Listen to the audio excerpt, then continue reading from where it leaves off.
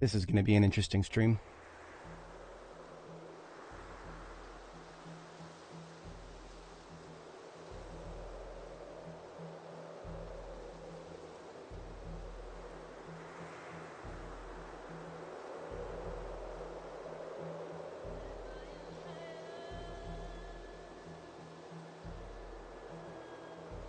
Here goes nothing.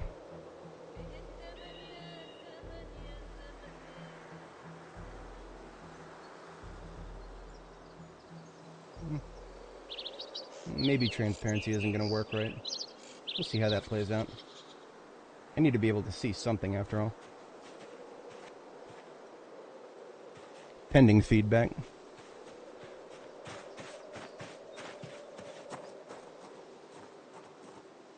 Alright, we're hitting the fire department today.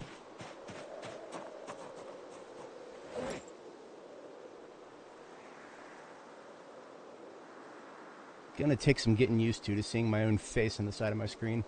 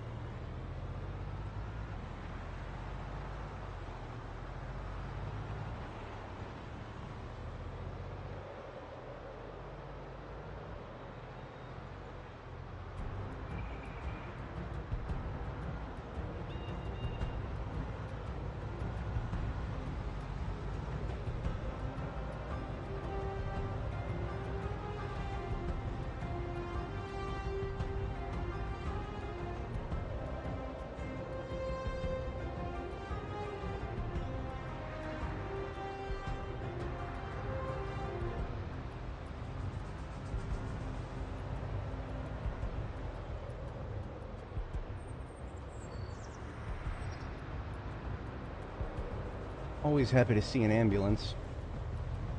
Except this one is not going to help me.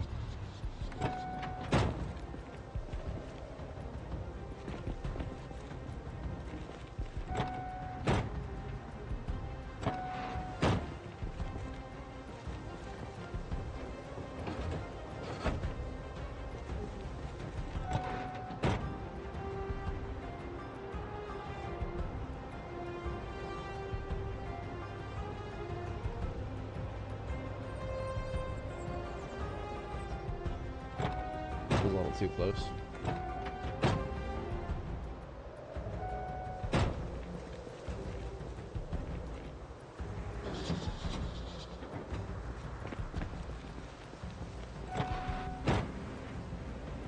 Suppose I'd be remiss if I didn't do a gas check.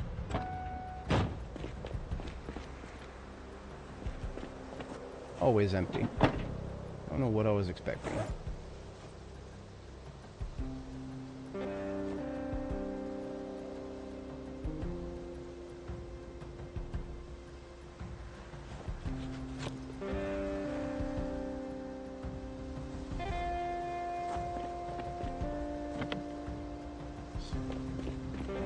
This. Sure, I could smash the window, but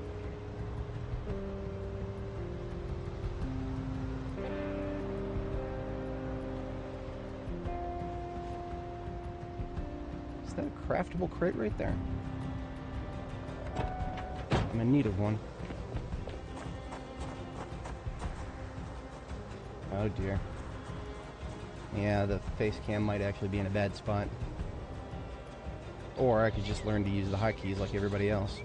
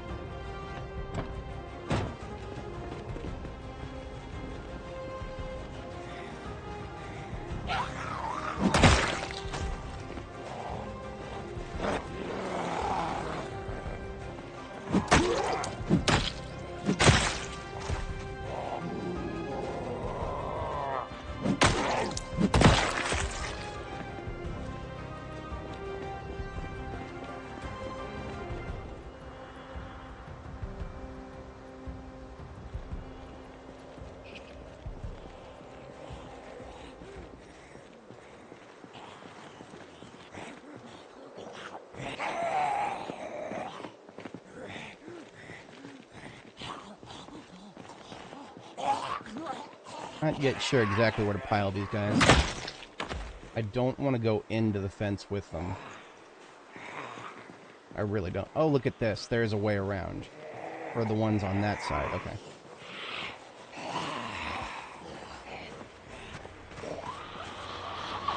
And now I'm getting them from both sides. Interesting. This is not acceptable. I don't like this situation at all.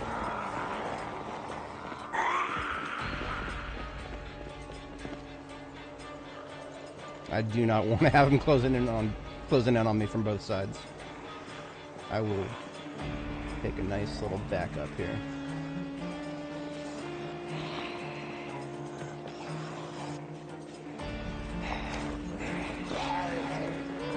It's a very awkward place to fight in.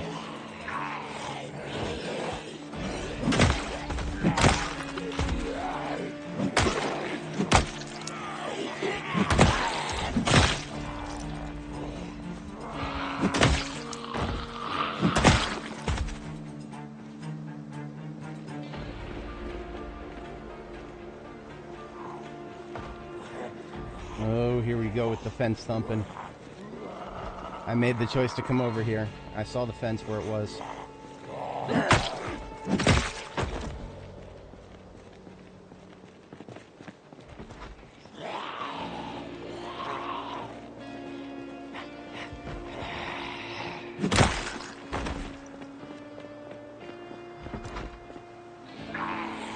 Get off that fence, buddy.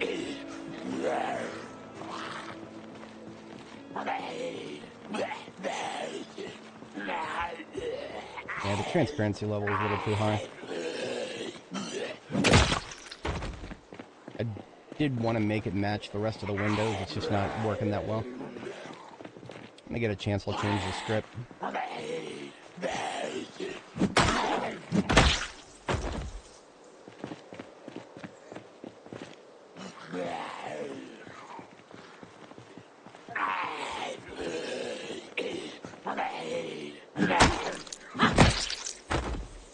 Okay.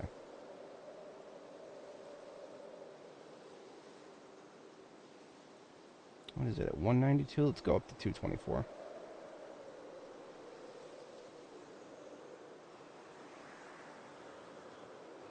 That's 224? You kidding me? I don't like it.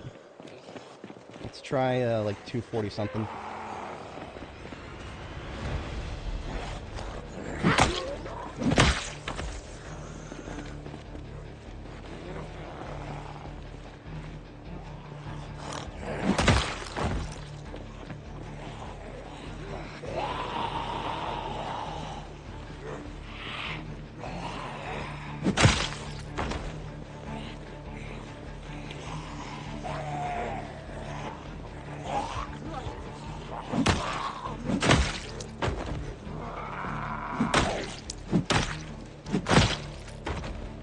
It just really doesn't look very good against the white backdrop.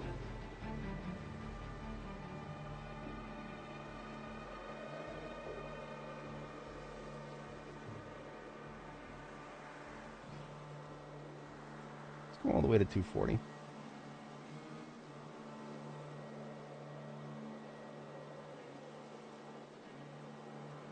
Doesn't look like 240. That doesn't look like 240 at all. Oh, whoops. Huh.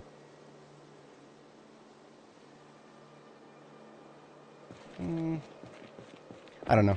See, now that seeing it on my desktop is one thing, but seeing it in-game is another.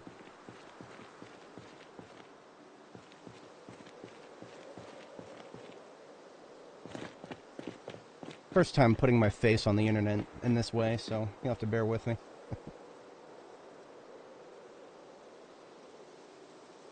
How about... let's go 250. Fuck it. Fuck it.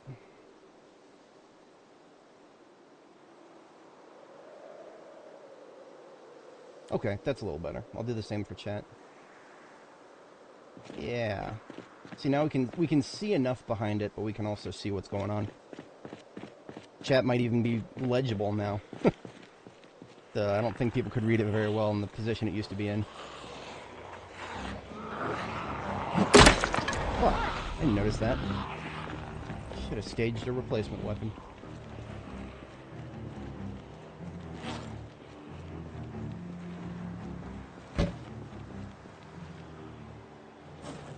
Okay. I'm now gonna have to get used to the new position in my stat meter, too. I'm used to glancing approximately 600 pixels higher than I currently am.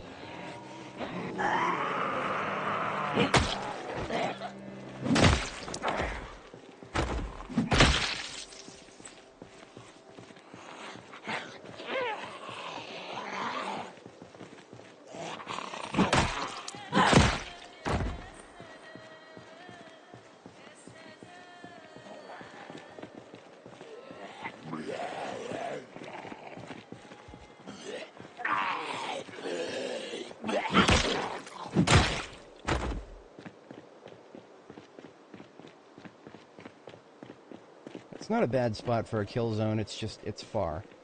I would like to use somewhere closer, but sticking my finger into the fence here is not a fun idea. Honestly, this is one situation where approaching from the north is probably way better. But it's a little late to do that now.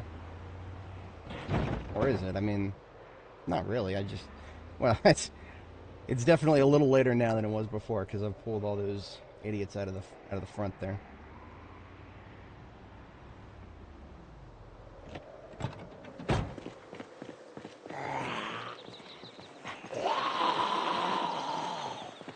Don't like this situation, because they're gonna start tapping the fence. There's gonna be plenty of them tapping the fence, right in the middle of a friggin' tree area. So deal with it.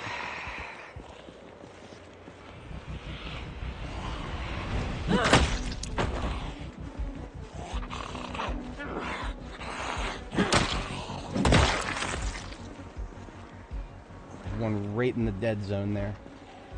Can't see the fucker. Get out of there. Stop hiding. Oh shit. And from behind. I'm backing up. I don't like this. I do not like how many... See, there's a whole group up here. Indie stone asshole.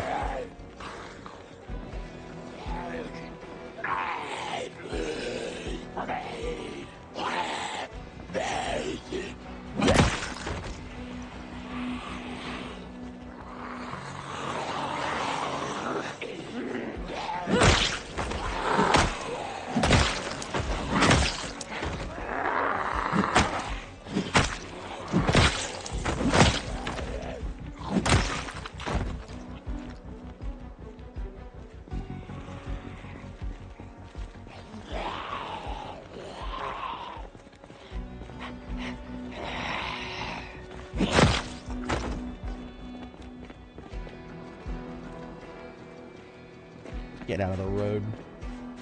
Friggin' jaywalkers.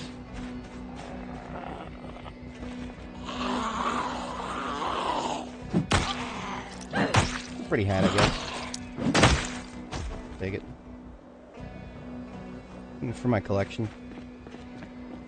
I think it's a... it's not going to be a perfect match. It looks a little dark for a blue shell suit.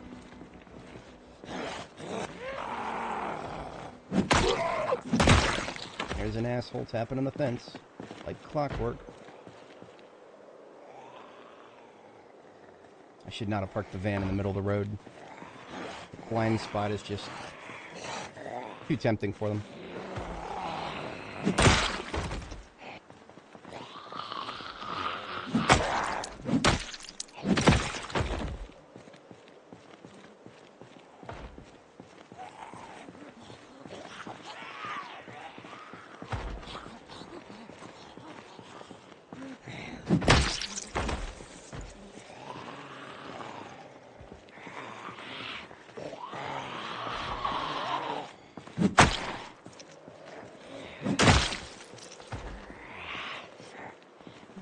Is that? There's another one, and she's right here in the dead zone where I can't see.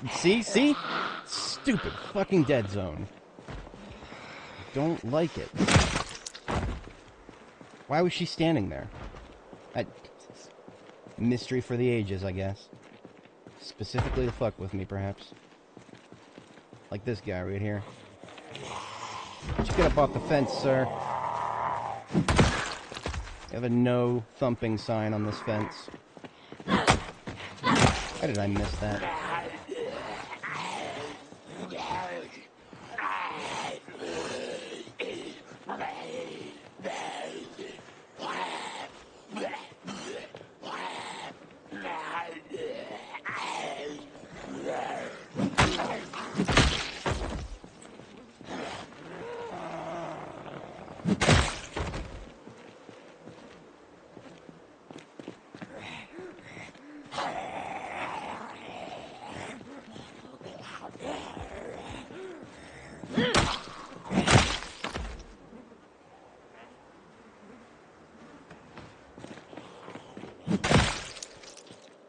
Interested in waiting for that one. So I need to stage a replacement weapon.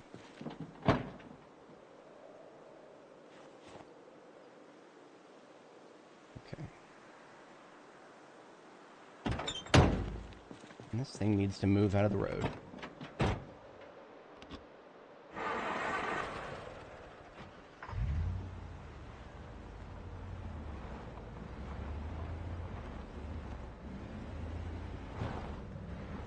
Not the best parking spot, but at least it reduces blind spots.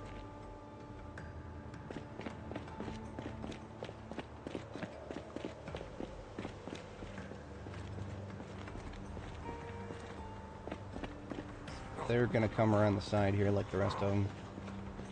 Surprising amount in that backyard. Have I cleared the... There's gonna be more in there, I know it. Sorry, lots of incomplete sentences here. Brain mouth. Yeah,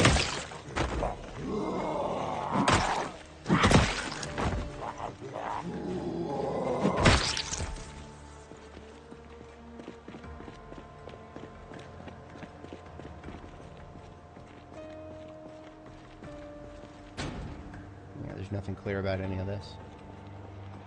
It's looted and trashed garbage across the street from the... Oh, the fire station's been looted and trashed. I don't know what I'm doing any of this for. We've just wasted a whole bunch of time. There's no point in going for the fire department. It's been looted and trashed. All the windows are busted out. And it looks like a free-for-all here. What a waste. Let's see what else has been looted and trashed, shall we? Come on.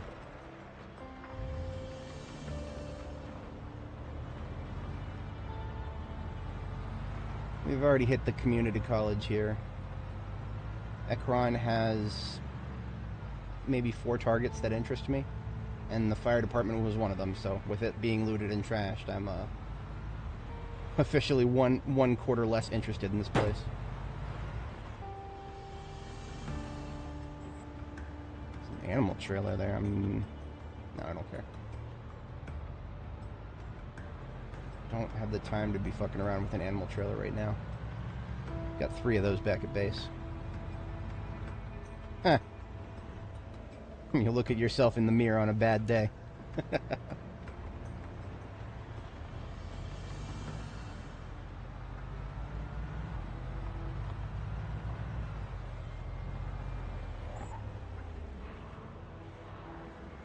I forgot exactly how many zombies there are going to be on this main road. The main road's going to go down there and kind of have a bend, and there's just going to be zombie after zombie after zombie on that bend. I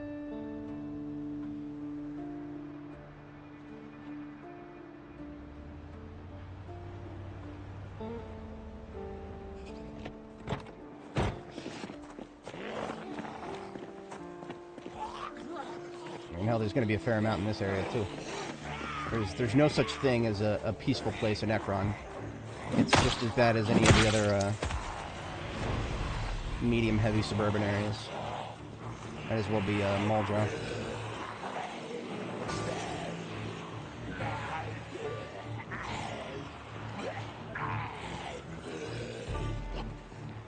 I don't care for this situation. I don't care for this situation at all.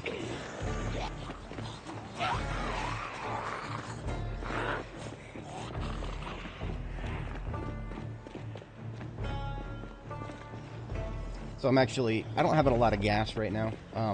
Made the silly mistake of bringing in Expedition vehicle that has a small tank. thought maybe the can that I brought with me would be enough. No, it's not. So I'm just going to do a little bit of exploring on foot.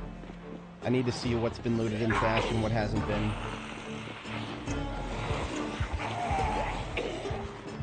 So this is the area where there is a gun store.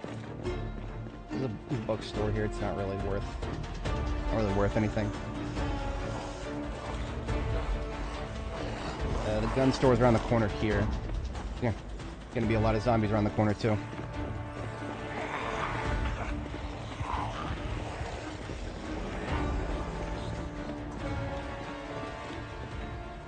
Alright, here's barrel load gun. It's gonna have a fun... Okay, it's not looted in trash. So we've at least got a target. We've got a target, but not much of a strategy, so we're running.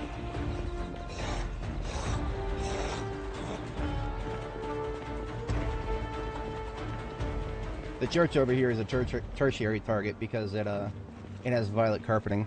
That extremely rare stuff that you're not going to find very often. Ever. There's the liquor store, and then we're actually coming up on the gas station.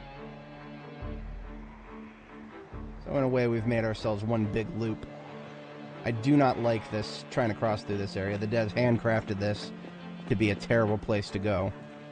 You try to run through that caboose, you're going to have a bad time. So as far as I'm concerned, strategically, this is not a place of traversal. This may be a bad decision.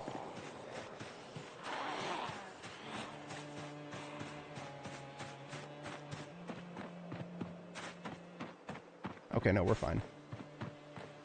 It's going to bring a lot of them following us, but that's whatever. So we've actually come back out. This is the road we were on before, the bend I was telling you about. And that means just right up the street is our van.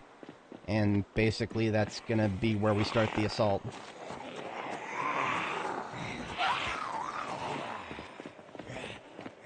Stamina's holding up alright. Good thing I got a lot of points in runner. Alright, here's our van. And, I think I actually did end up killing a lot of them in this area last time I was here. I need to start another mega file.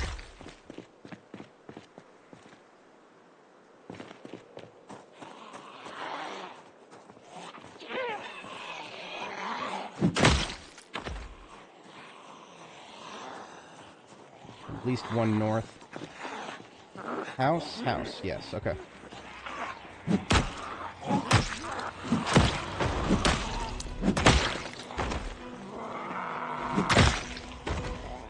No eyes on the fucker from the north. Where is she? Oh, she's stuck. Okay, never mind. Get into the pile.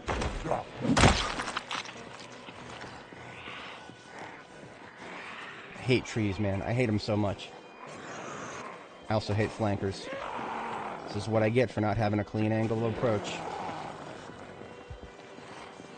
Dangerous situation. Not a fan of it. Fatigue's gonna hit soon as well.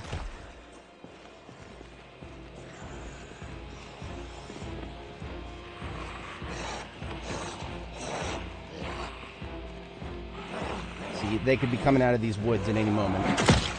So it might seem like I've got a...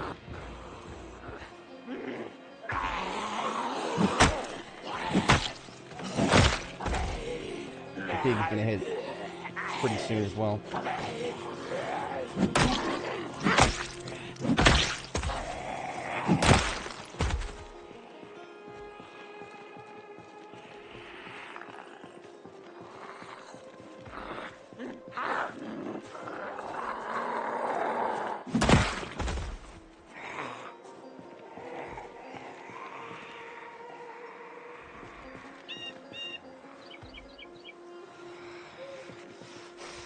Come on.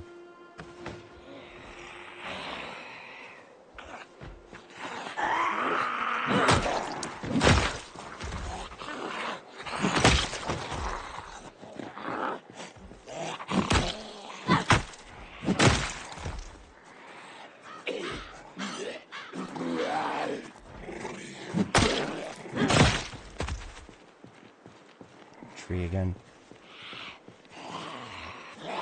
There's a small part of me that just wants to go build another axe and just cut down all the stupid trees in this area. Just so I have a clear place to fight. But, for all I know, this area is probably done for the moment.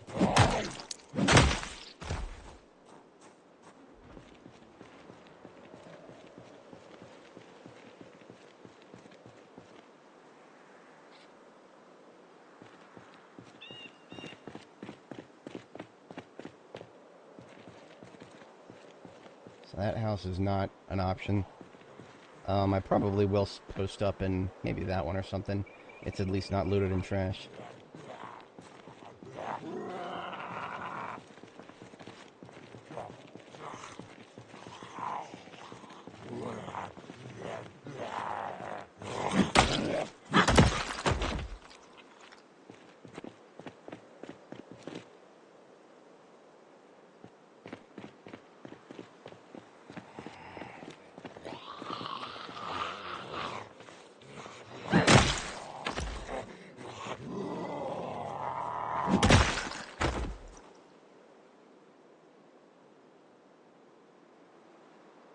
Okay, we need to secure a place to sleep or get the hell out of here. Either or. Getting the hell out of here is actually probably not the best idea because of all the gas it would take to drive back just to my safe house.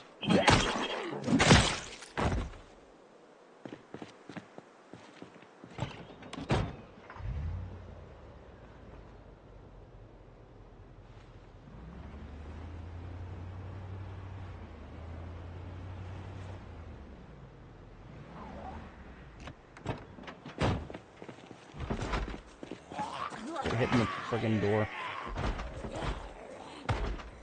Bendable fences framework, everybody. What an innovative, what a frickin' innovation. Look at my stress. Look at my stress. Going from 0 to fucking 100. All because these fucking zombies.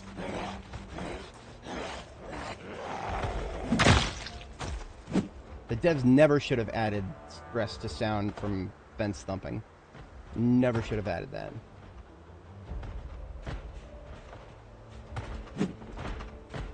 It's almost as if they don't play their own fucking game. If they would notice exactly how absurd this is. Get the fuck off of that fence.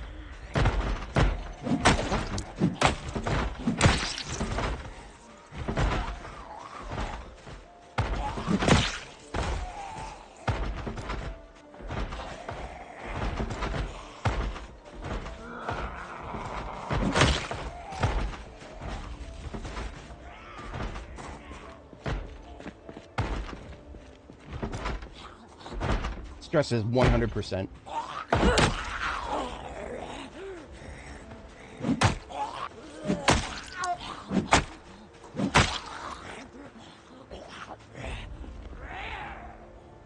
Are you gonna... No, she's not gonna attack me. She's just gonna keep hitting the fucking fence. I really... There's times I wonder why I even bother with this shit.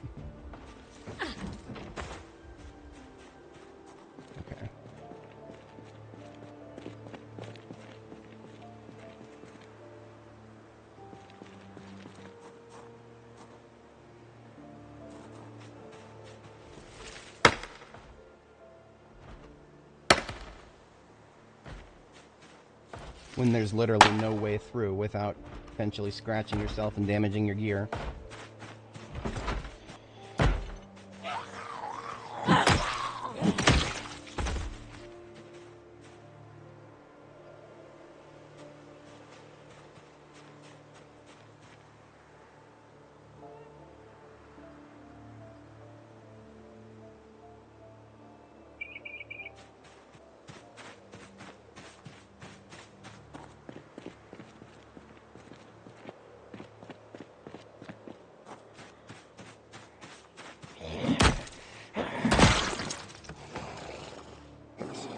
Can't have a residential area without all of the zombies. no, those crops that were already dead are dead. 100% of these crops are dead. If you right-click them, they'll show up as dead, but they don't visually show up as dead. That which is not living cannot die. And something about strange aeons.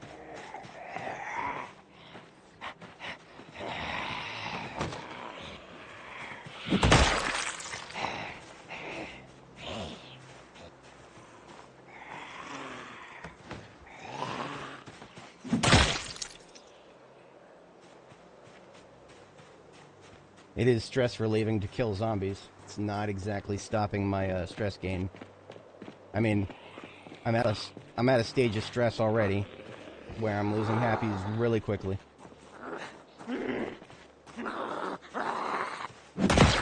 There's a reason I don't take smoker. It's because I don't like having to deal with the stress mechanic in this game. The stress mechanic in this game is not very well designed at all. As we're seeing in real time. You're the only one in this area. There could be like 3 of them in these woods, and I would never know.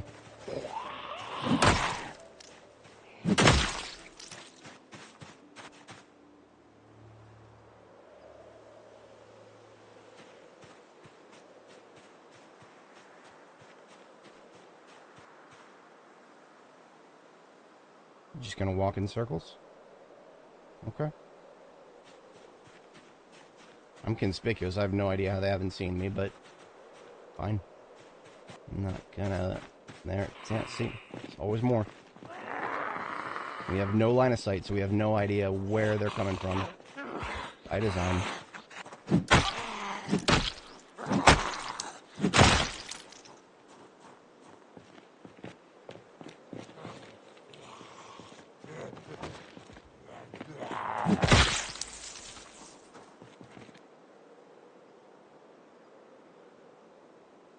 Look at that. There's the sadness. Oh no. Yeah. I've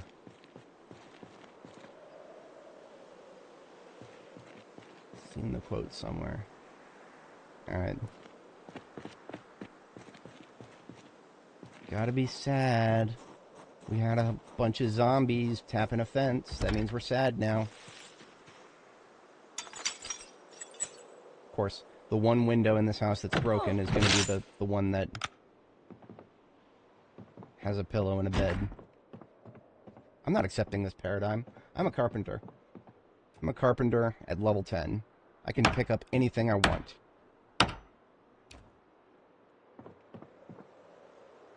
Yeah, I'm going to move this bed to the other room where there's intact windows.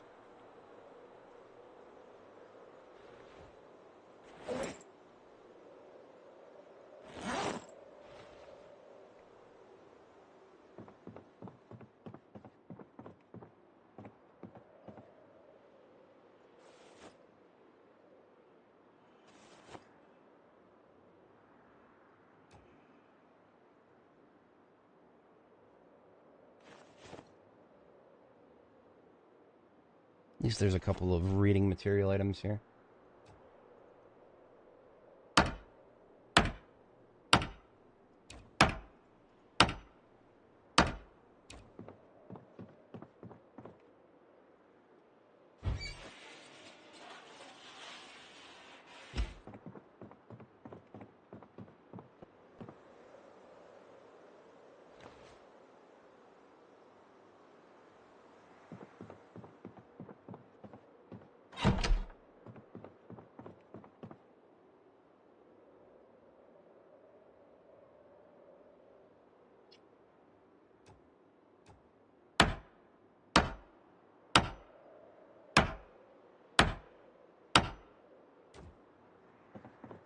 Sometimes you do silly things in this game. Alright. Surrounded by intact windows, that's all I really need to sleep.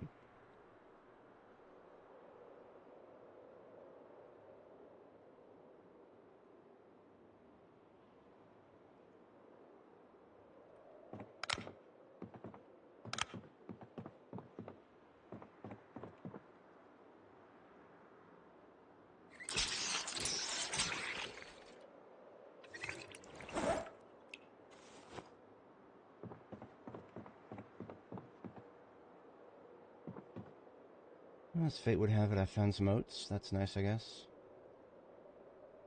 How hungry am I? I'm hungry enough for some of these, I guess.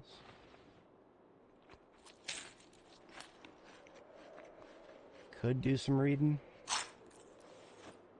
Well, actually, I need to do some reading. Read a full-on book. Thankfully, there's one in this house.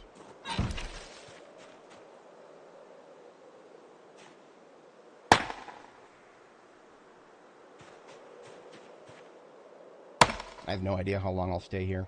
You know, I just fortified another place nearby, but it is no longer close enough to be useful to me. Not with all the back and forth I gotta be doing.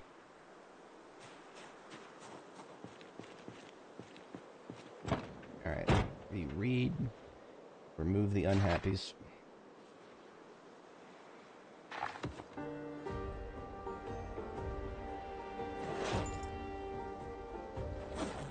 Now we read a little bit.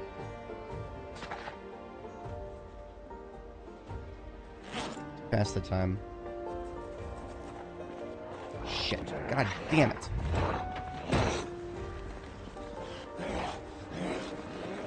Populated areas. This is why I don't usually base or safe house in populated areas. Sometimes you gotta do what you gotta do.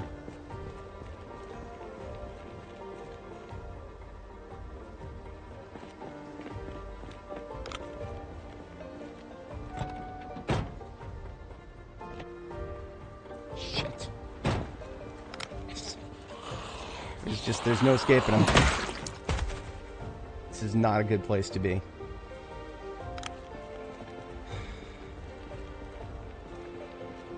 Could do some night fighting. I don't know if I have a choice. I can't read in peace. You know, if you can't read in peace, you gotta do other things.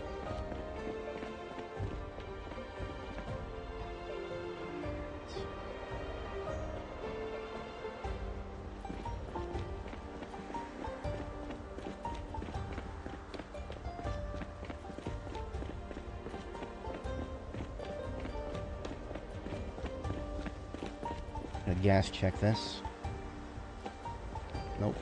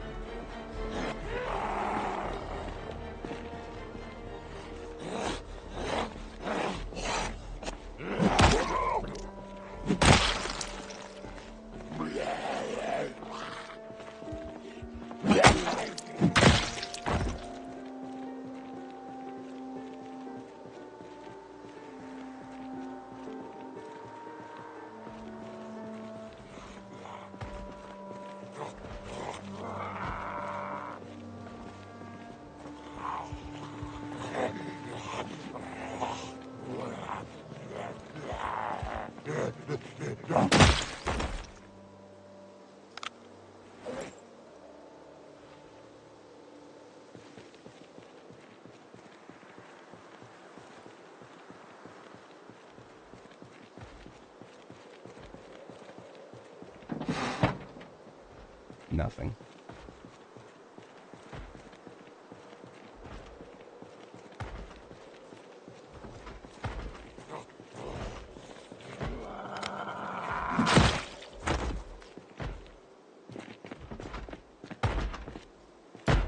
This never gets tiresome, does it?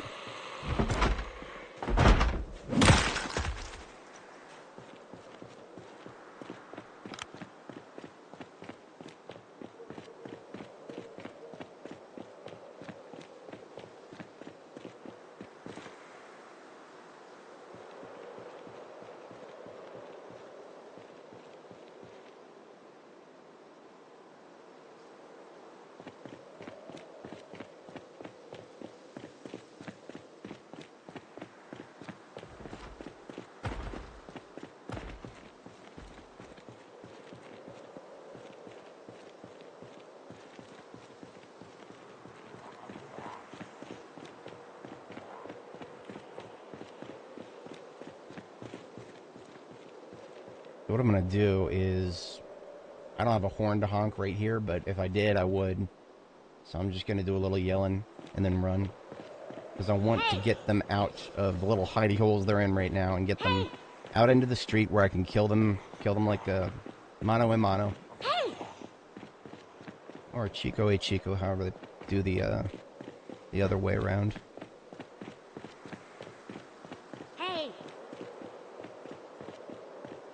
I don't usually like doing this, just running around yelling, but it's not a good time to be expending a lot of gasoline right now. We drew some of them out. Not as many as I would have liked, but some.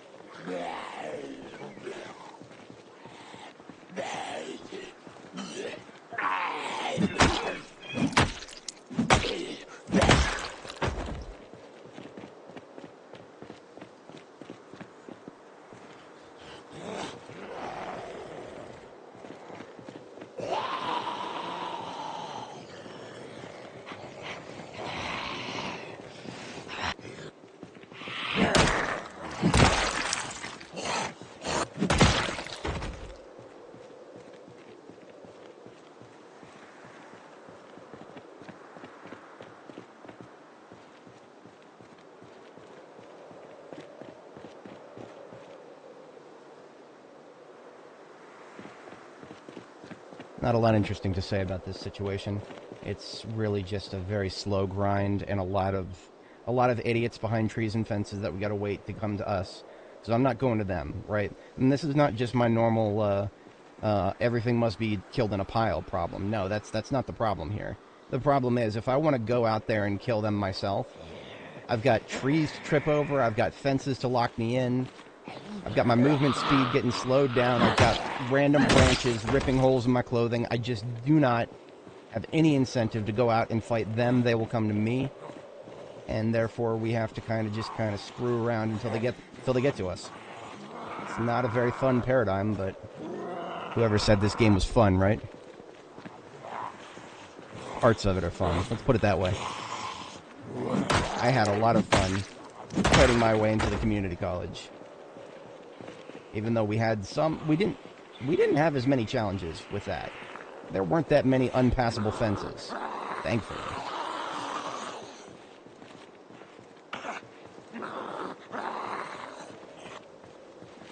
Come on, you almost got me.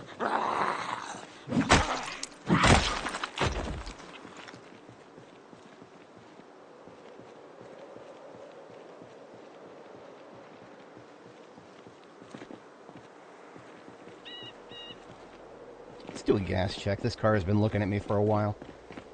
What has it got? Hey, it's got some gas. How much? Not even 2 liters. I have a plastic bottle. I can take the liter and a half out of it. Whatever. Well, also, if you're gonna be that close to it, you might as well check the trunk.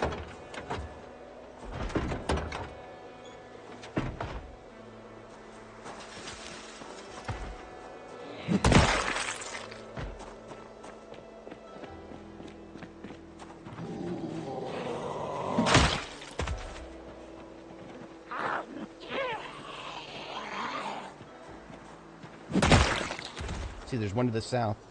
I have no idea where, because of this tree. I'm not doing it. I'm not doing it. They'll come to me. Call me a coward. I don't care. There's a reason I've survived. What am I at? 139 days now.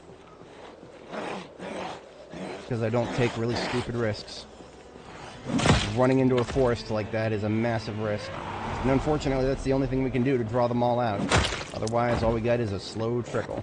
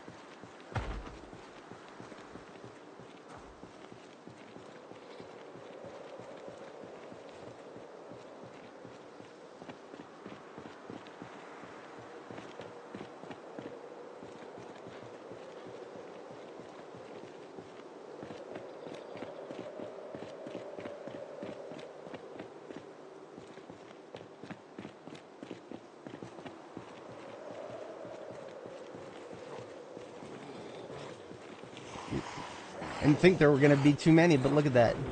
Fucking...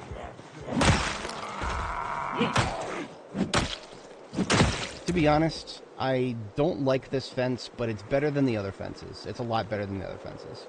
Like, yeah, seeing a zombie just walking infinitely in another direction to try to get around to me, it's a little silly. I can understand why the devs have added the tap-tap mechanism on the fence. It's just neither of those options are well implemented. There needs to be a medium between the two. The way the devs first described it in their patch notes was that the zombies in large groups would start smacking on fences. We haven't seen that. It's just been one-offs. Smacking on fences as if they were doors. I have not seen a single fence break from that. I've seen gates break from that, but never a fence. So it's not even that it works. It's just all it does is annoy the player for no reason, which is exactly why it hasn't been fixed for several patches. Because why would the devs go out of the way to fix something that annoys the player? Why would they do that?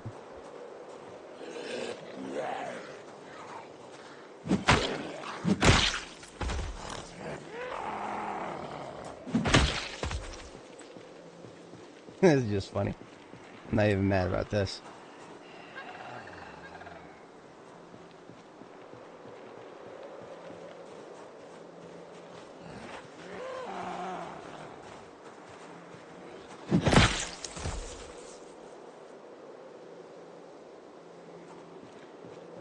And there's still going to be several to the north here. We have not cleared this area. And I don't have a very good vehicle that I can shoot the horn of, so...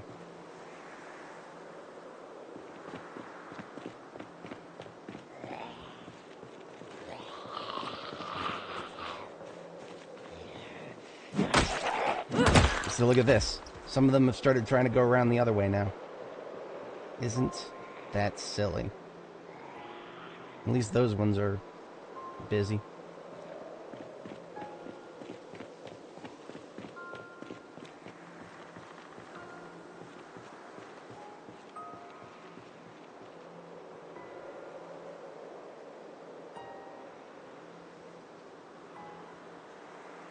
I don't like this situation. I really don't.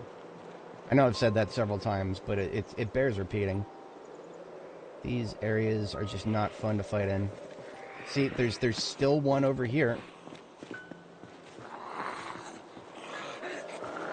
Now because of this one tree, I've lost track of everybody on this side of it. Man.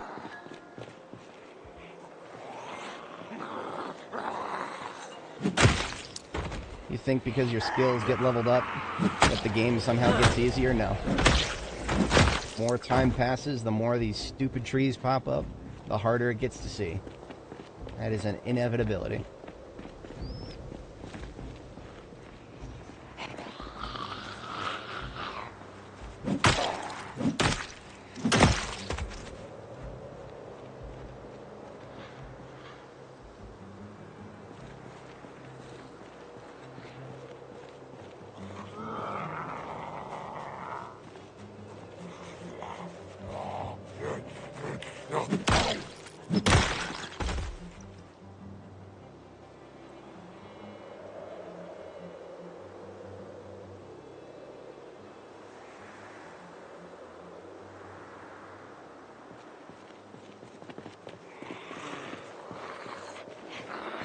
The left first.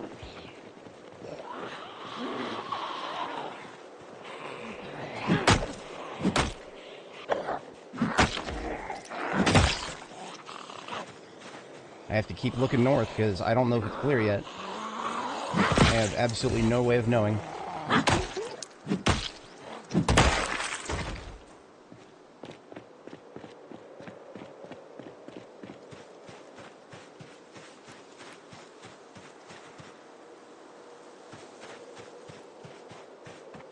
Okay, you don't see gas cans on the floor very often.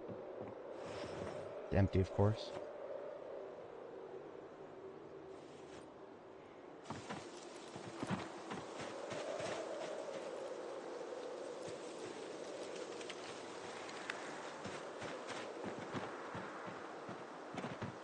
The longer I spend back there, the more likely I'm going to start hearing thump, thump, thump. Never gets old, does it? Neither do zombies. They literally never get old. They are immortal.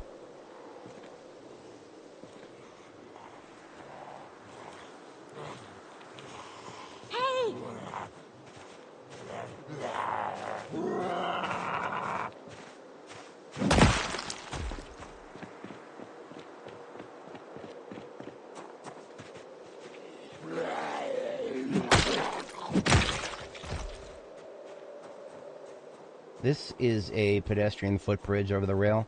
It's not a very good place to fight. You got the really narrow staircase that doesn't draw properly when you're walking up it. Can't see what's at the top of it.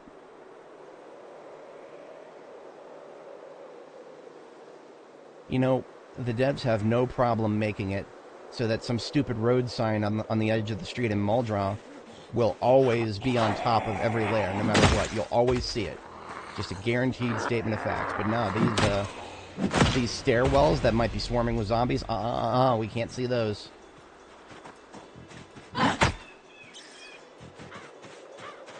don't like rats any more than I like the zombies. They both damage my hood when I drive over them. Look at this. How do I see what's up there? I don't know. I just gotta look and just hope that I can see. There, that look. Oh, that, now I can see it for a second. The zombies, they have no idea how to get to me, so they're just gonna.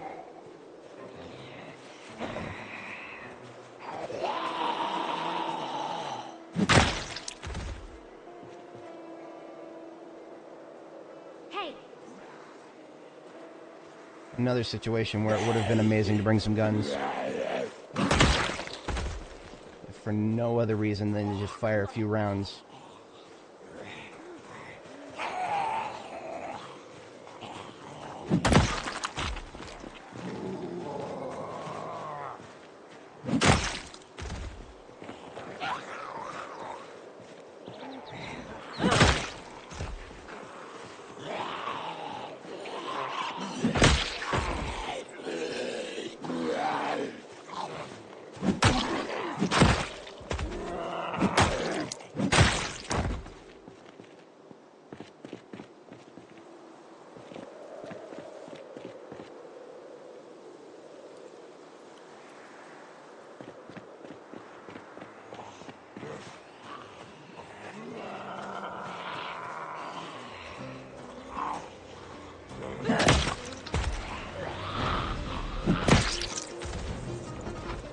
There it is. I was waiting for it. Tappity tap tap on the other side of the fence. It's John Zomboid over here. Can't figure out how to get over. You.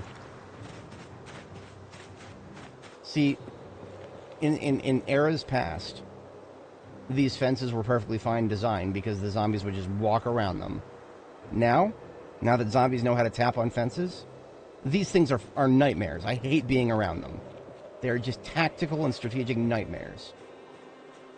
Because it means that instead of a threat coming right to you, it's going to get bogged down, smacking something it'll never break. I'll tell you how I really feel some other time.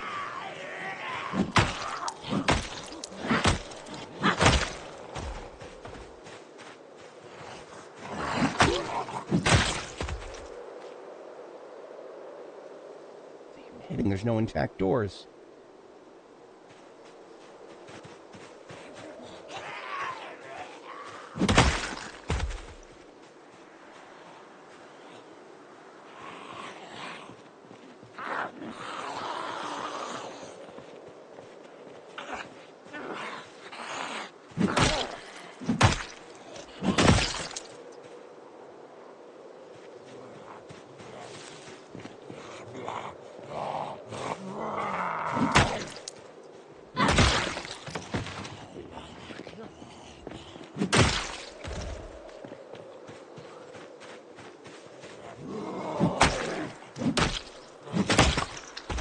I don't know why I keep killing them in piles. It's just a force of habit at this point. Like, there was a strategy for it when I had hope that I was someday going to find Tailoring 3. But at this point, I have no idea where I could possibly find it. I have exhausted the best book resource in Ekron. There's a few other bookstores. There's another bookstore here in Ekron. It's going to be very paltry compared to the other one.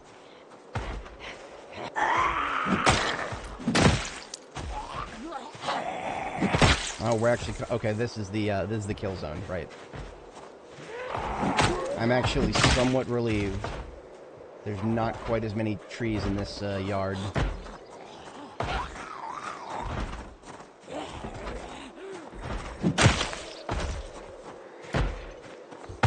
Alright, Jane Zomboid, you're done with the fence. It's not just the fact that it builds stress when you hear it. I also hate it. Like, it stresses me IRL. I hate that frickin' noise. That is, that's a factor. Maybe only like 30%. But I'd hate the noise a lot less if it wasn't for what it represented. They're way too congested for me to screw with them with the fence too quickly.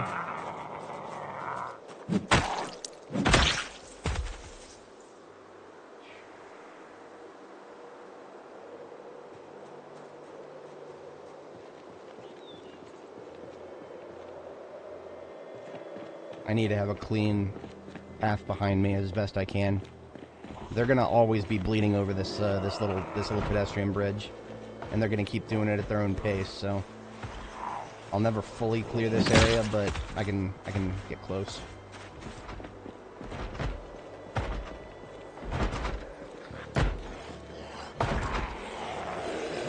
The edge of the fence is right here, guys. It's right here.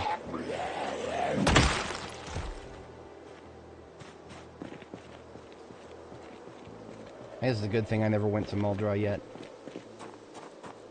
Not like Muldraugh is a bad place, but there are just... the way they've redesigned it, these fences are everywhere. It's worse than this place.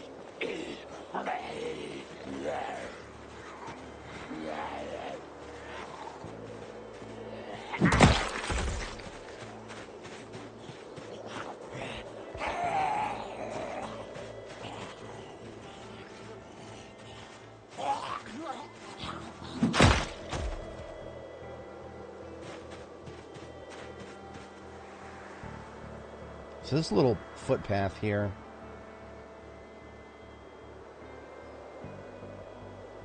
I don't know where I was going with that. It's not useful to me at all. I don't need to be on that side of town right now.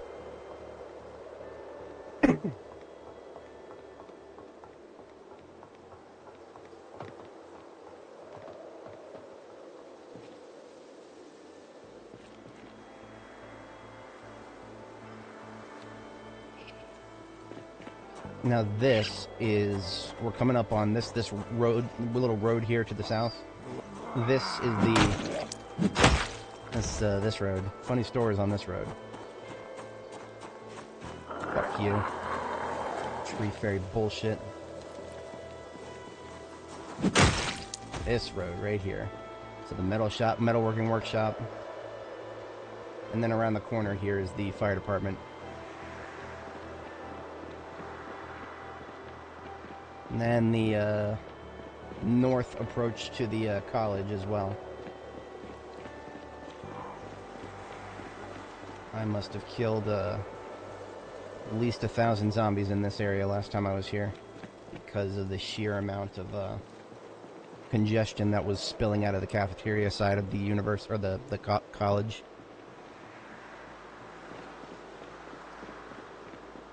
And it's still very, very untouched from that direction.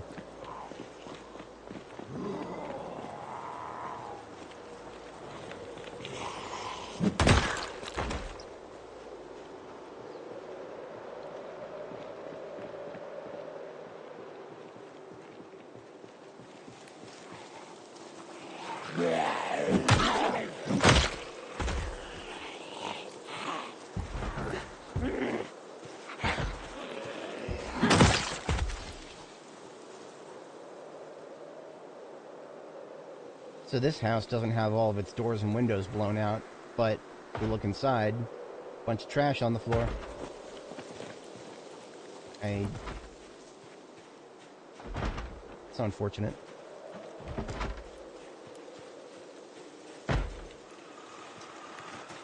Nope. Not worth it.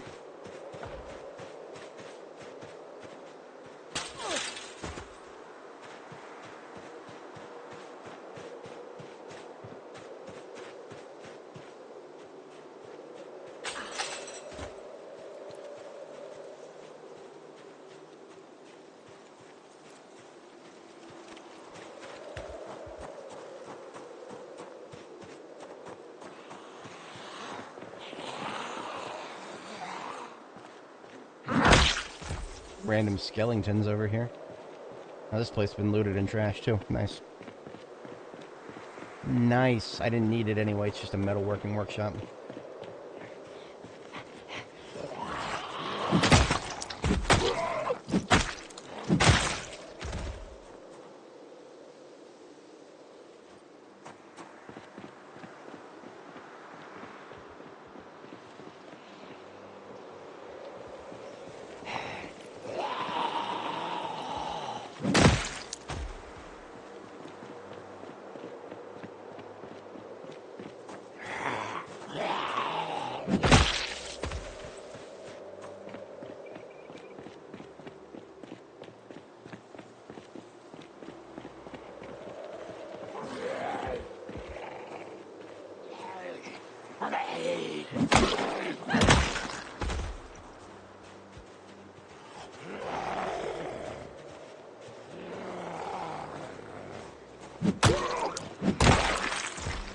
Fuck you. Fucking free bullshit.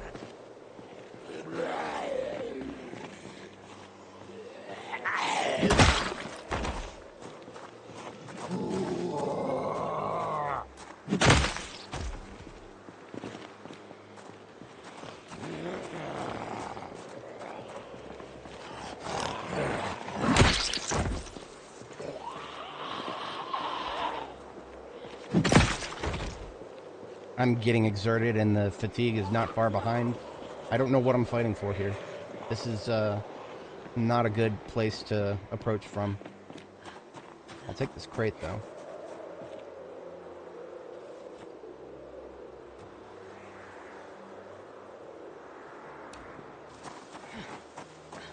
So crates only weigh 2 encumbrance, but you can use them as a crafting surface. They're actually really, really useful for that. When I say crates, I mean specifically like cardboard boxes. Alright, here we go. We're coming back up on where we're parked. We're not too far from safety.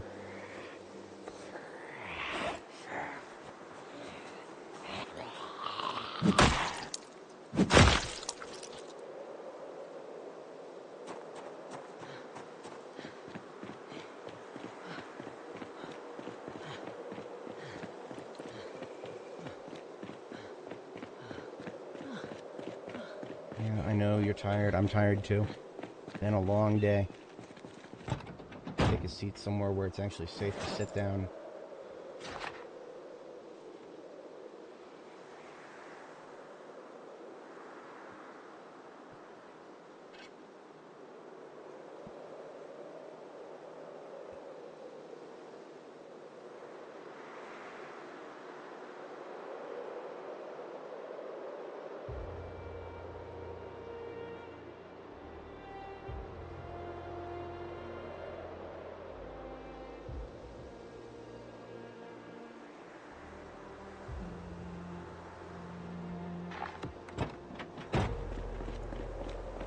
Got 4 fatigue to work with. That's probably about 5 minutes of fighting.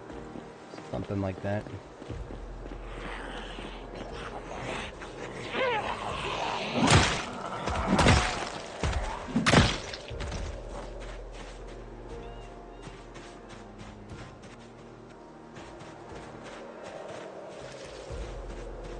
What is that?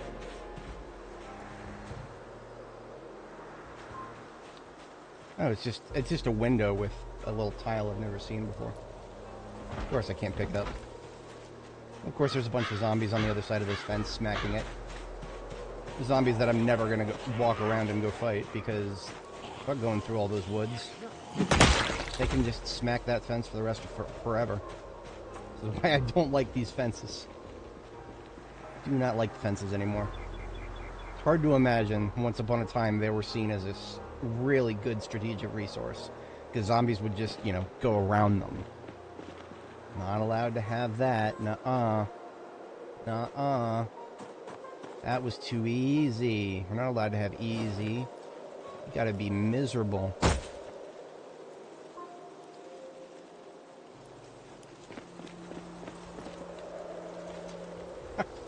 Candle with 0 remaining. Things shouldn't even exist. Candles despawn when they're empty, I thought.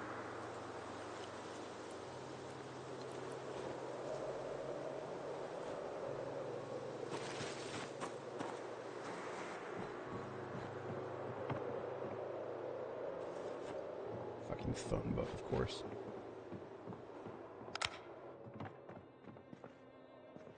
Oh, nothing of use down here.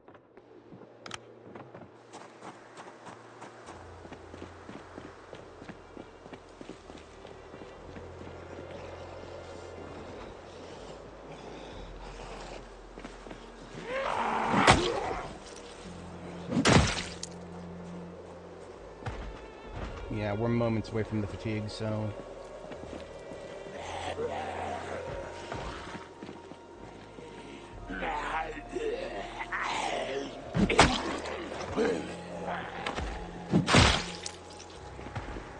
Alright, so tonight, after while I'm sleeping in game, I'm going to make a very hard reevaluation of my current goals because if I fight my way to the gun shop, I get some guns, that's great. How long is that going to take me? Are my crops dead yet? These are the questions I need to answer. If anybody's been following my streams, you will have known that we had nothing but rain for 2 months straight. The moment we step out of our base, no more rain. Now your crops have got to be dying. Because we have not had rain for almost 2.5 weeks now.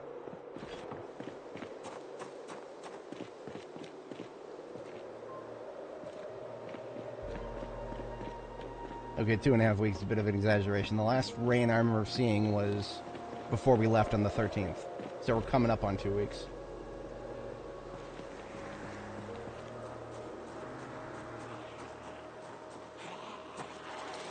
This house that I've slept in several times, there's still people around it.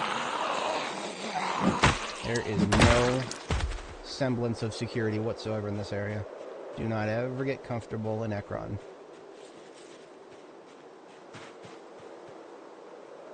I don't even know where she came from. It must have been this backyard, maybe. I don't know. Maybe she was just in these trees the whole time, and I slept like 3 times in a row without ever knowing it. The trees are so thick that I'm only just now exploring this backyard. This tile? Impossible to see because of the trees.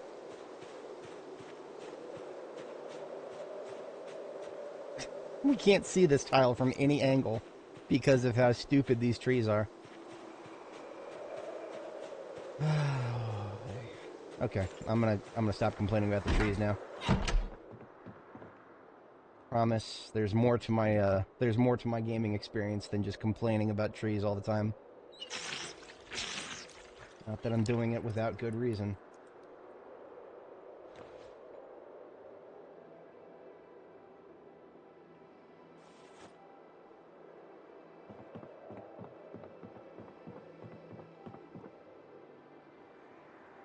It's a little early to be sleeping, but I don't have much else to do besides fight zombies here. So anything like fatigue that reduces my combat effectiveness, I just need it to go away. I will fight overnight if I have to. I'm not afraid of it.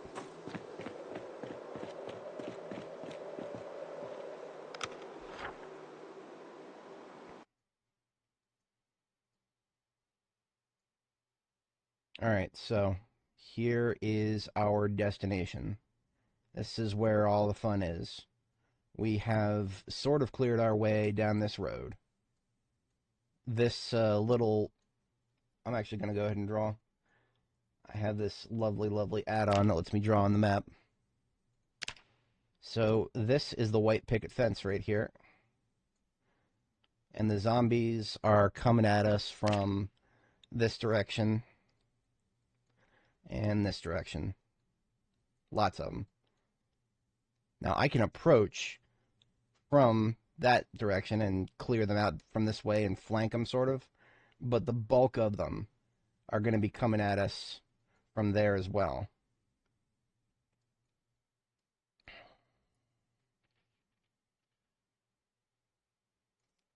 Suppose it would behoove us to have a little marker for the pedestrian footbridge that I was complaining about before. This is not a perfect mark for it, but that's pretty much where it is. Which actually, that is probably something else worth mentioning. We have potential flankers coming at us from that direction. Map doesn't show fences, so we can't see from the map that there is, in fact, I'm going to use green for the ugly fences. There is, in fact, a big, ugly fence right here. And I think there's one between these houses as well. I'll erase that if I'm wrong. Because you see, a lot of these houses have the really tall fences just surrounding them. I'm doing this mostly off memory, so I could be wrong, but I think that's correct.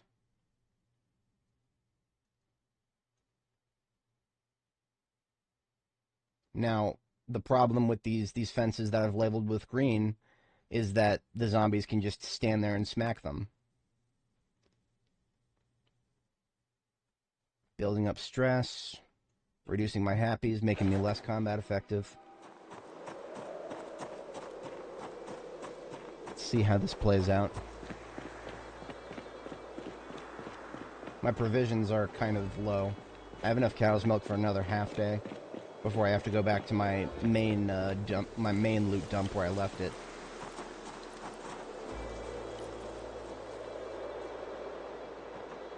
Yeah, I drew all those fences correctly. There's plenty more to draw, but I drew the ones that I care about in the immediate future here.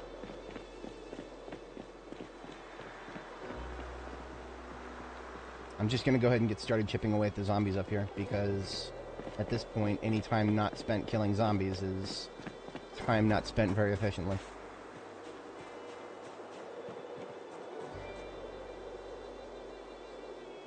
Hey!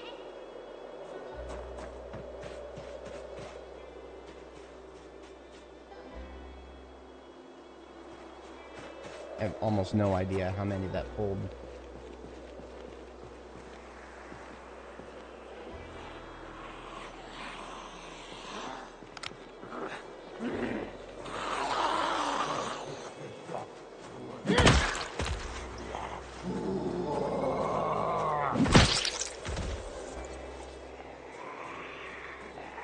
Oh yeah, that pulled quite a few.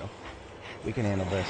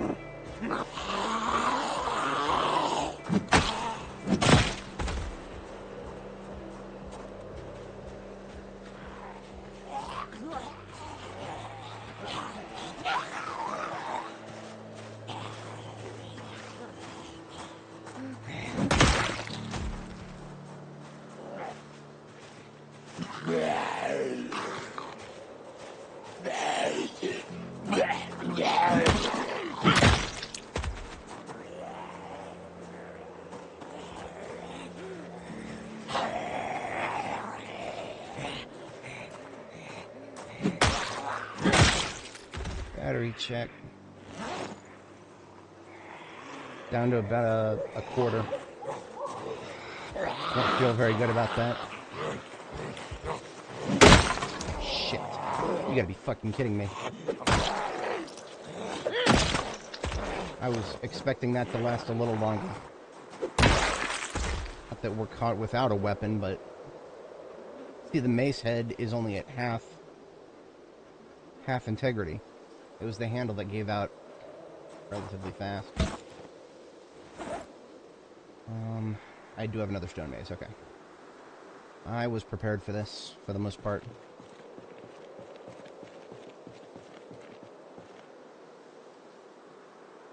Don't let this alleged peacefulness at the moment fool you. There is going to be a ton more.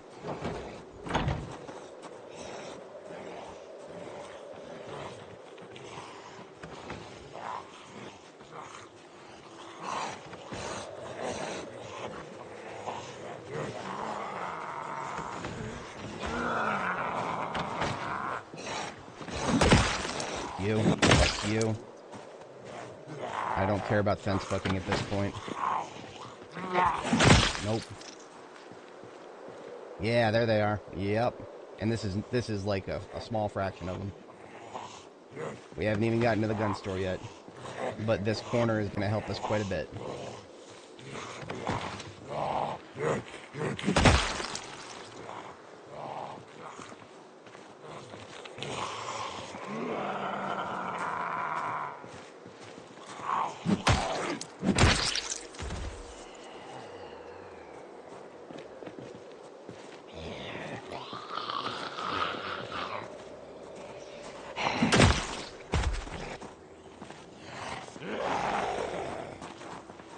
I'm gonna be real with you.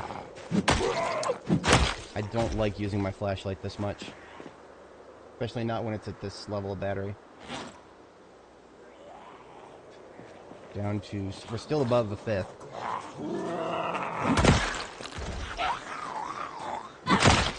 Not very good at conditioning myself to carry more batteries. Because I'm usually really good about replacing it before it gets low. But then I get into these situations where I don't have a convenient replacement, so it forces me to change some of my calculus. There are cars right there. Cars always have a free battery in them at the moment. I'm sure the devs will nerf that soon, but for now.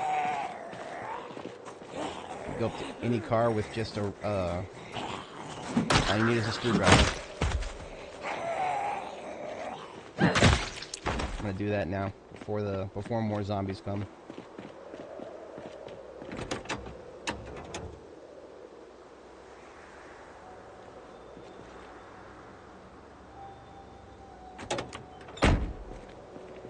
Alright, we stole ourselves a radio. All we gotta do now is disassemble that radio.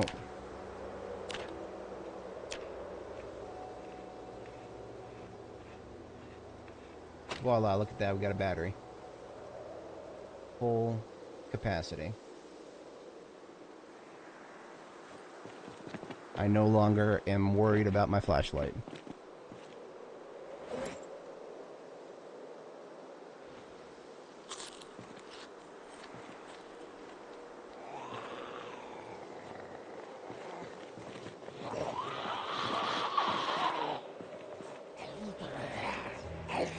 One on my 6. That one's gonna spill. I'm gonna take this one back to a little further back.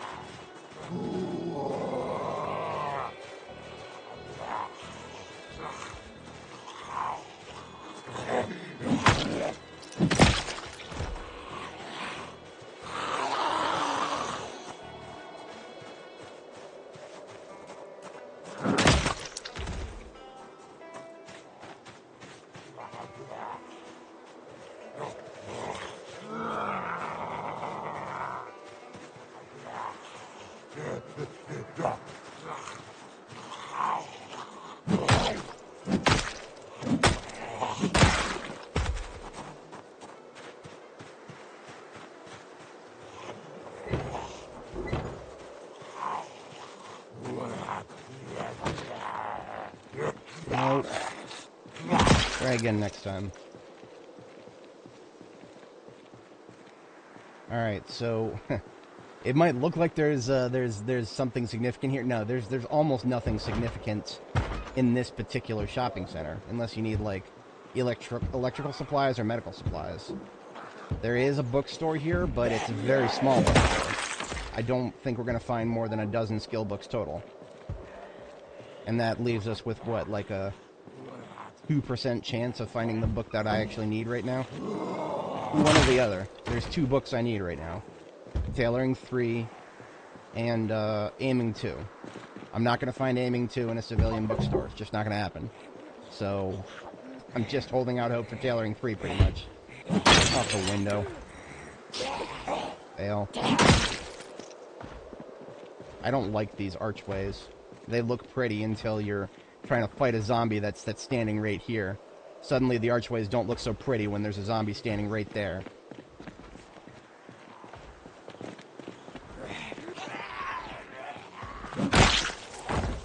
See? See? Oh, just walk right through it! That's an option too. Thanks. Thanks, I love it.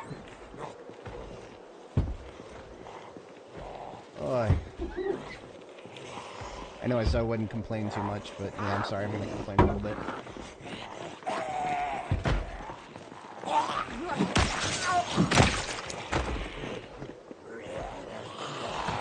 I don't just want to be known as that guy who complains.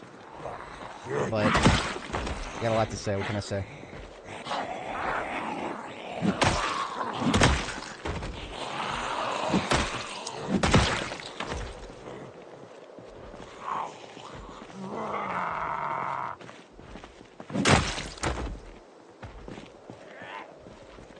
Rat.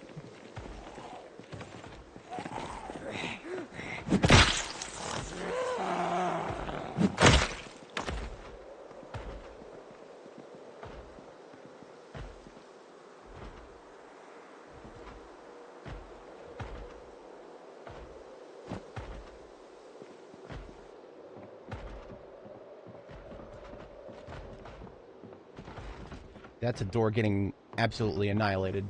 I don't know if you guys heard the splintering sound, but there was a rapid series of taps and a very fast splintering sound. That was like 6 zombies on the side of a door somewhere. I don't know where though. That could have been upstairs. That could have been anywhere. There's a second floor to this area. There's like some apartments in the second floor, kind of like how they have in West Point. So, and look at that. They were, when they decided to exit, they came from the bookstore. Yeah, we're not hitting the bookstore tonight. There's too many threats in the area. I'll tell you what I'm gonna do. It's about 3:30. I need to get back to sleep soon.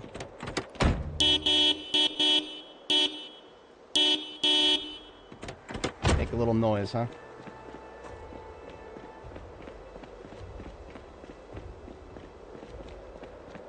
See how many of that draws out overnight. Probably won't be too many. But at least we have functional vehicles in the parking lot to toot the horn on.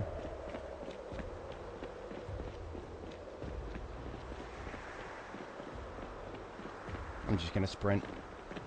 It's the one thing about having nice, clean roads. Well, relatively speaking. There's always the one asshole. This is like the third one I've seen with a knife and or scissors sticking out of her. Boy, wouldn't it be amazing if I could use those scissors for some tailoring? Wouldn't that be swell? I mean, you know, I can, but why would I do it at 10% of the efficiency that I could be doing it at? I need the book first. It's just an absolute waste of time to do anything without a book. Absolute waste of time. Speaking of, keeping me up past my bedtime, pal. Speaking of, look at this house that I've slept in several times and was clean of zombies when I left. Now it's gotta have some zombies. Can't be too safe. I hate urban living. I hate it so much.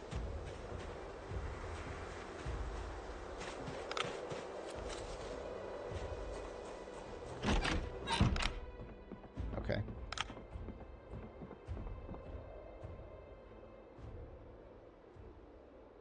Thought I heard a sound. We're good.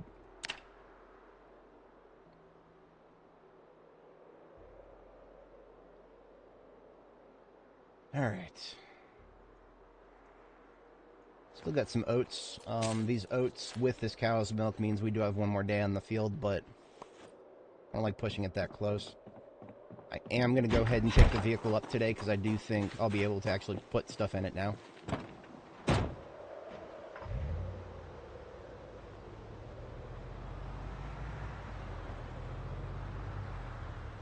No. I'm not going to get out and deal with them. Not yet. There's always going to be some on the road whenever you go on the road. That's just how this area is. You don't get clean streets, ever.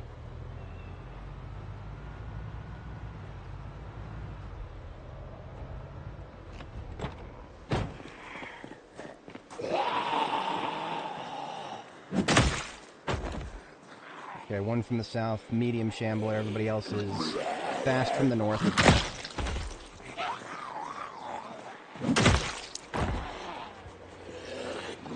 That slow shamby from the south might get to us in the next 2 minutes.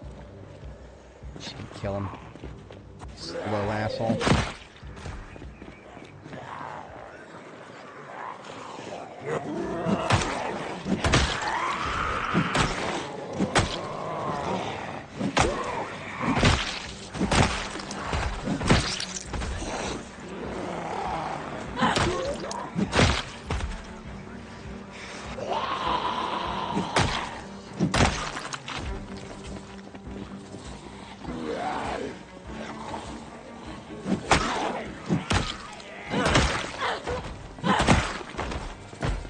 Fuck you. Don't just turn around and hit the fence. She was just trying to piss me off. Man. Just turn around and hit the fence.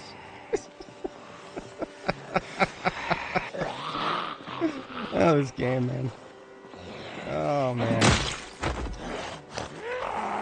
It's alright, we're having fun here. What do we do?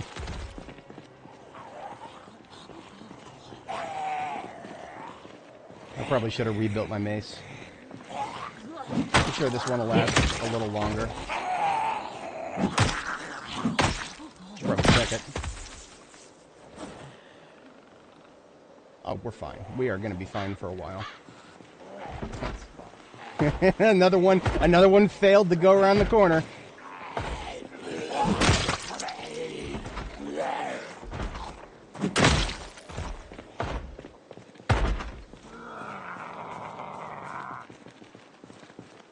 I understand, my friend. I really do. You can't help it. The Indie Stone programmed you this way. You spilled over the fence. Oops, I missed her.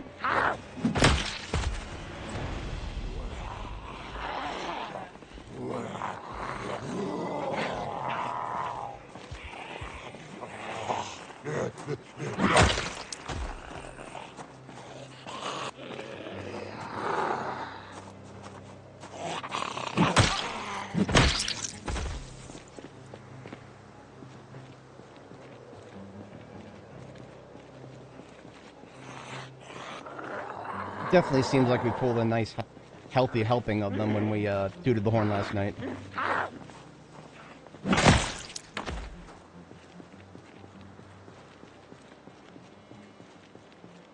And we still got stragglers coming. Those ones up there lost interest, but these ones are... And there's a little snake of them from the south there. Yeah, southwest there.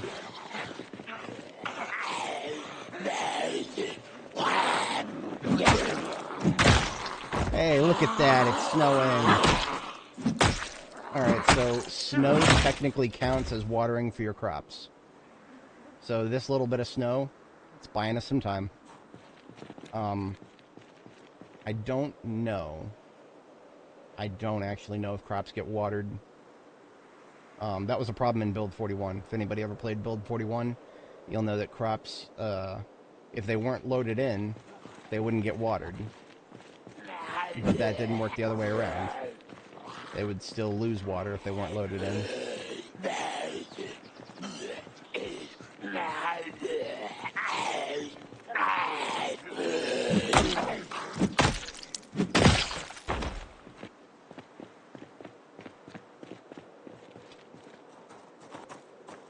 Alright, yeah, we're tooting again. We're never going to be able to loot the bookstore in peace if we don't.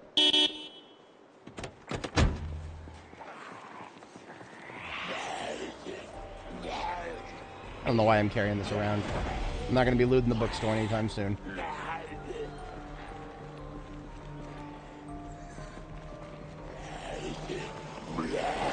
Look, it's a dork and a motorcycle helmet.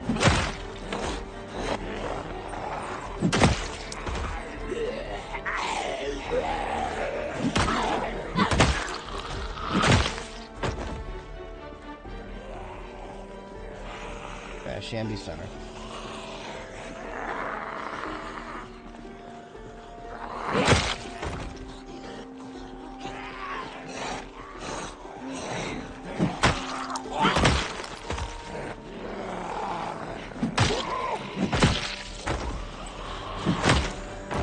Yeah, I knew there was one from the north. Alright, got this.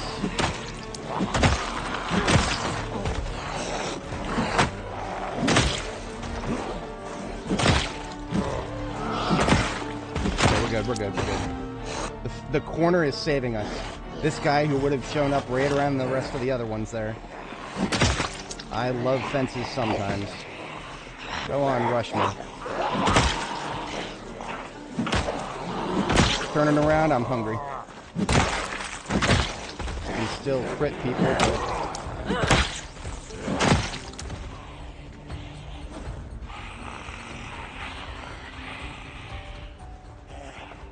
my endurance just ran out too, so we're taking a hike.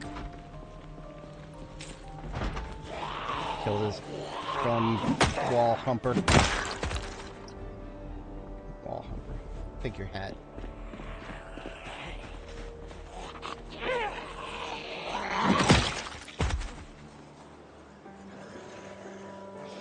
You think you have me backed into a corner?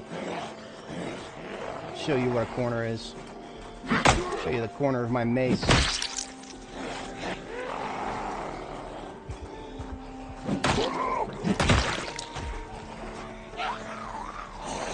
71 endurance, we're fine. Fuck.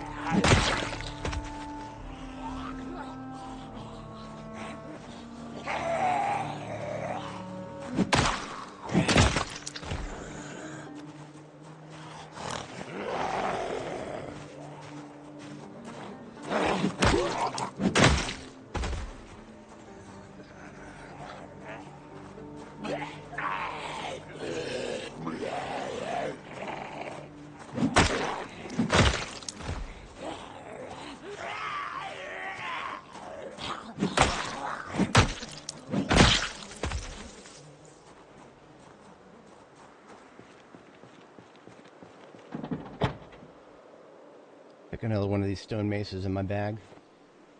You never know when the current one will break.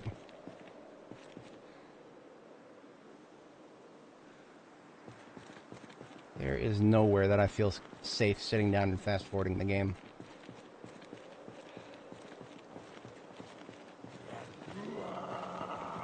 Actually, I take that back.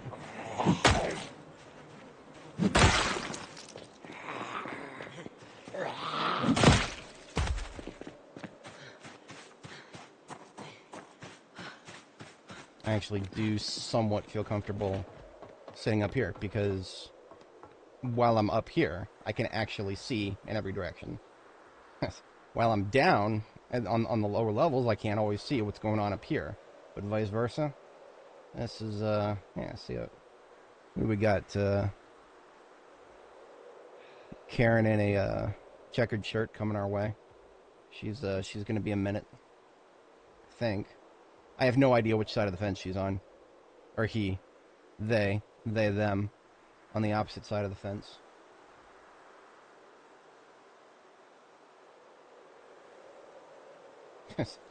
That one's just completely missing us.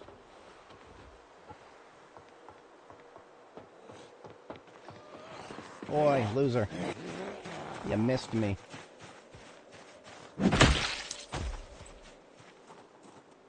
Alright, that's all of our endurance recovered for the most part.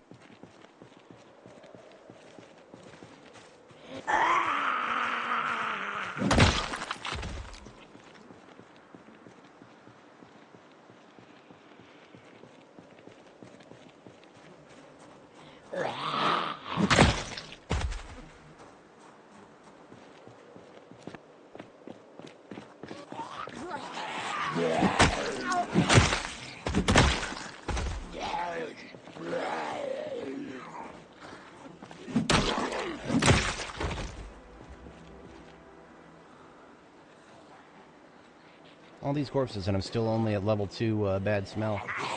Haven't reached level 3 yet.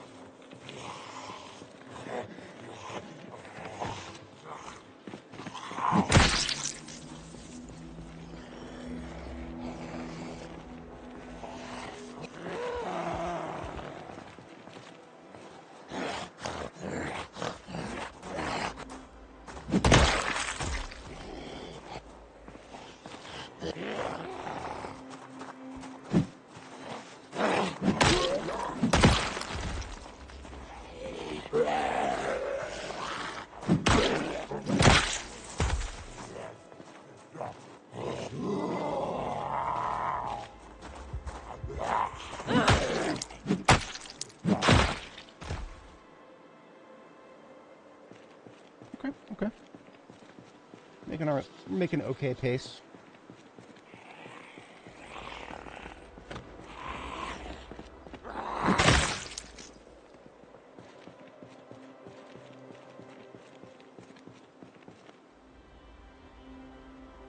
I have no idea whether they were from upstairs or downstairs, really. Just gonna deal with them as they come. That's what she said.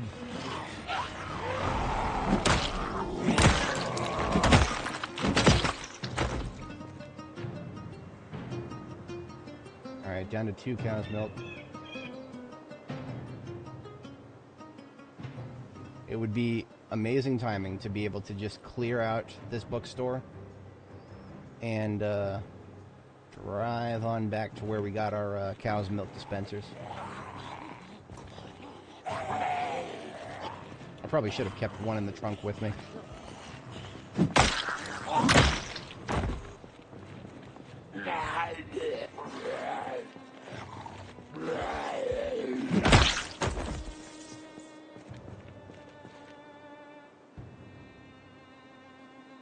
A little bit of endurance back. Now I know some people with stealthier mindsets might be like, okay, yeah, let's just go in the bookstore now. That ain't me.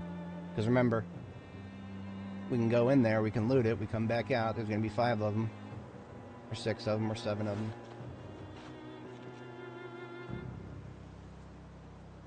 Don't think the sports store has been looted and trashed, but that's alright. I do want the flags from that place. There's some neat looking flags that you can't find anywhere else.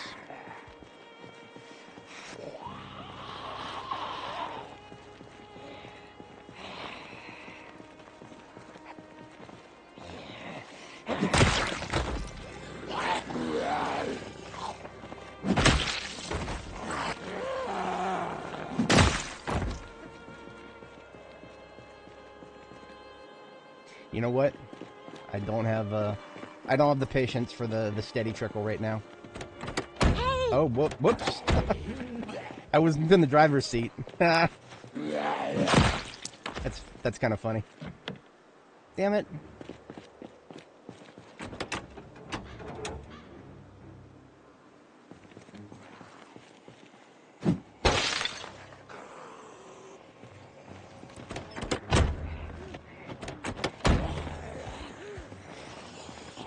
Took the wrong way.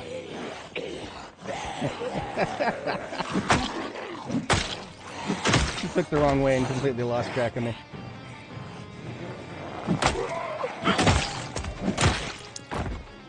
Alright, where were we?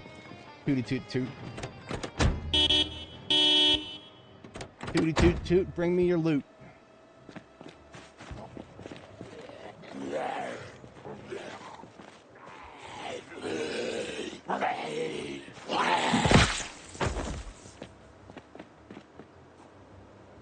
Oh yeah, they're bringing me my loot.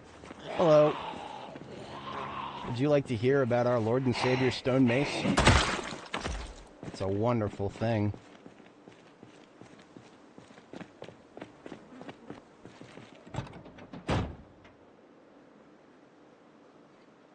Now here's the thing. I need to start putting on weight soon. I have 3 sticks of butter on my person, but every time I eat a stick of butter, I get really, really, really sad.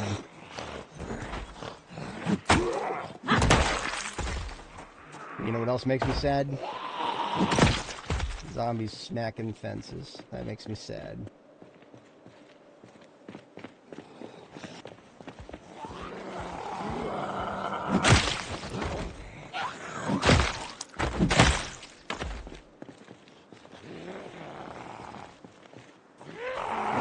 Look at that. It even turned from snow to rain. Snow waters things and fills water containers, but it's much slower than snow is much slower. I don't know if I said that correctly.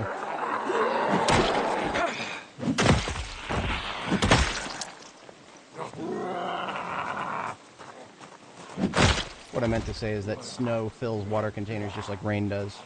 Just the snow is a lot slower.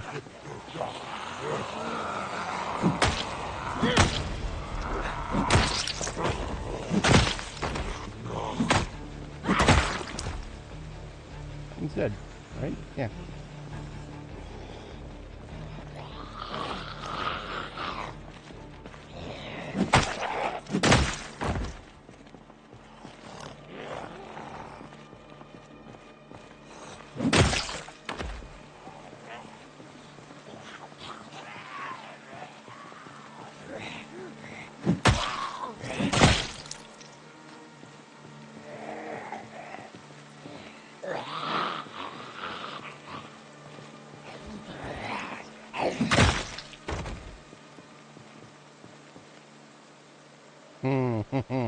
A lot of them coming from the south, but that's okay. The gun store is to the south, so we need to kill them eventually.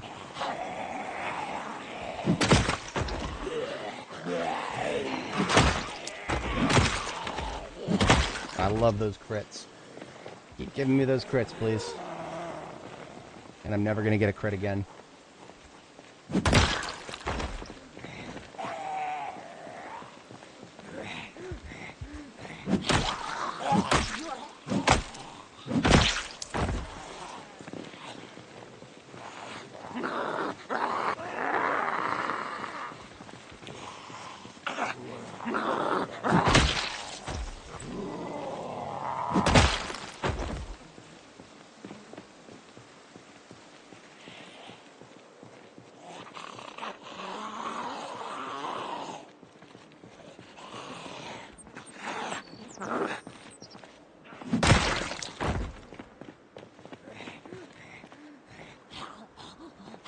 I'm not going to find tailoring in this bookstore. I need to prepare myself mentally for that. All this lovely, lovely pile building I'm doing here. So if you're new, the reason we kill them in mega piles like this is so I can... The crafting menu pulls from all nearby containers, including corpses. That's why I can dismantle any of these 13 digital watches that I want, because they're from all these zombie corpses. You can do the same thing with tailoring and any other profession that involves stuff that zombies drop. But I have no purpose whatsoever for tailoring if I don't find the book, so here's hoping. Come on, you dorks. I need all y'all to come over here and die.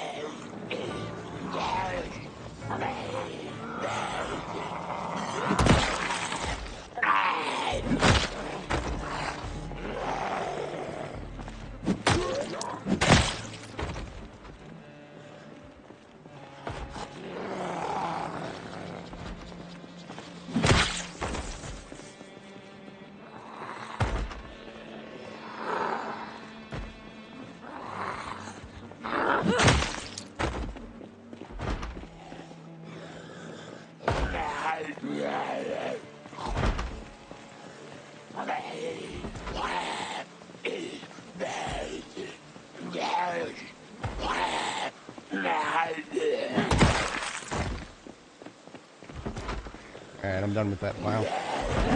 Just gonna kill these guys. Tired of going back and forth.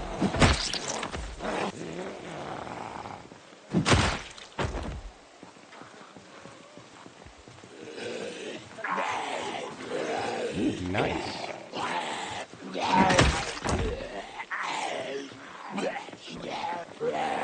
Maybe I will go back to the pile for a second.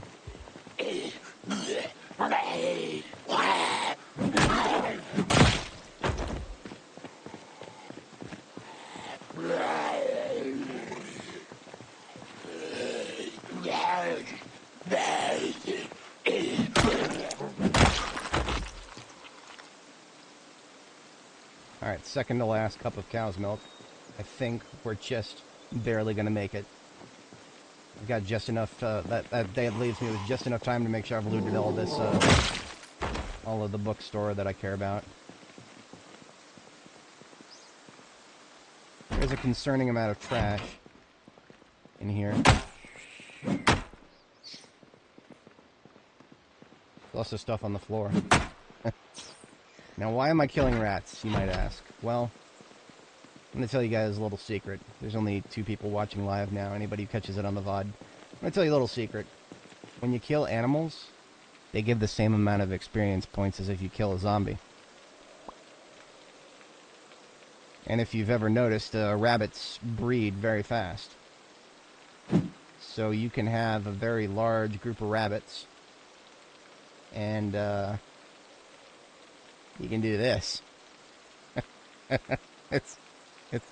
It's brutal. It's terrible. It's no good. It's very bad. It gets you a lot of weapon experience, though. I think my record has been 220 rabbits in a small 9x9 pen. Just stood there and I don't like to think about it. What's done is done. I got my experience.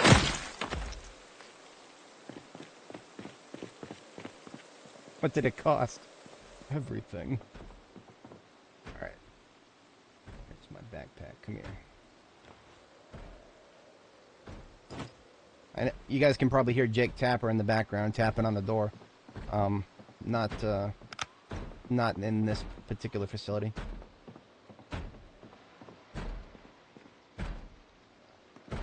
It frustrates me that the back entrance to the... Okay.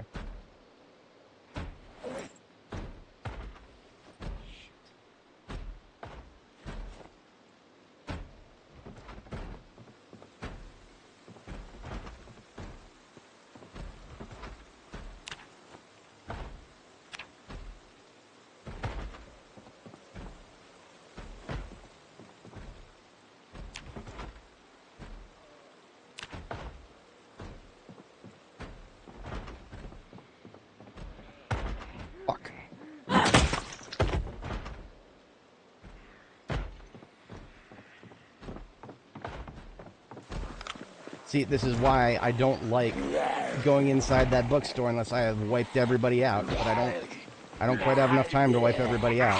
Because every time you kill everybody out here, there's just going to be more. They're just going to keep spilling out and spilling out and spilling out. They're not going to stop coming. It's not how this place works. The zombies do not stop coming.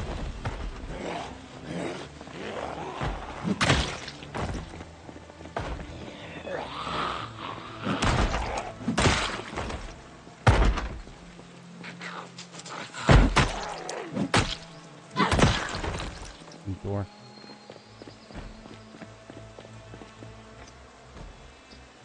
It doesn't end. It does not end. Every time I think I might be ready to do a little looting.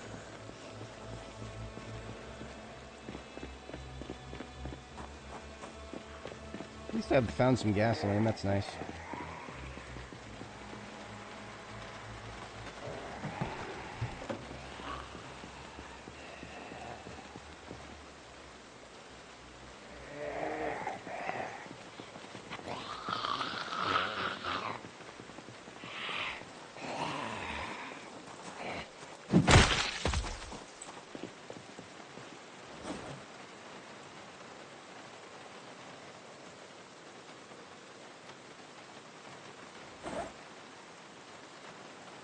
One is full, so I need another garbage bag of whatever, I guess. I'll toss it in here.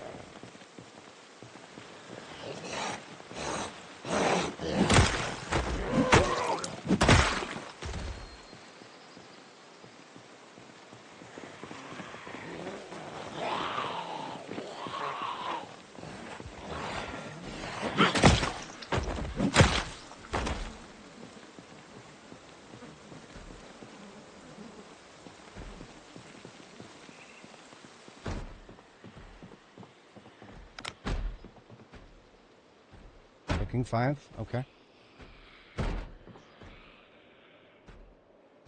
Don't need any of the rest of this. Don't need any of this.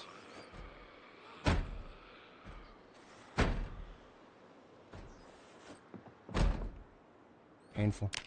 It's so painful.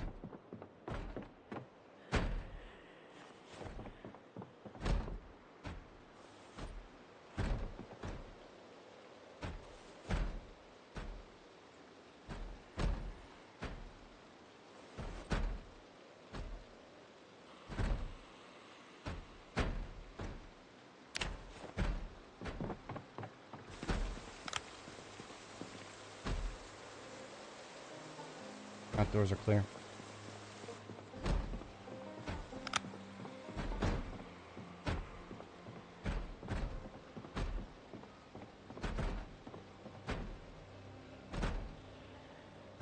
I need that. Only a few things left that I'm ambiguous on that I'm not sure.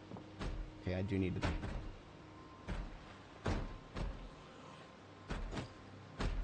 around that corner.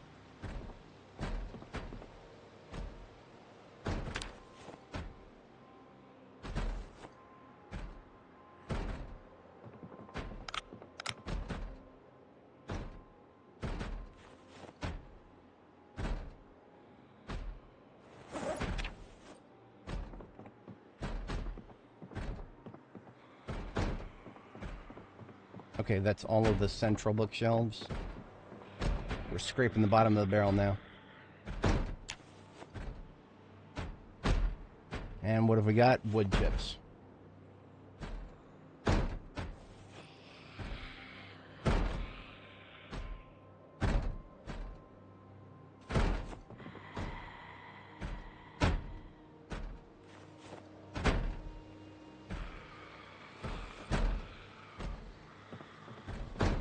I knew it was going to happen. I knew it was going to happen. So, it is what it is.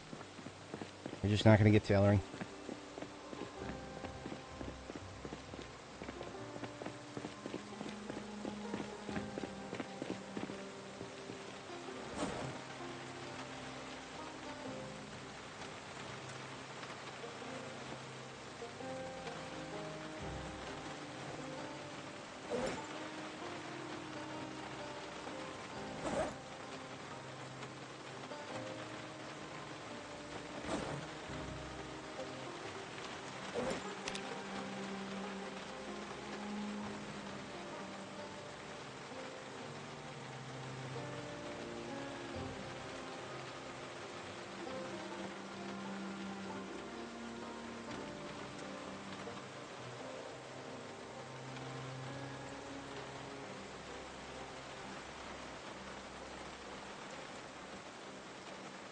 Didn't need pottery 4.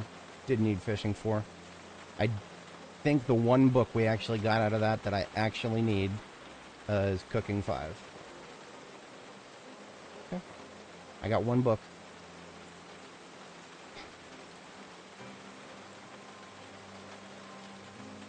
Oh.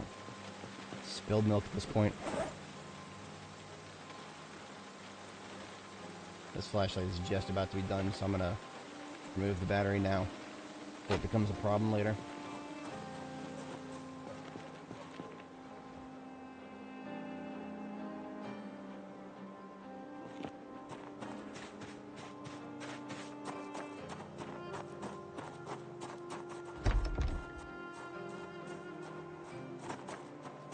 Every single window busted out, but the door's still gotta be locked.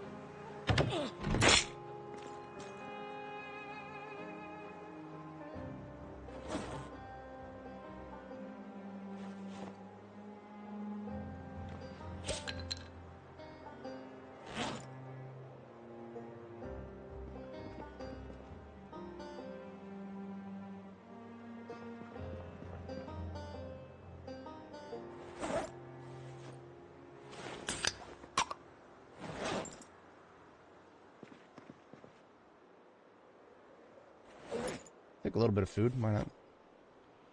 Everything I find will extend my amount of time I can spend out here by a little bit.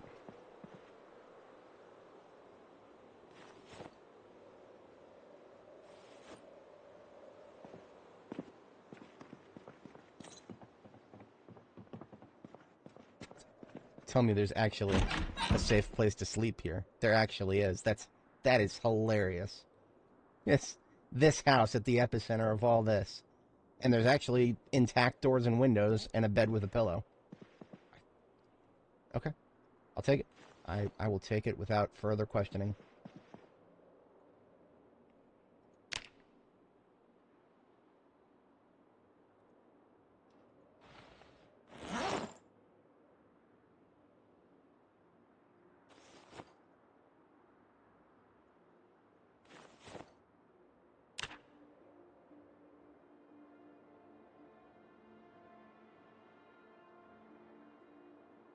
Okay.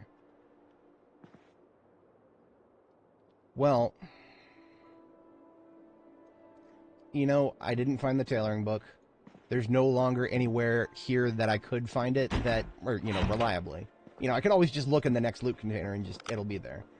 Right, but the chances of that, you can't rely on it. You cannot rely on it. So, what we're going to do now, I don't like doing this, I really don't, but just like when I had to do it with Electrical 1, just going to level my tailoring without the book. So, that large cardboard box that we picked up earlier, what do we do with that? We just put it on the ground in the middle of all these corpses. And I'm gonna put a mask on because I'm probably gonna get really sick if I don't. And what do we do now? We just open the crafting menu and we start doing a little bit of tailoring.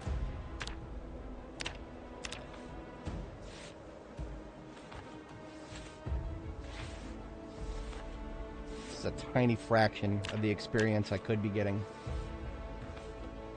I hate it. I hate it so much.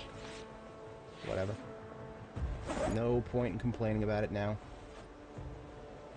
The chances of us actually finding the tailoring book on this expedition are almost nil now.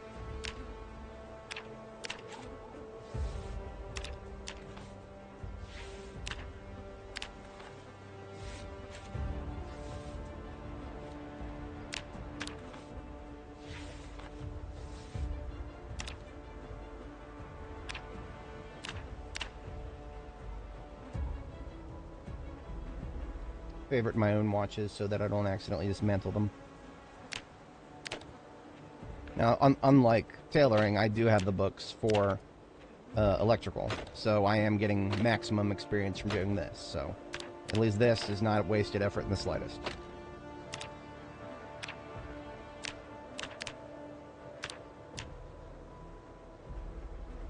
That's a hand axe. I gotta find that. That's in almost perfect condition.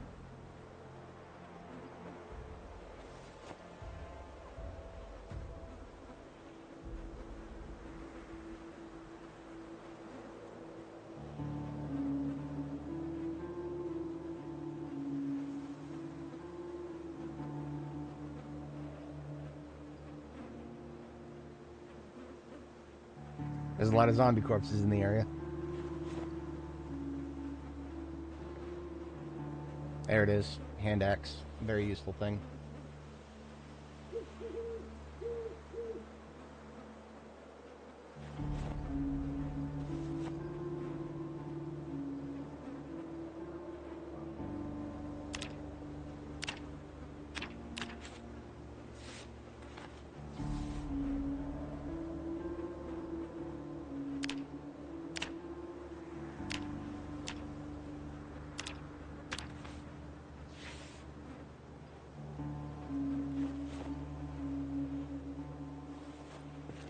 So all I gotta do is move around a little bit. And look at that. We've got a lot. Okay, so this is a cool thing. I'm carrying around some pliers. By standing in this corpse pile, there is enough jewelry around me that I can scrap 20 pieces of it and come away with some gold fragments.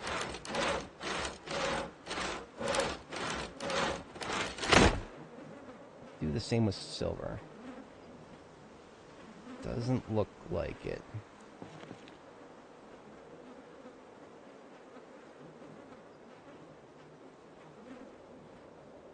Just do some, do the regulars.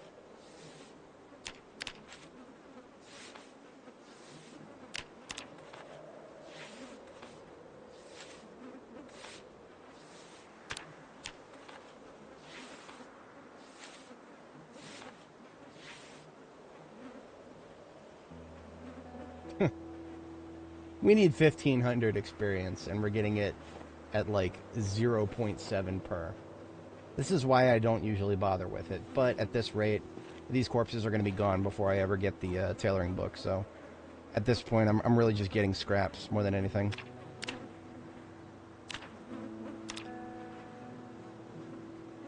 But I think it would be more prudent to just spend our time on electronics, because that's still making use of the corpse pile.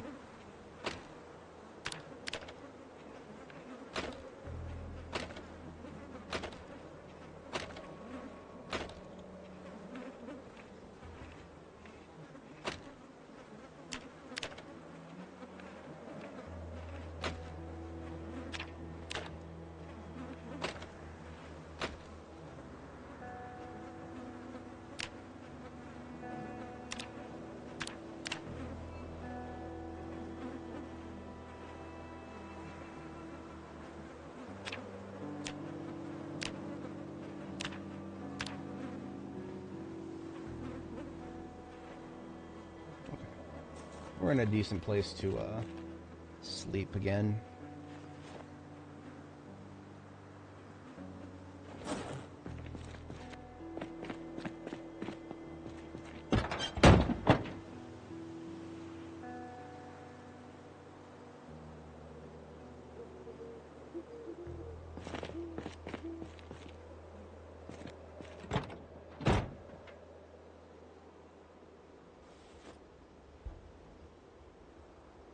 Alright, so gotta put on weight, eating some butter.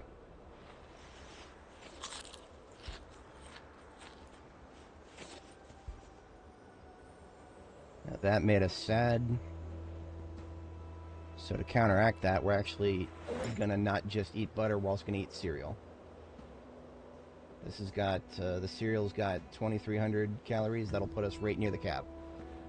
Calorie cap is 3,700. We're going to be at like 33.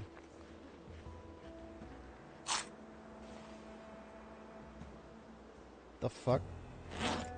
Cereal's supposed to reduce your unhappiness. Well, never mind then. At least we got the calories out of it.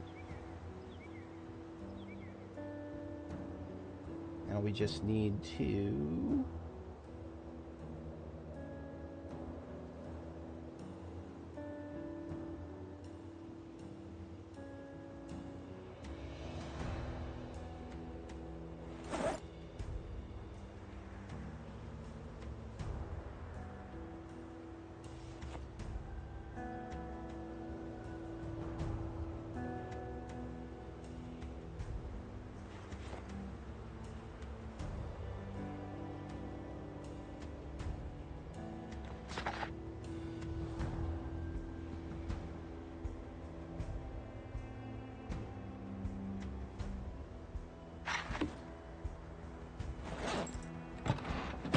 I don't leave the lights running any further.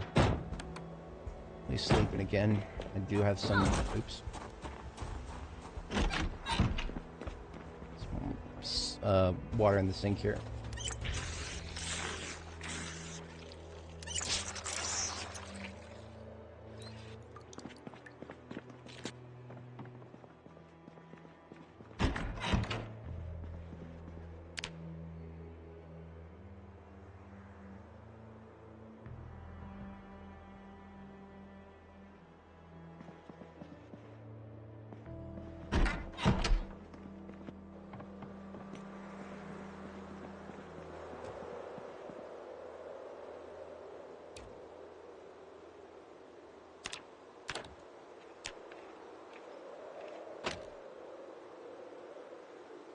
You can dismantle a watch, you can dismantle a TV.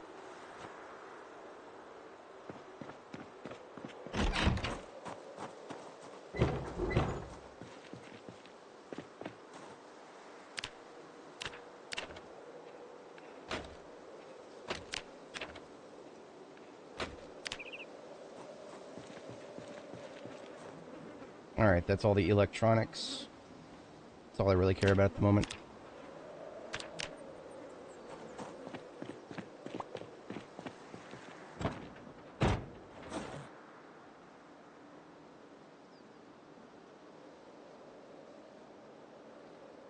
I do have 2 spare bucks I need to ditch. Not even fishing.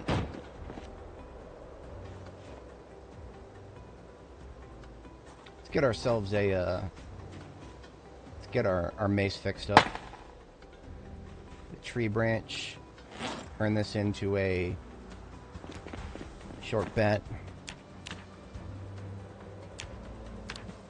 Level 7 carving. And then all we need is some denim strips, which we got plenty of. We can remake our mace, right? Yes.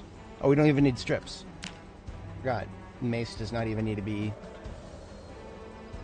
wrapped together. Just goes straight through. Okay. That's going to be our primary weapon, I think. No. Current stone mace is more broken. So that one goes on the back. Everything else. Okay, we're moving out. Here's what I need to do. I need a key binding for pickup structure. Please tell me there's one. Please.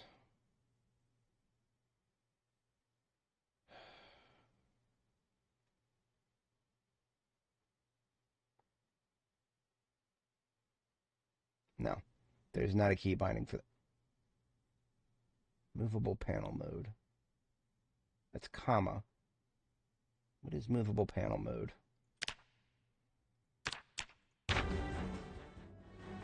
No. That's not what I'm looking for. I might actually have to move the face cam. Because the problem is I can't click behind it, right? So, although that's just that's a skill issue. There are window styles I can apply to it that'll let me click through it. So, skill issue. I'll figure it out. Everything is a skill issue. If you try hard enough, at least. Alright, so what we're doing now, we're going back to the safe house because we have no choice. We're about to run out of food.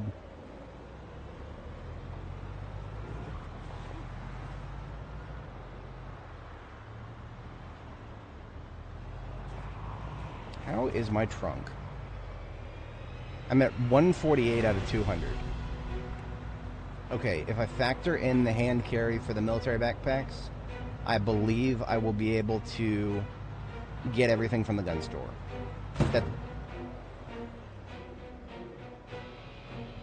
Look at my vehicle. Look at all this blood. I also just took 5% hood damage from a single rat. This game really gets under my skin sometimes. You know, I can swerve and swive all over the place and just never run over a single zombie, and then there's just going to be one of these stupid fucking animals. Getting a little heated. It's alright. It's alright. It's not a big deal. I gotta keep telling myself that it's not a big deal. You know what else isn't a big deal? These corpse piles, but they're full of electrical parts.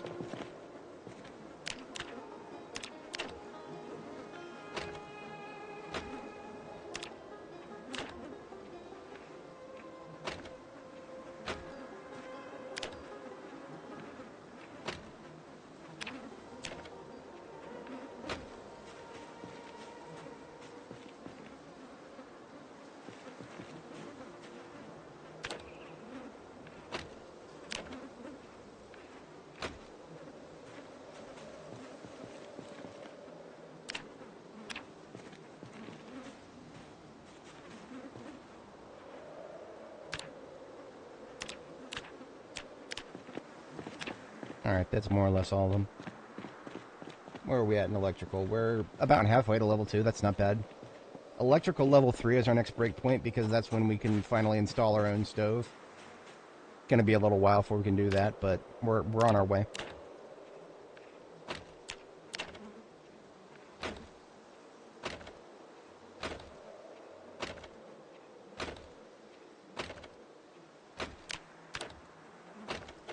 This is definitely a bigger pile right here.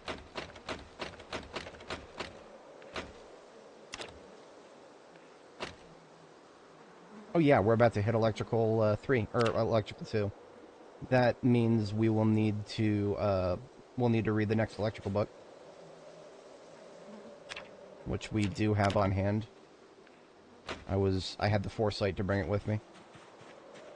It was like a tertiary goal to be able to dismantle enough electronics to read the next book, but sometimes you gotta fall back and just do your tertiary goals.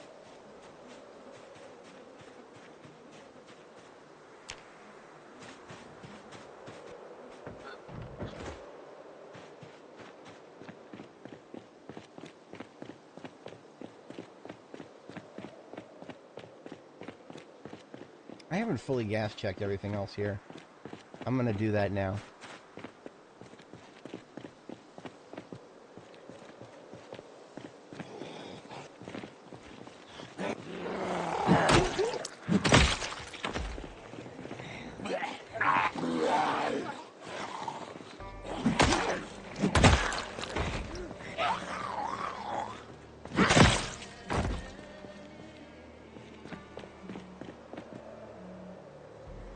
This, I think, is a pristine. This is a pristine. It's got 37 liters of gas in it.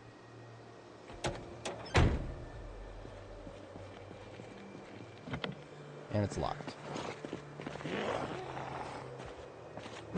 I can think of no better reason to drink the last of my milk than to get me a nice little scout vehicle for Ekron.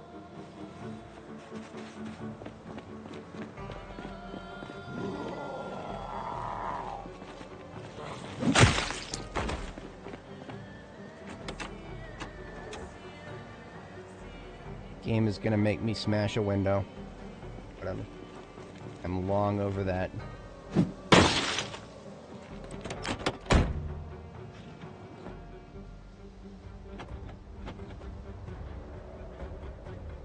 No keys, no need.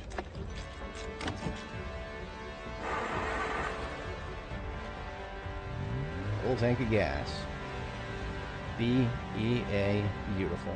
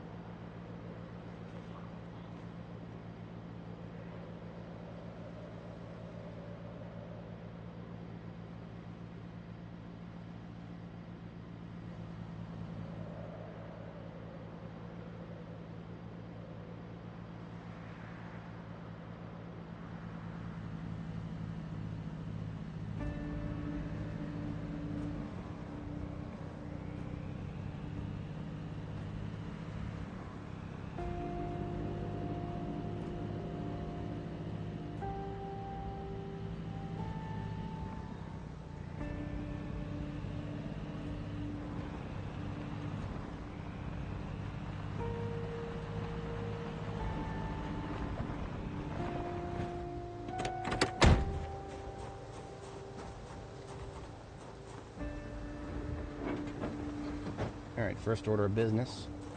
Get our milk refill.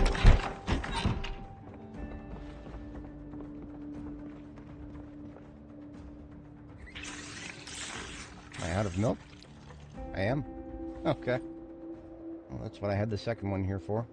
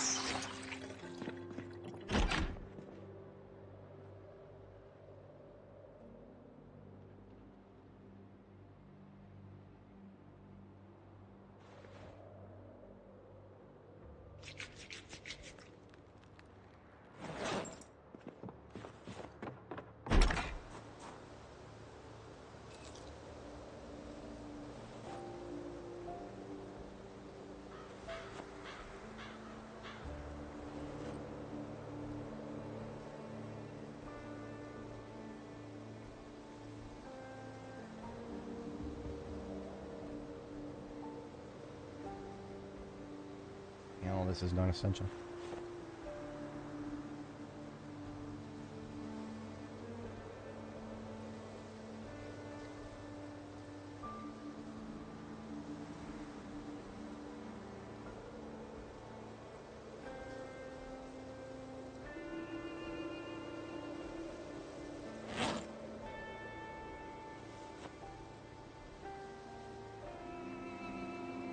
Is that going to constitute a full trunk? I think it does. If I was to take everything, that would be a full trunk.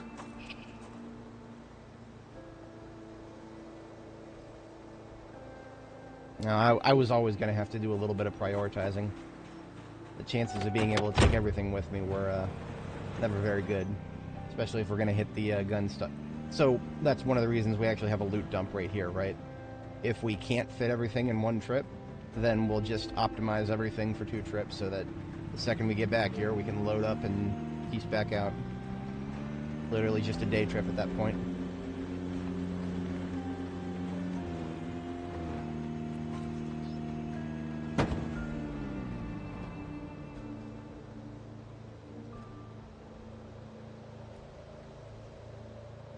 I don't care about this vehicle. It's a throwaway vehicle. I don't care about the rat.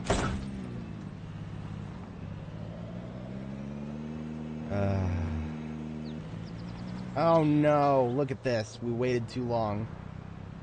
So some of the corpses, the early corpses we've destroyed, they're decaying. There's no electronics. No electronics to harvest. We took too long. Whatever. Still a few left here. Hey, look at that. Now that I gotta read a book before I can do any more electrical anyway. Good.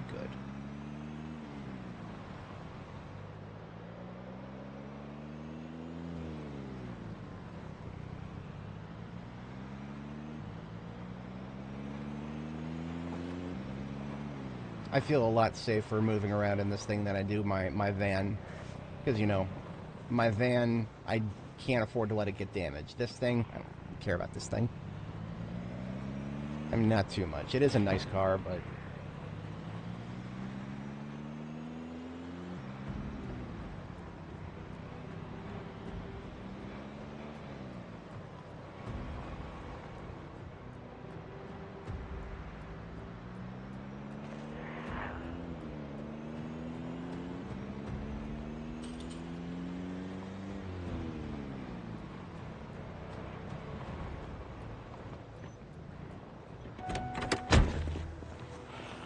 Damn it.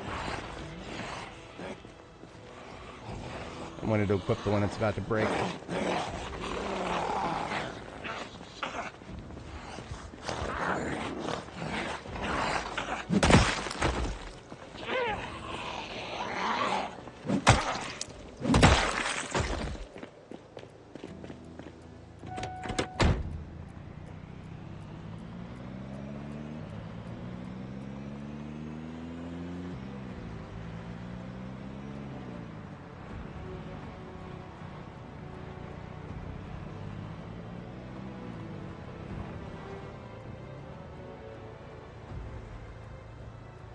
A little deja vu there.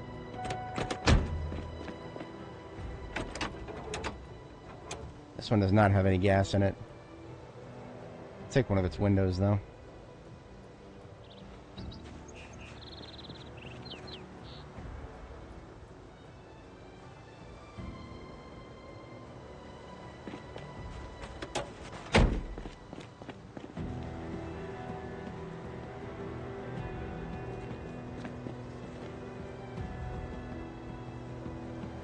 Window replaced.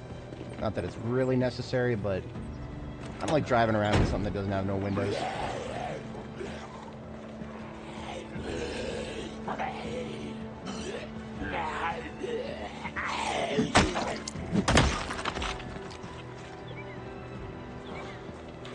I think we've cleared out the sports bar.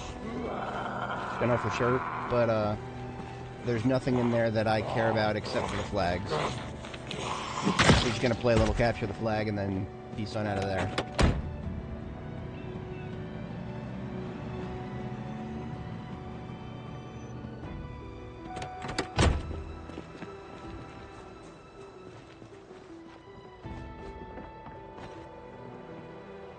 Very unique looking flag. You can almost call them French flags because they're almost all white. I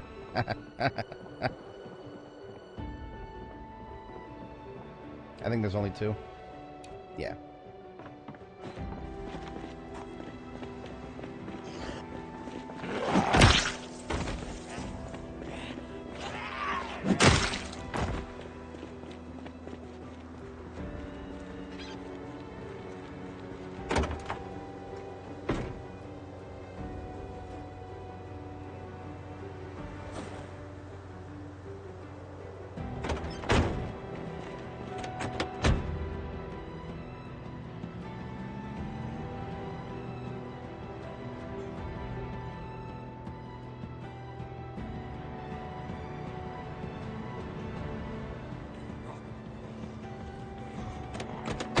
I do believe I probably have pulled the lion's share of the folks over here, because most of them were coming around the corner and coming at me when I was honking the horn earlier.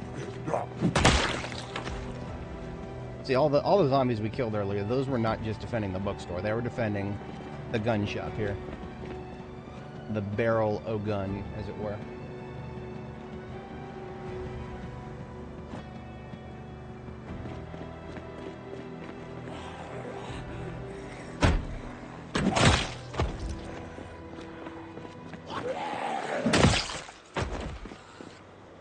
Gonna deal with all these guys, because if I don't, they'll come tapping.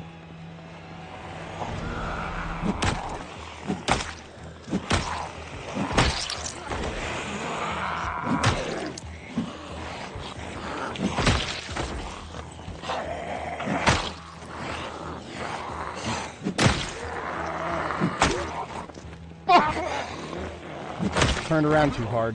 Woo! My eyes in the back of my head were being a little too focused upon. I'm good. I'm good. I missed her and she missed me. It was a mutual miss.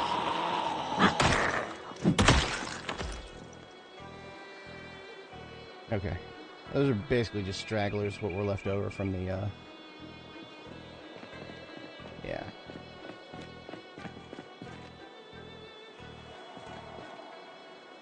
I really hope they did not change the loot tables for this place.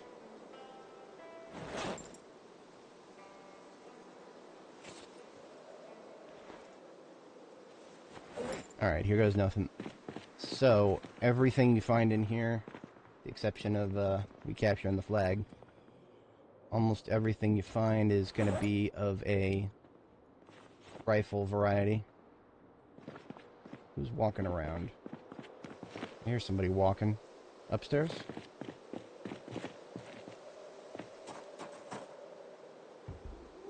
Yeah.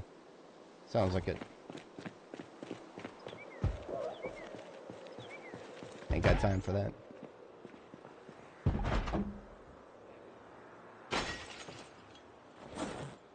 So, the thing about the rifles that you're going to find here, I don't usually like picking them up whole cloth, because they've got attachments that throw off their carry weight and make them hard to predict exactly how much they're going to weigh. I don't. Last time I did this, I had the time and the luxury to take them all apart, separate the scopes and the recoil pads, and empty all the chambers. And no, I'm not doing that this time. I'm just going to take what I have room for, and the hell with everything else.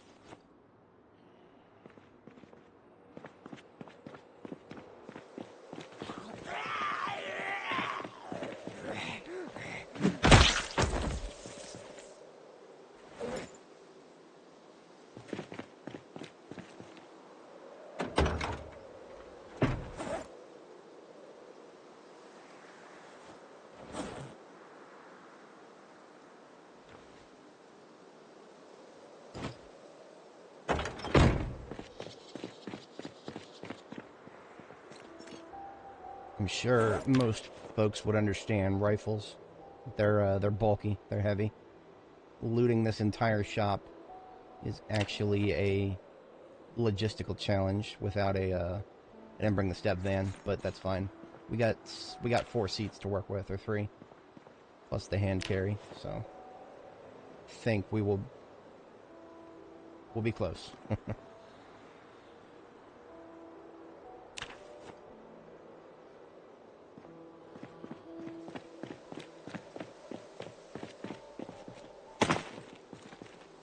What we're doing now is we're switching over to garbage bags for the seats. We have 3 seats to work with, so that's 3 garbage bags full.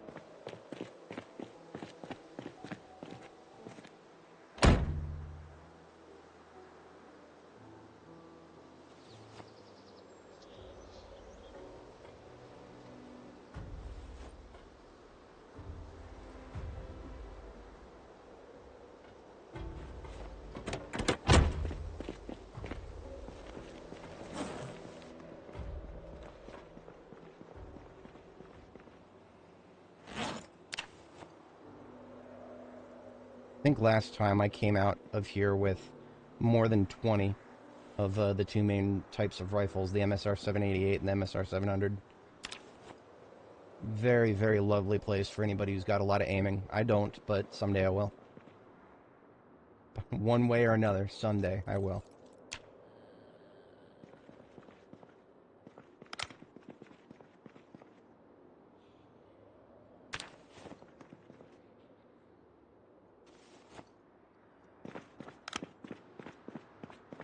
Oh, very important thing to note. These shelves don't show that they have items in them, but they do.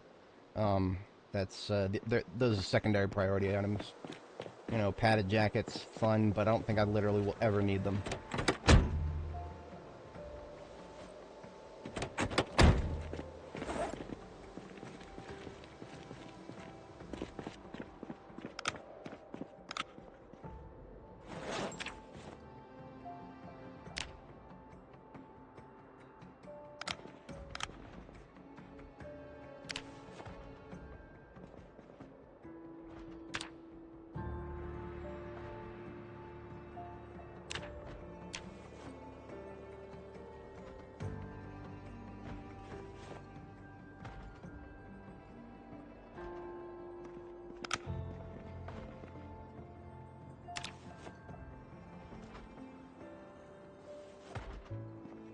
Okay, I think that's all the ammo.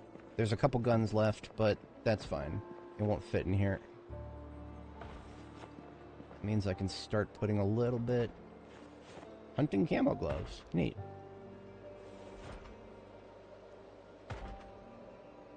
Full-on long johns. Nice. Long johns are very, very useful. Very, very, very useful. Alright, this one's full.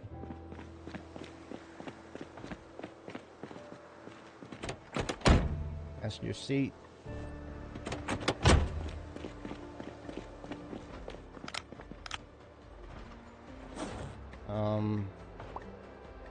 Alright, so here's what we got to do from here on out.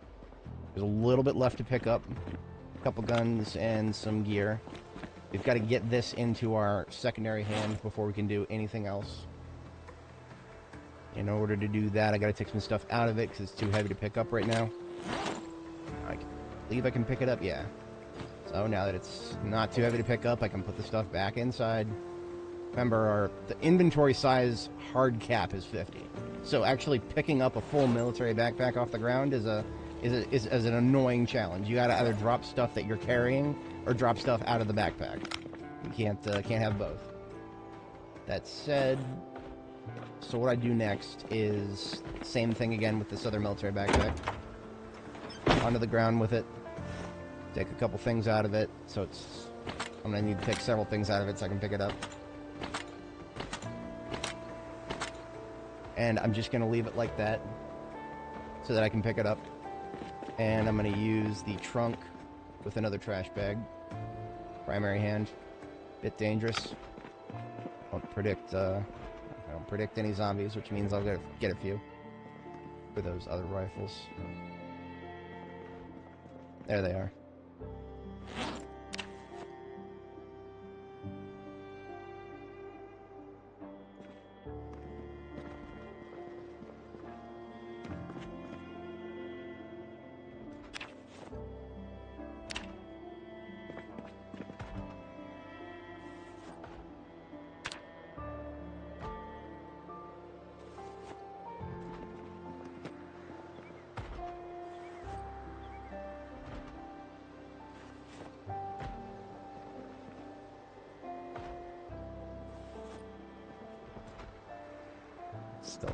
Still a bit, but that's fine. I do believe we have room in the trunk for not another full trash bag, but close to. And that's fine because we're not going to fill it all the way up. This is the last shelf right here. And that's everything. This place is 100% clear. Just double checking the containers I can't visually see, and we are out of here. There's no like back storage or anything like that. Alright, so garbage bag that's in our primary goes into the trunk. Gotta close and pick up Alpha, put it in primary because it's very lightweight. Put the rifles back into it. And we are now carrying a little over 100 encumbrance worth of crap in our hands. Meanwhile, the rest of the vehicle storage is full. Coming home with everything at once. That's logistics for you in Project Zomboid. Not the easiest thing to keep track of, but when you can keep track of everything, it's pretty rewarding. And there is no way to drive south. The broken train is blocking everything. So I'm just going back the way I came.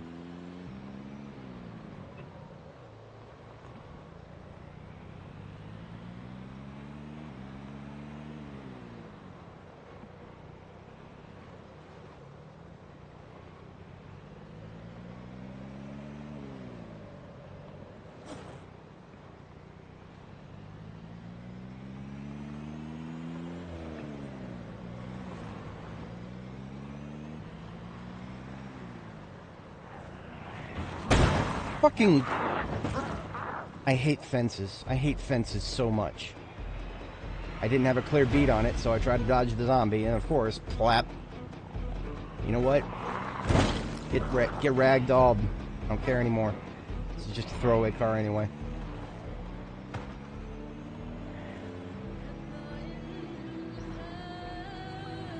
Embarrassing.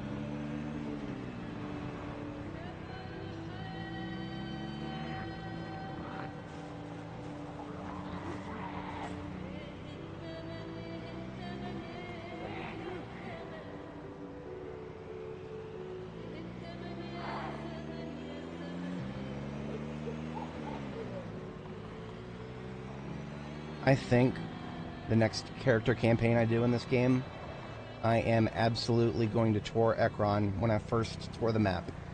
So if anybody's been watching all of my streams, major props if you have, it's a lot of content.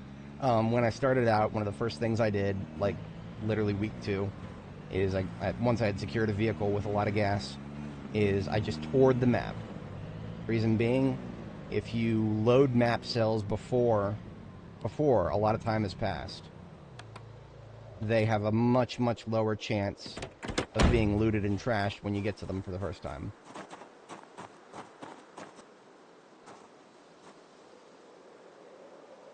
So I'm already loaded pretty heavily here. I'm not gonna bother unloading, honestly, because I'm gonna take everything I can take in the van and head home. There's no point in unloading what I've already loaded into my hands here.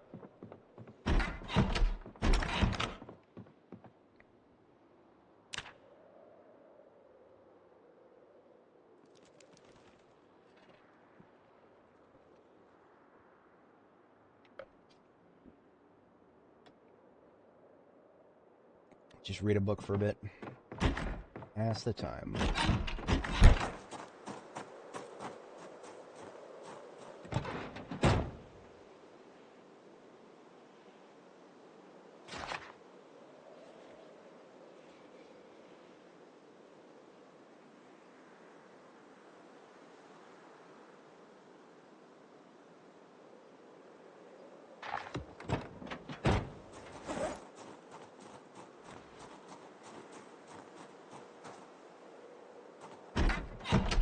Forgot that we can open doors while we're drinking now. Amazing innovation. Utterly amazing. 10 out of 10 game of the year. Truly pushing the boundaries.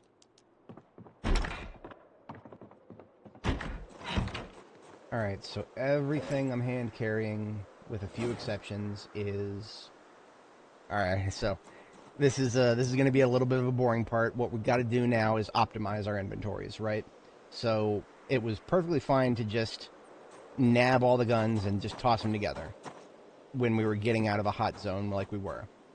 Now we need to organize shit, because otherwise we're not gonna get home with maximal efficiency. So let's get all these trash bags out.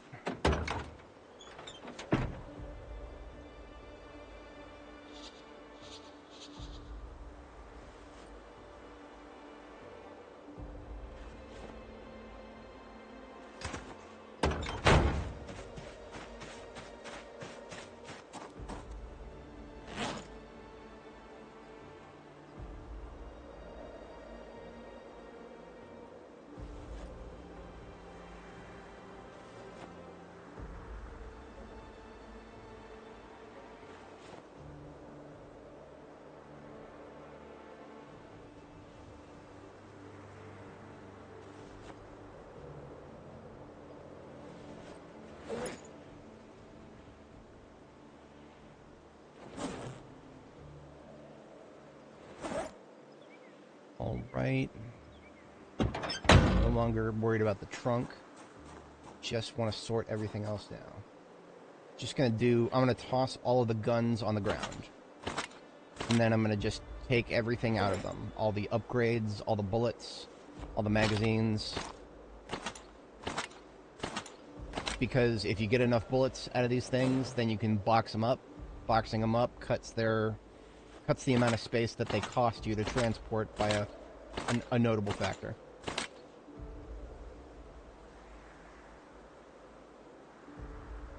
Get all of the clothing in one bag. Dump the magazines that I don't need.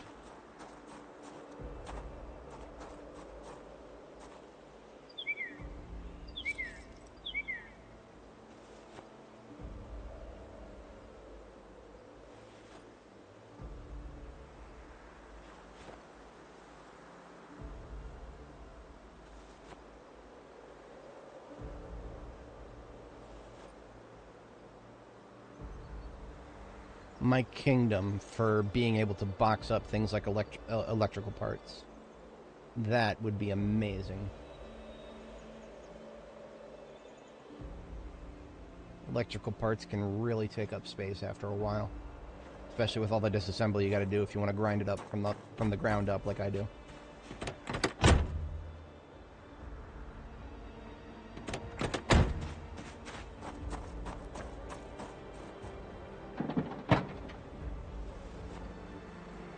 Got 30 left in the trunk.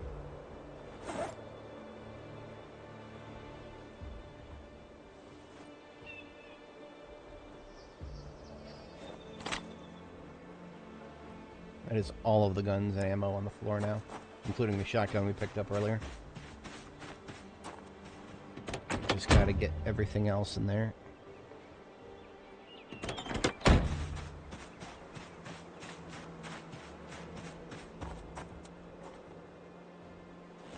Now these boxes of ammo can stay in this bag. Because I don't know if I'll have enough. So if you have enough boxes, you can actually make a carton. I don't know if I'll have enough boxes to make a carton. We're going to find out.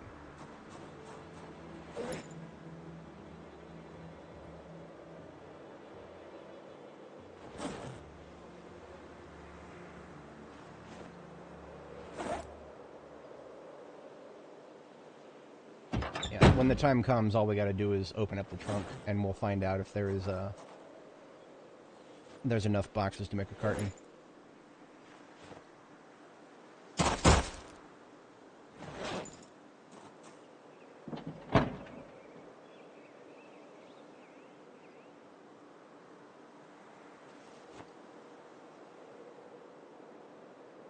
At this rate, I think we can fit all ammo that we have loose into this one trash bag. Maybe not quite. No.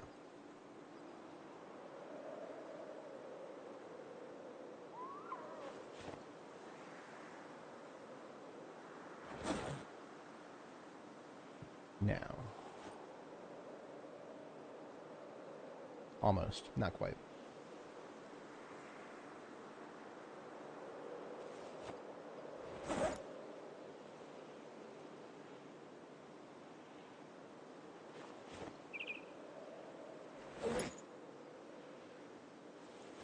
It was loose rounds. Okay.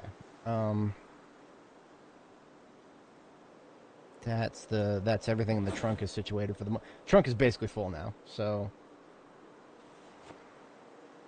maybe a teeny bit of room left.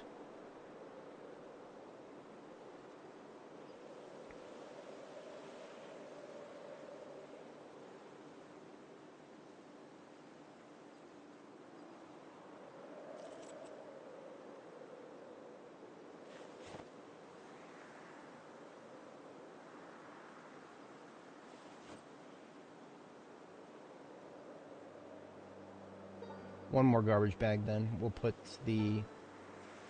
weapon attachments and other things into it.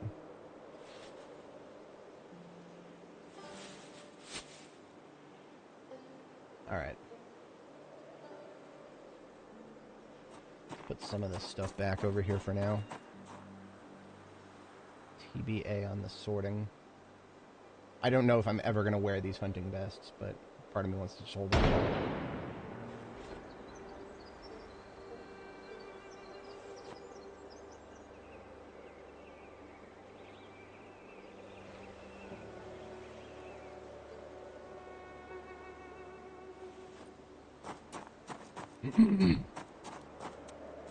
Alright, so it begins. Every single one of these rifles, we eject the magazines, eject the rounds from the chamber, and then we know exactly how much they weigh.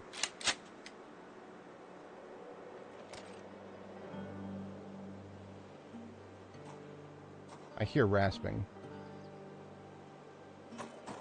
Where do I hear rasping?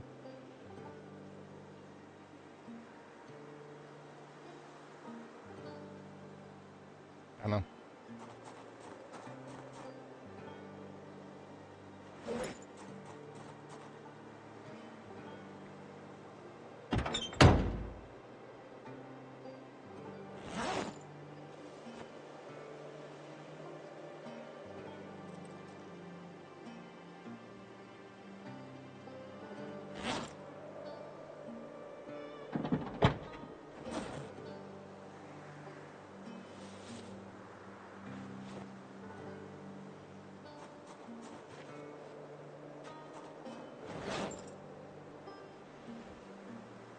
Once the weapon is completely unloaded, you can go over here.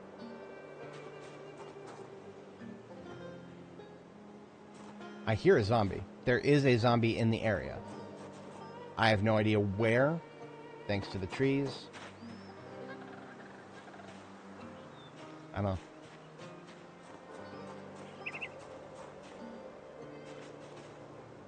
All I know is it has not aggroed onto me yet, because if it had, it would be making a lot more noise. So, I don't have time to go out and find it. It could be anywhere.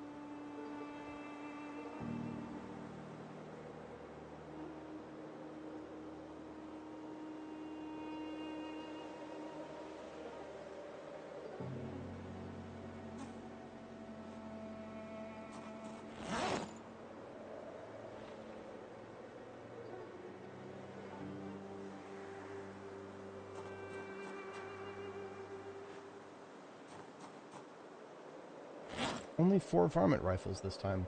It leaned much more heavily into the 788s.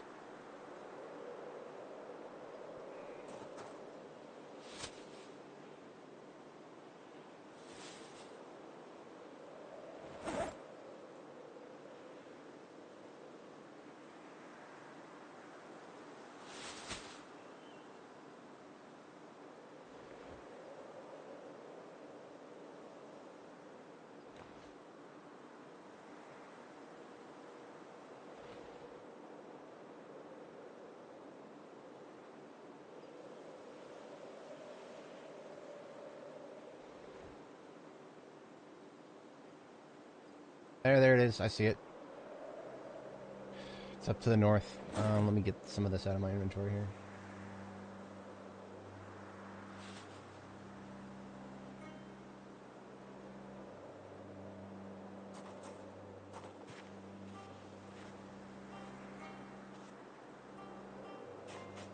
Alright. I don't know where you came from, but let's deal with you. Where'd you go? I saw her right up here.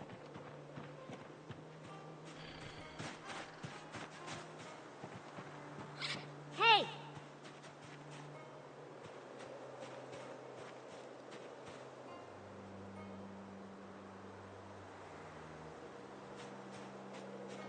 Case of the disappearing zombie, I guess.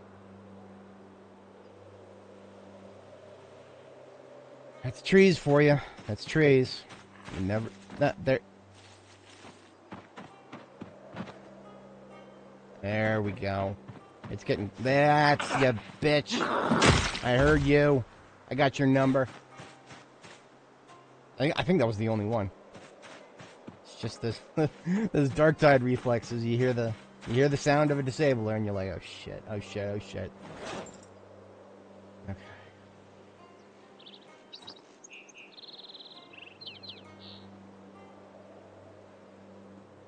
Just my imagination.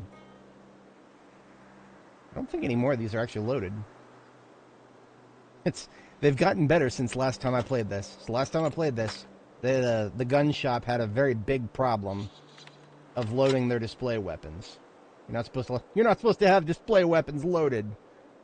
But not anymore. No, it's only like 3 of these total.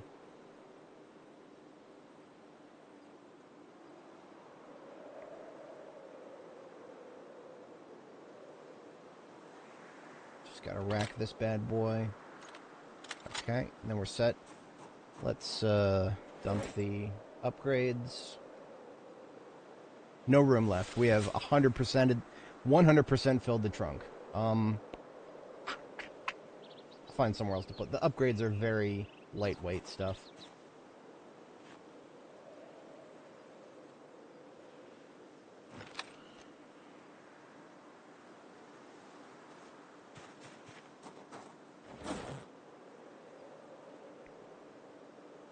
Only a couple of these still have upgrades, so pull those 2 off, and then the rest of these on the floor are already completely empty.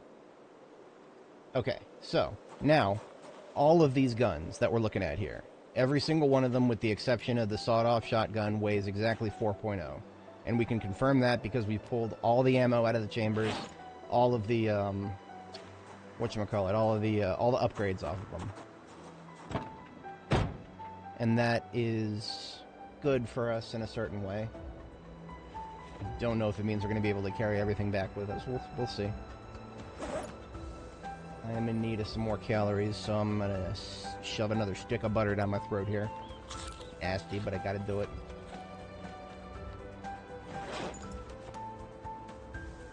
Swap books. I don't need to be reading trapping when I can read electrical too now. Speaking of reading, my character is sad because of eating butter. Can't really blame her. So I will read Einstein by Diana Britt. Reading about Einstein has given me all of my happies back. I am happy once more.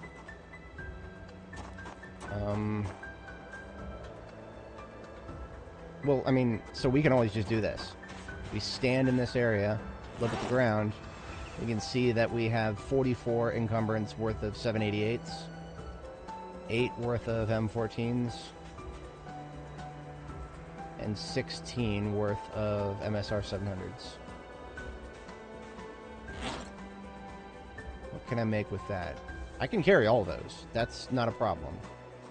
The problem comes in, what else do I want to bring back with me?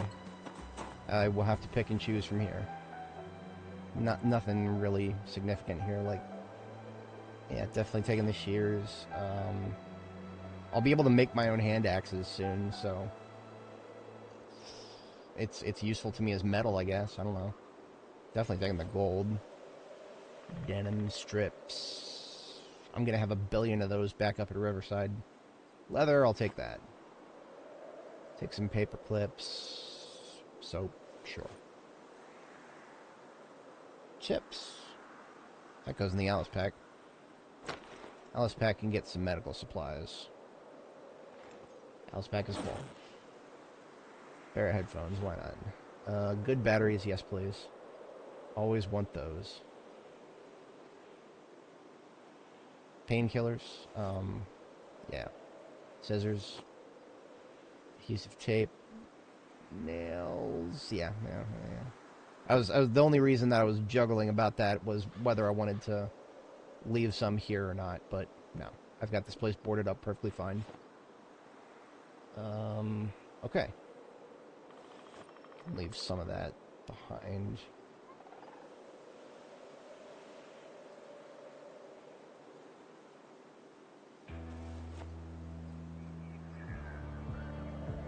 Okay. I know I've said okay like 10 times now. That's our military backpack full. Between our 2 remaining backpacks, I do believe we can hand carry all of the guns. Let me just double check all the rest of these inventories. I don't think... Of course not. Of course not. I completely forgot 2 more trash bags. Hey! That was entirely unintentional. I didn't mean to yell. But my character is probably mad just like me. Oh, what a silly oversight. Okay, let's deal with these garbage bags. I had a feeling that we were going to come away with more than just... I don't know, that was like 96 encumbrance of guns total.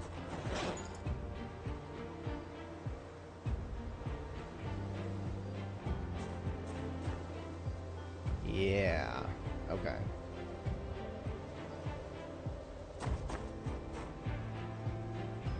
Saw that tree shake. You can't fool me.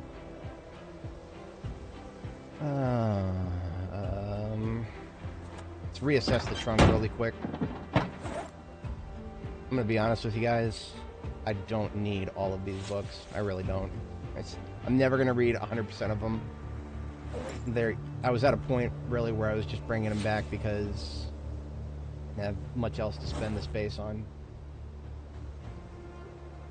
I'll start by extracting the books I've read. I can leave those behind here. You can actually reread books and get another burst of happies from them. You just got to give it some time.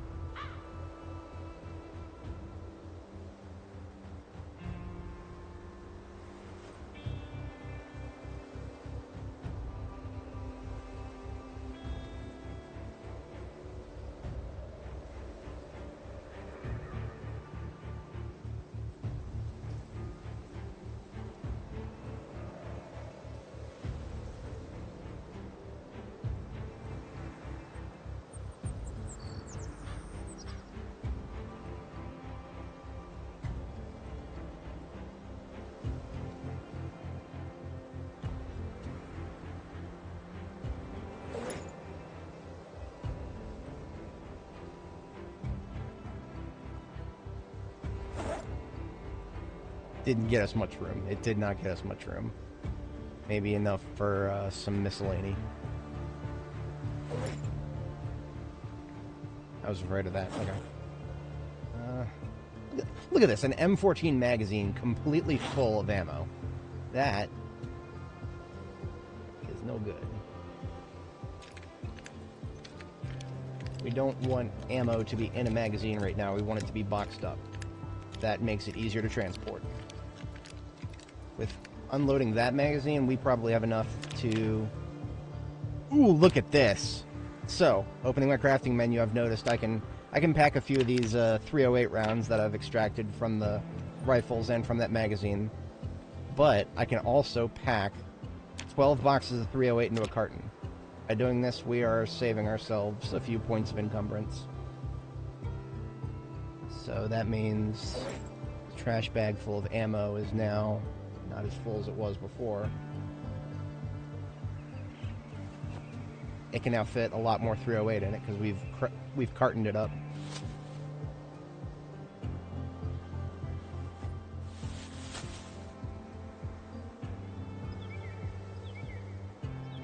I did see that tree shake. No idea what that means. Could mean that there's a zombie. It could mean nothing.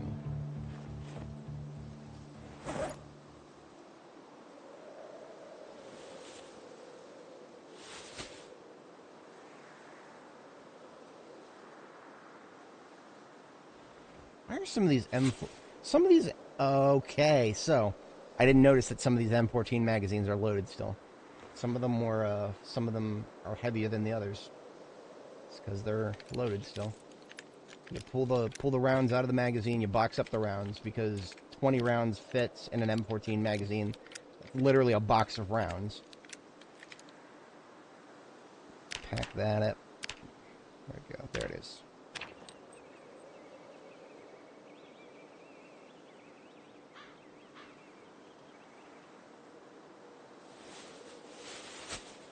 Can now fit. We can max this bag out, and loose stuff can start going in here. Basically, until we fill the van up again.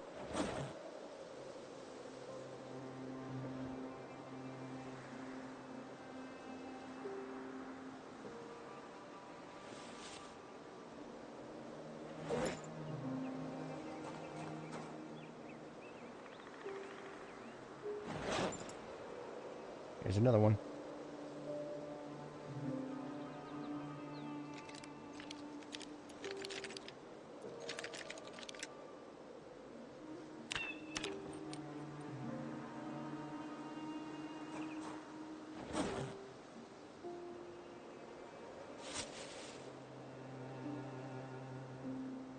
Tree shakes getting me to tweak out, man. Can't let the game get too boring, gotta get spooky. Okay, honestly, I think... Yeah, that's the van full again, but we've optimized it. Yeah, we've optimized it well enough. Now we just gotta keep pulling off scopes and magazines here. And keep sorting them, because at this point, we're definitely not going to be able to bring back 100%. So we want to make sure we're bringing back the right ones instead of just several of one that we don't need. The M14s are easily the most powerful, because, you know, you can swap them to full auto. Would never do that in this game, but you can. It is an option. It is an option. Let's dump these books that I don't need. And let us... 700 with a scope. 700 with a scope and bullets in it. More display case violations there.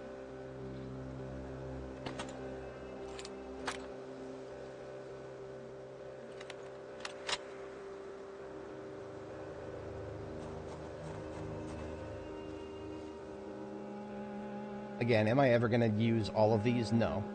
The 99% of these I'm never going to use. Probably just because, you know, I'm not going to die or anything. I'm just going to...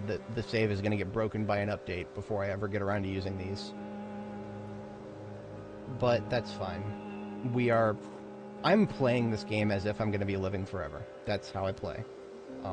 I know it's a novel concept in Zomboid. A lot of people seem to think that they're just going to die instantly. Which, that's fine, you know. Everybody gets better over time. But, I've reached the point where I'm not, I don't accept death, ever. I do not accept it.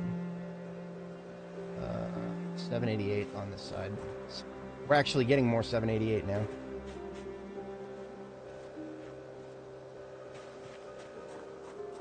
We've always had more 788, I think. This one's got 2 upgrades on it.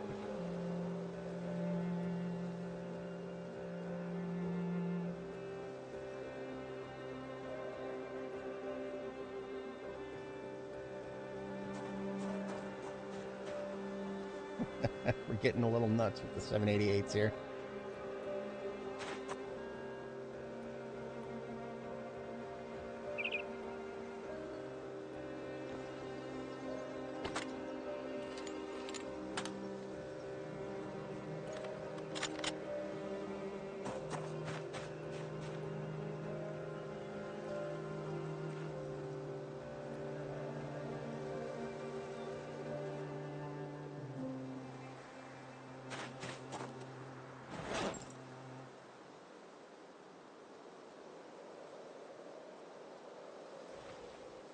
Yeah, as you can see, this place lived up to its reputation as a hunting store. There are more rifles than I will ever know what to do with in multiple lifetimes in this game.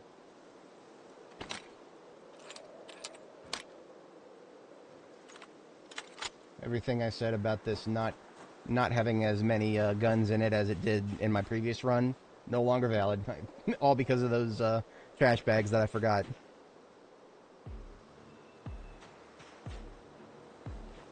Okay.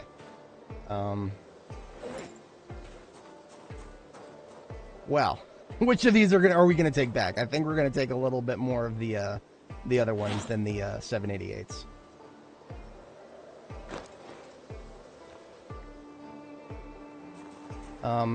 When it comes to actually loading up, we're going to do that at the last minute because otherwise we're edging ourselves on inventory space here. Like, seriously edging. That said, I really don't want to come back out here anytime soon. Maybe eventually. I don't know what else is left to majorly loot. We can cross out a few major centers here. Gotten everything we needed from that. Everything we needed from that. This has already been looted and trashed. I know these... I'm being a little lazy with these X's, but seriously, there's... Now, the one other reason I might come back here, and this would not happen anytime soon, the one other reason I might come back here is if I want to get violet carpeting. Violet carpeting is extremely rare, and this church right here has about... I want to say 60 some odd tiles worth of it. For example, I picked up the only violet carpeting that exists in Riverside, and I think I total maybe a dozen tiles. So, my base is smaller than it was last time, so I won't need quite as much, but we'll see.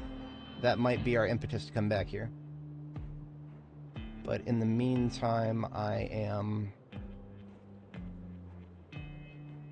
gonna go ahead, go to sleep, and wake up, and now here's another thing to consider. There's a bunch of cow's milk here that would be wasted if we left it behind.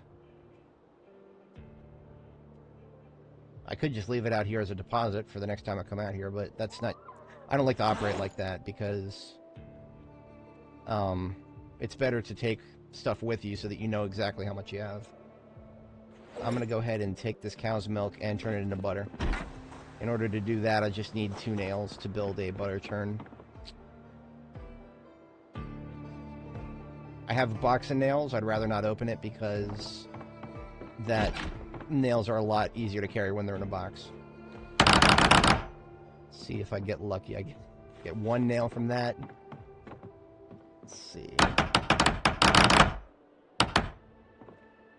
Level 10 carpentry, folks. We're still edging ourselves on nails. Okay, that's good. Now we just need to pick up 2 planks. We can make a butter churn. Butter currently is 5 liters of milk equals 1 stick of butter. So we have 11 liters here. So we can use up all the milk we brought with us. And most importantly, take the dispenser bottle back. The dispenser bottle, those are a commodity. If I'm churning butter, I do not want to be carrying any milk.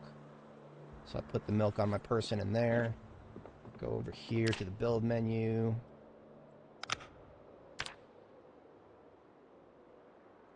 And build a butter churn. And I need light. So I'm going to take it outside. Should have put it outside to begin with. If I run out of light here, I can at least turn on my headlights. All right, so 5 liters. Yeah, I am gonna need to turn the headlights on. Equip this dispenser bottle in my hands. Now I can make 2 liters of 2 sticks of butter. All I gotta do is, because I know I'm gonna run out of daylight, turn on the headlights there, and we churn in some butter.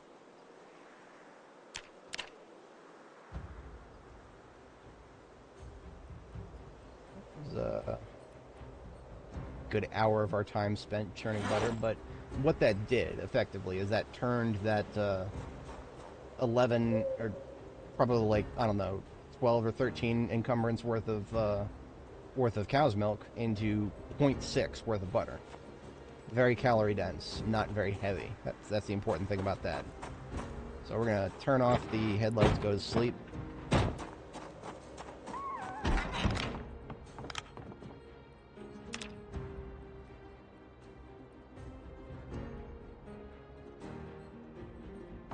Do I need to eat a stick of butter? No. I'm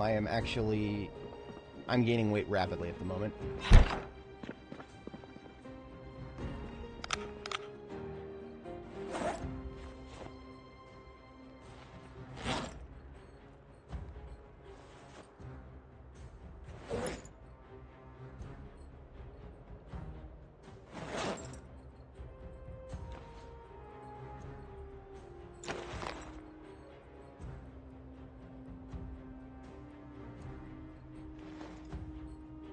So there's a lot of loose stuff just kind of clanking around in my inventory outside of my bags right now.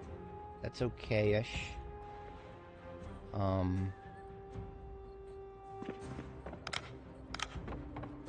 have no need to be carrying around this worn hammer anymore. I can leave it here. And replace it with this pristine hammer.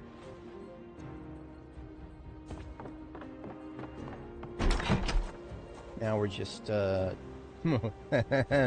was another gun all along in one of these boxes. It is a shotgun, a JS-2000. I think I already have a few of these. And I'll put it here with the other shotgun, which is just a sawed-off copy of the same thing. Still gonna procrastinate a little bit on picking up the guns, because I'm not quite ready to bail out yet until tomorrow morning. Praying we don't get fog. Because if we get fog, then, well, that sucks. Can't really drive around easily in fog. What do I want from this? It doesn't matter what I want from this. What I'm going to do is fill up everything in my handbags from the guns over here. Then I'll come over here, pick up some miscellany, and just keep doing that until I am absolutely full. Like 49 out of 50 full. Till then, I read a book. As a restless sleeper, you want to wake up in the middle of the night, screw around for a bit, go back to sleep around 4 a.m. That's the good circadian rhythm to be in.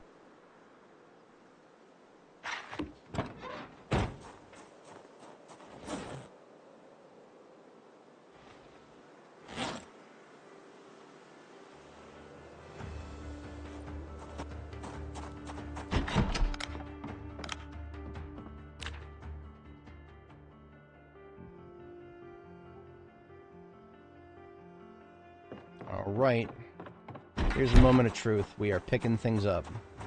So we are about to ship on out of here. So, military backpack in the primary, military backpack in the secondary. I can now carry 72 worth of guns. Feels like that scene from The Matrix. What do you need? Guns. Lots of guns.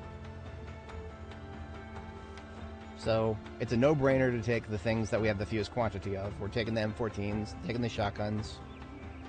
Now it's just a toss-up between the 700s and the 788s. There's a lot of them fucking 788s. I'll just fill up the rest of this bag with 700s. Okay, we got 3 from that. And I will just fill up this bag with 788s.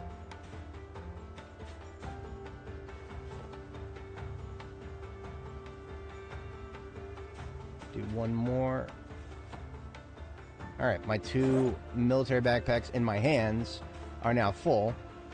And my inventory is 36 out of 50. Well, 36 out of 18, but I'm over-encumbered. That's fine. So I'm going to see if there's anything in here that I want more than a duplicate firearm of some form. I actually do want these metalworking things. Of course.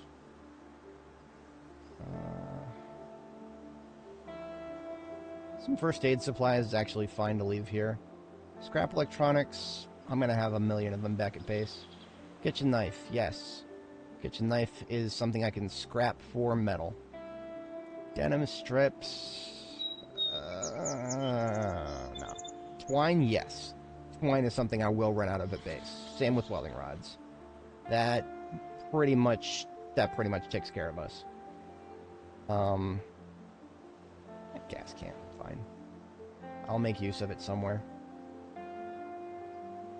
And that leaves me with just enough room in my inventory to pull out a cup of cow's milk when I need to drink it. Otherwise, we are 100% full on... Ooh, look at this. I do have a small amount of room in my glove compartment here. How am I going to handle that? I'm leaving no stone unturned here, folks. I'm not accepting anything less than perfection. I'll put the twine in here. And that leaves me with just a couple more points. Let's do...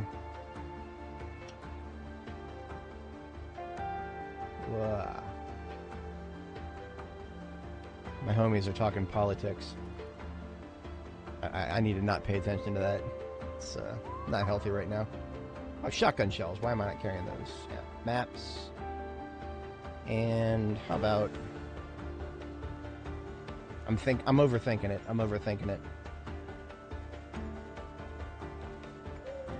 Let's just take some fun shit. Why not? Cold pack. That's used for crafting smoke bombs. Possibly useful. Okay, we're out of here. I was overthinking it already. 5 minutes ago, I was overthinking it. I need to stop myself more often when I'm overthinking stuff. One thing I don't need to overthink is accidentally running into trees. Okay, we're good. We're out of here. Whew. That's Ekron, everybody. We are done with Ekron for a while. If I ever come back here, it'll be for carpeting and some miscellany. And maybe some guns. Who knows?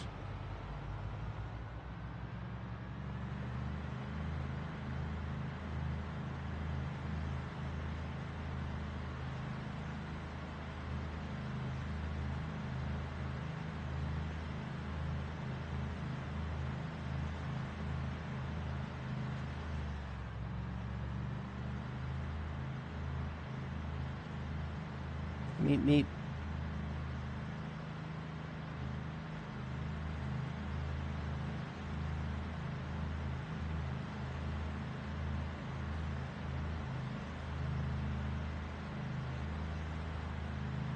Only problem with the way we're doing things now is I have no capacity whatsoever to get out and fight.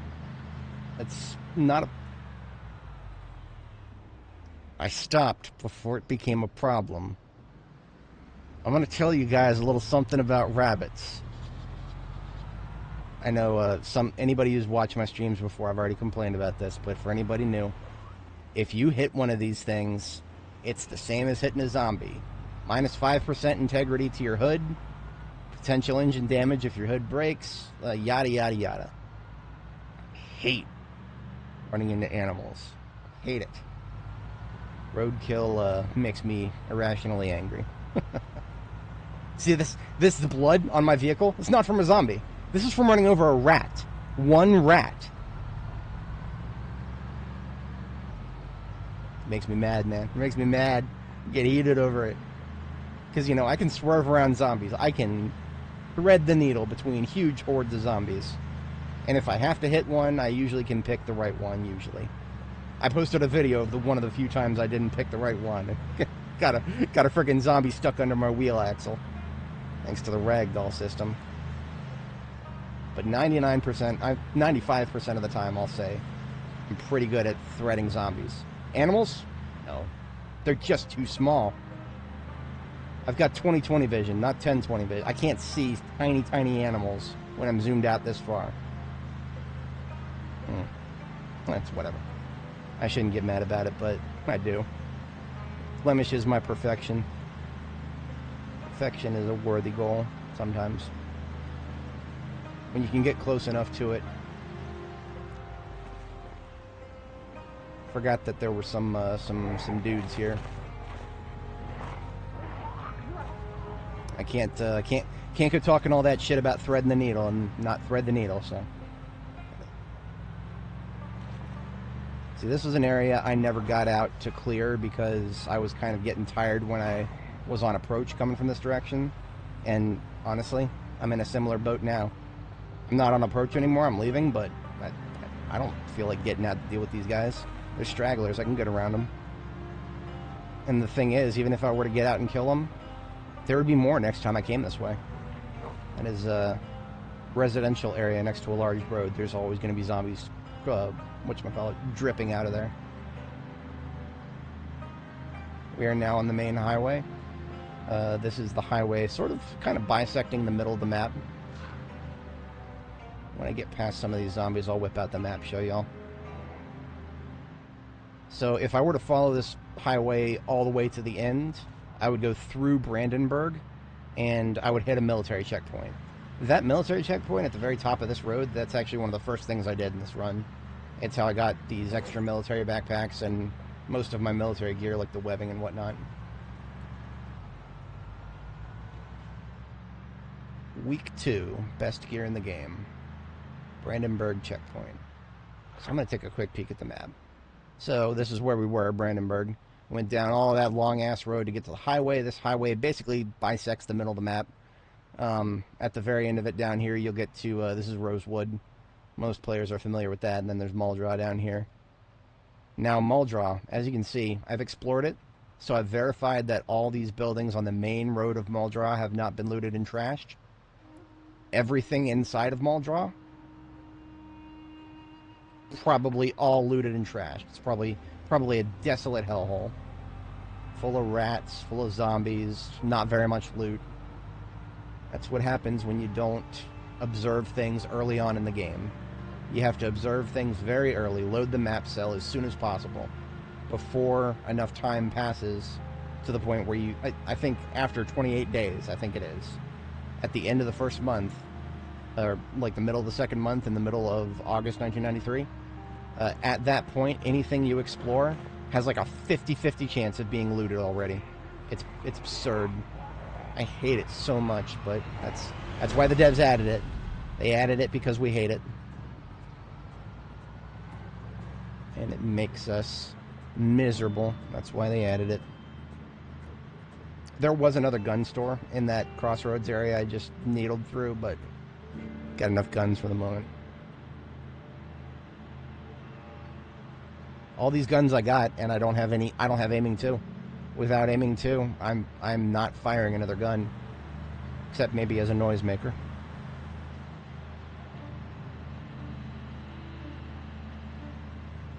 There is absolutely no point in firing guns in this game if you don't have the skill book for it. That's just my personal opinion. Because ammo is an extremely finite resource. You will run out of it, especially if you try to level aiming without a skill book.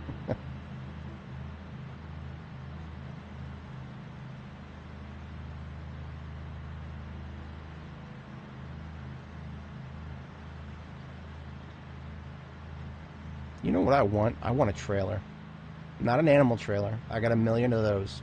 I want a real, proper trailer. I went almost 200 hours without finding one in one of my previous runs, and haven't found one yet in this one. I don't think. If I did, I would have marked it on the map. I don't recall seeing one anywhere. Now, these guys are no problem. You can see them. I would understand completely getting hood damage from running into one of these. Because, yeah, that happens. Deer, you run into deer.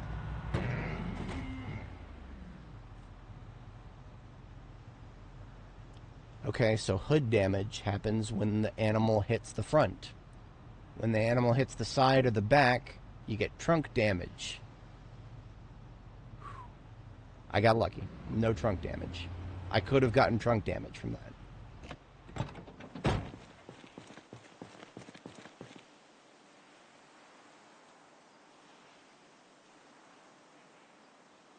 Here's something really stupid.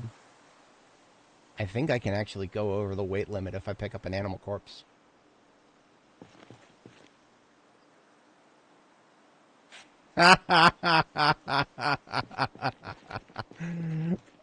I'm carrying 133 encumbrance. Zomboid character limit break. This is to go even further beyond.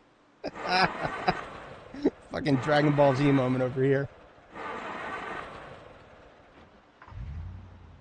So to recap, what I'm doing is I unequipped my military backpack. Shouldn't have been able to do that in the first place. And then I picked up the animal corpse. And then I guess the weight limits just don't get calculated when you pick up an animal corpse because they're always so big. Because, you know, you can pick up a cow corpse that's like 500 encumbrance. But in this case, it just basically let me pick up... That's funny. Now this is going to be a challenge. This is our way back to Riverside. If I had kept going north, that would be Brandenburg. But now, this side road is going to get a little hairy. Not these one-offs, but there's going to be a gas station over here. It's going to be a little interesting. See how that goes. I might have to do a little finagling with the horn.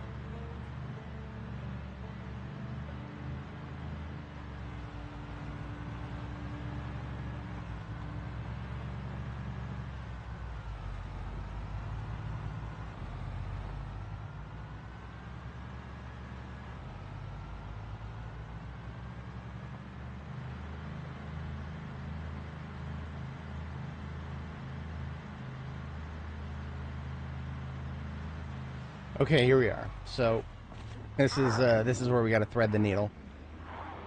We're gonna have a number of them here. Remember, I don't hit zombies. Never. Not intentionally, at least. Unless I have no other choice. That said, I'm gonna try something here. I'm not even gonna use the road.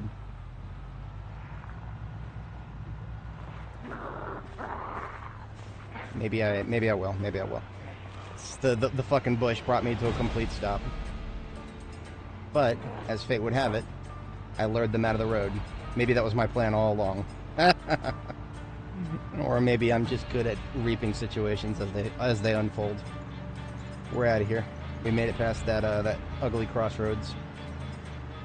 There's still some stragglers, but nothing major. Now, when I get back to my base, I'm very curious how many of my crops are going to be alive and how many are going to be dead.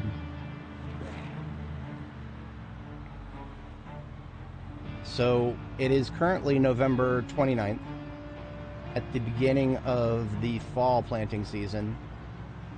I planted wheat, rye, barley, hops, and flax.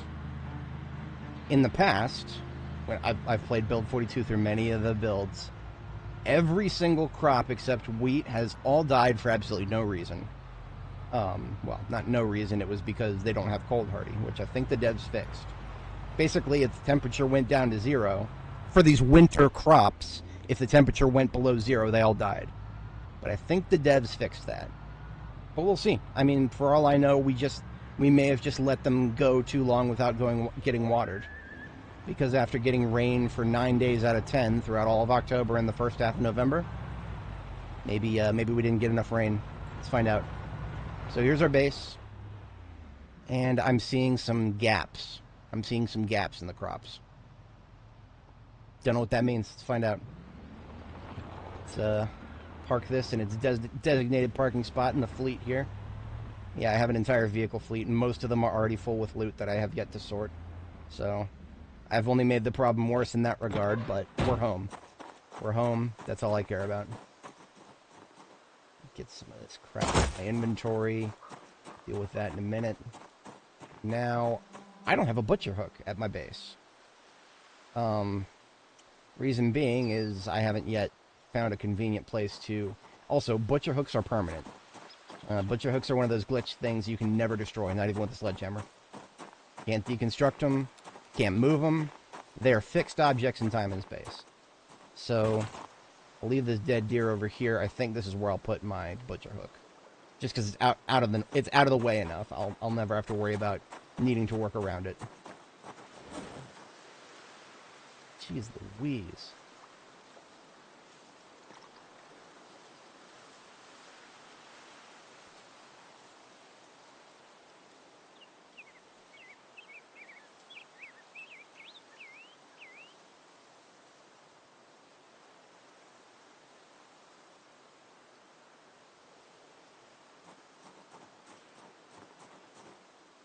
You know, my homies are talking politics again. I would talk more often about politics if I had any influence on it whatsoever. I don't. I never will. It's so unbelievably difficult to not have a defeatist attitude in that regard. Like, the people who think they're making change happen, God bless you. I hope you do. I'm a little bit of a realist in that regard. I don't think I can do anything but make my corner of the world a better place. So that's all I try to do.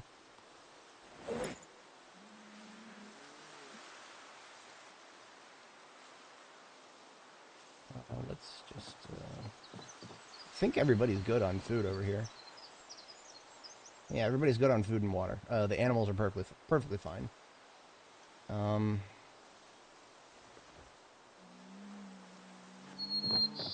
Dump some of my loot. So I do have a storage system in place. It's not fully fleshed out yet, but yeah, I usually keep track of things relative to the other, right? So I've established that my electronics bin is right here. This is where I put everything electrical related. And from that, I can extrapolate almost where everything else is, right? So to the bottom right of electrical is my first aid. Above first aid is bags and household, and just so on and so forth, right? So I'll kind of explain that a little more as I get to it, but that's just an intro, I guess. Tools, materials start on this side. Between electronics, and materials this is like bulk. Bulk iron and steel is this row right here. So this row right here is just plain old materials. Large materials go in the crate above it. So like a box of nails, that's a large material that goes in the crate above it. Anything like 1 encumbrance and below counts as small materials that goes in the bottom. The medium, and in the middle rather, box of nails, box of screws, box of whatever. Anything over 1 encumbrance. For now, I'll put the scissors in with the household over here. And we're just off to the races.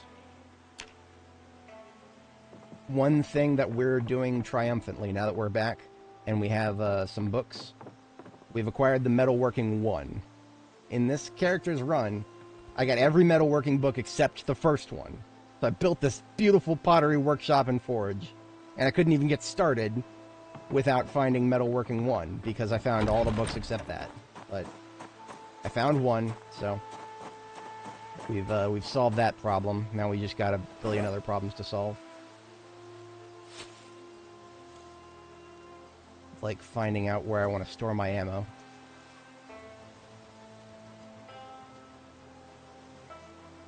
Let's get some of this lovely, lovely cow's milk in our system here. And this bag right here... I didn't really successfully empty much stuff, did I? Okay, here's the deal. I'm going to put a trash bag on the floor and start emptying some of this superfluous stuff from my hands that I'm carrying around.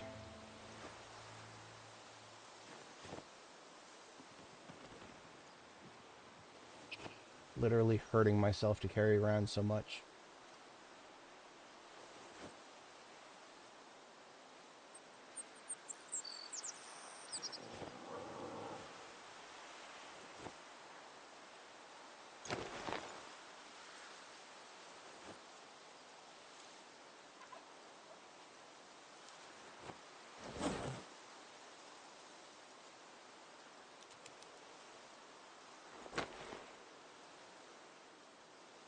I have like 1.1 liters of cow's milk left in this container.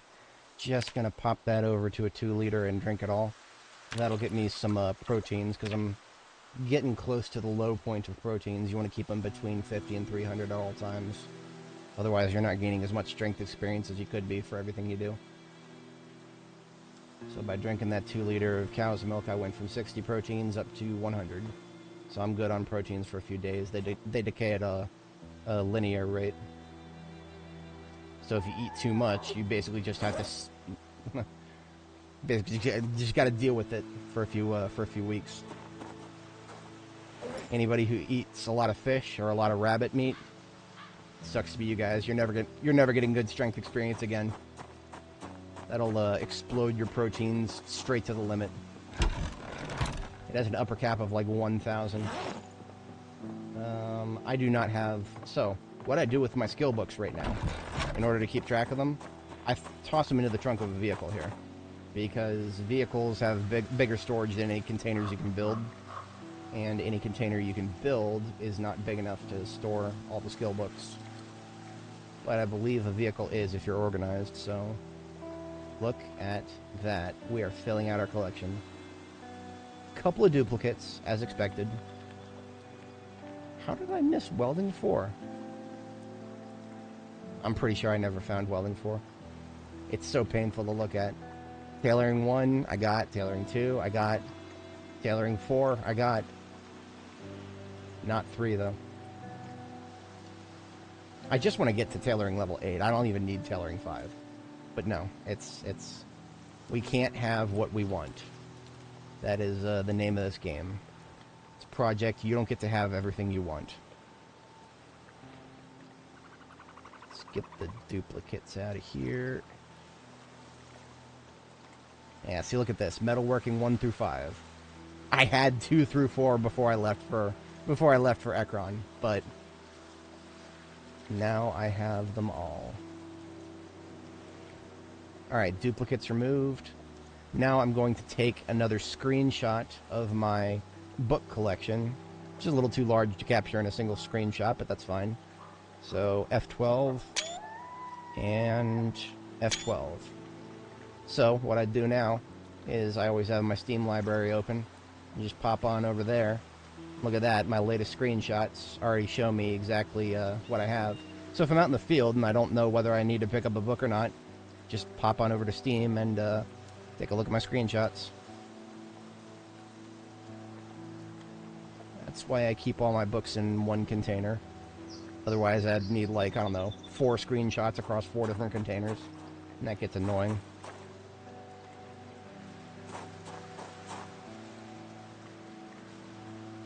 What was I doing with dupes? I was just tossing them, I think. These over here, trash cans from Spiffos.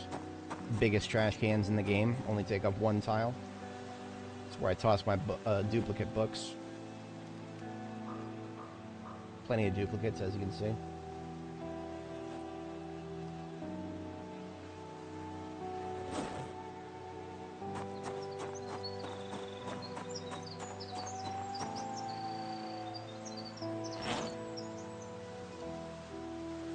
Just gonna fill the rest of this bag with cosmetics.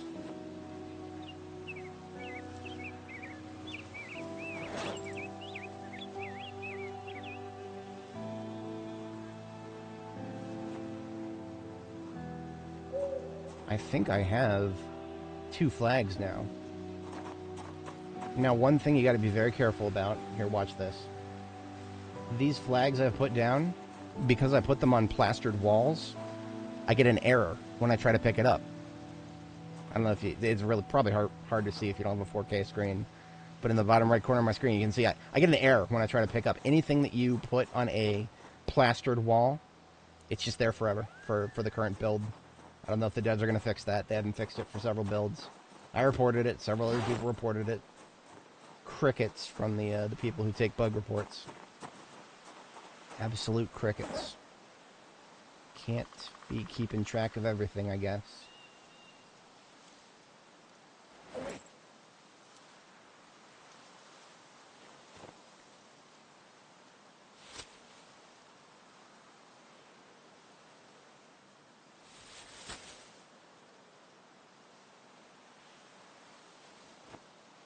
At this point, I'm just removing stuff from my inventory. That's everything. So,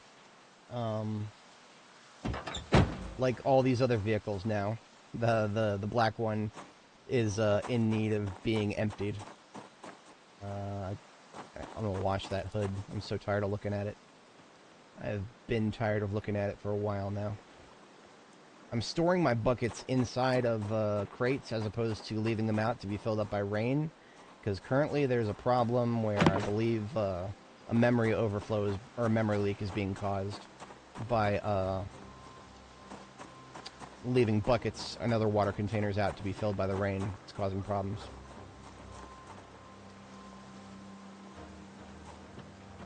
Okay, I don't know what's going on here, right? So, you can see that this flax has sprouted, and it says it's young flax. This flax right here has not sprouted visually, but it also gets called young flax. I don't know what's going on there.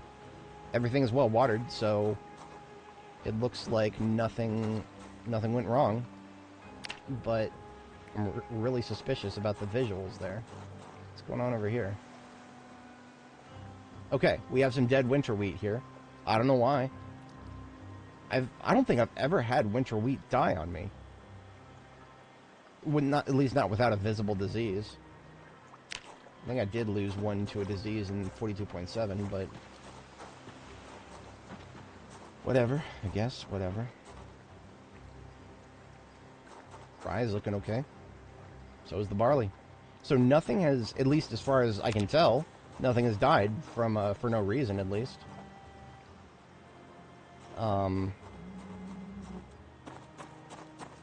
Yeah. Agriculture. That's a thing, I guess. I don't know what happened to that one plot, but I'm not really worried about one plot, as long as it doesn't have diseases.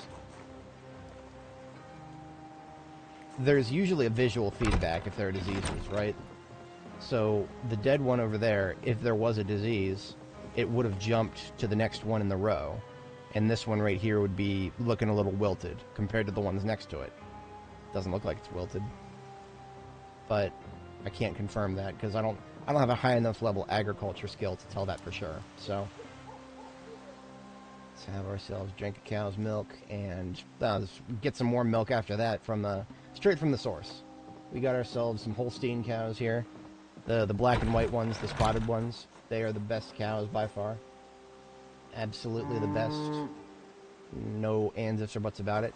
My way into the animal pen is I'm too lazy to build gates for the moment, so I just rotate this bench to get in and out.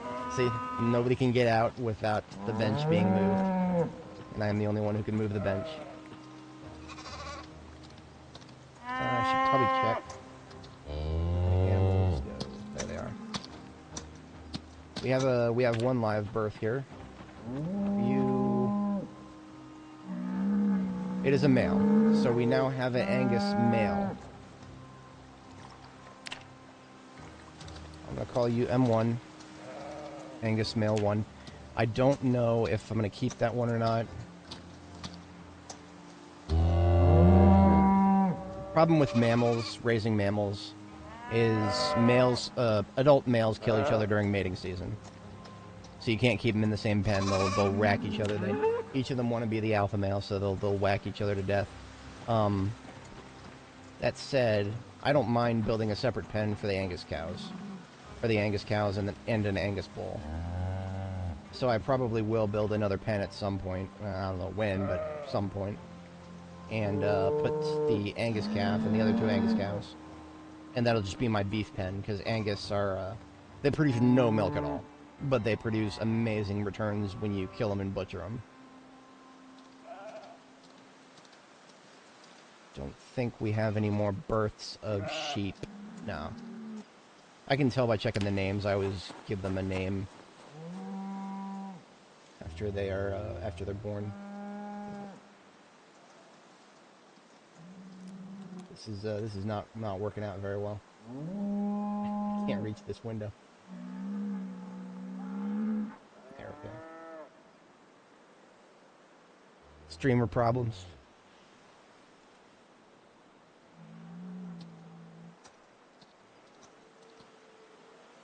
Yeah, okay. No new births over here either. We're good.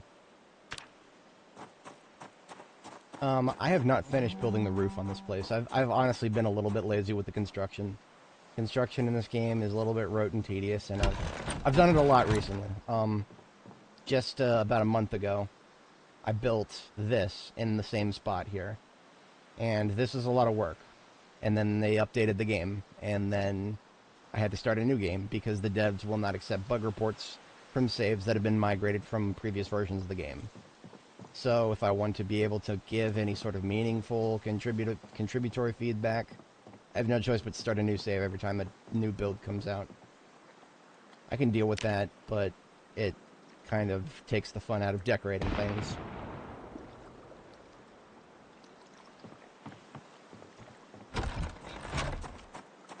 So our midnight activity here, I'll do a little bit of reading.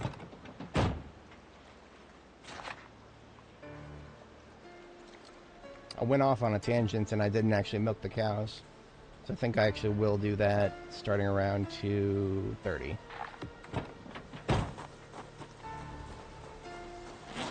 Shouldn't take me too much longer.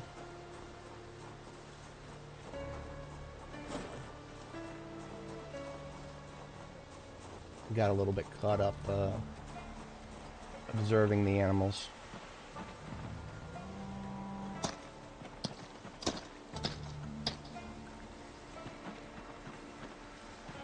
I can just milk this cow directly into the fountain cups that I drink out of.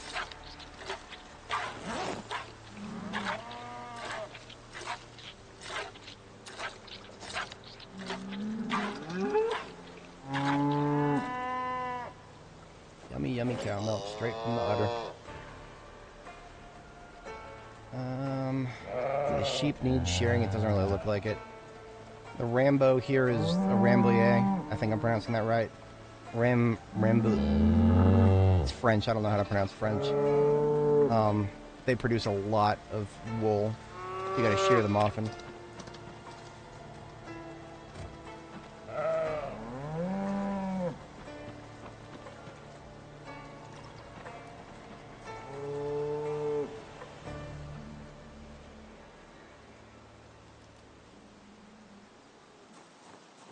Stone maces are, okay, so what I'm actually going to do now that I've returned from my expedition, these ambulances I like to use for, local activities for the most part. I don't usually take them all the way to other cities. Sometimes I do, but, like Muldraw, I might take them to Muldraw.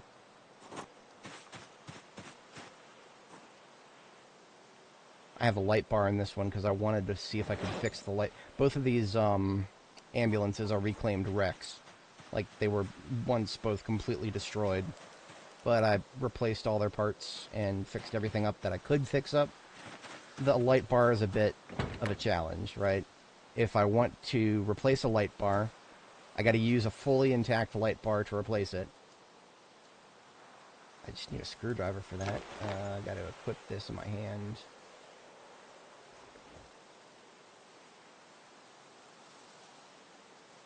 Now look at this. There's a little progress bar over my character. And there's a little progress bar here that's not going anywhere. So, I don't know what's going on here. I'm trying to repair the light bar. Nothing's happening. My character's doing something. I don't know what she's doing. I think she's just massaging the light bar, I guess. Relieving the tension of the light bar. I don't know. Whatever she's doing, it's not accomplishing anything, so... It's unfortunate.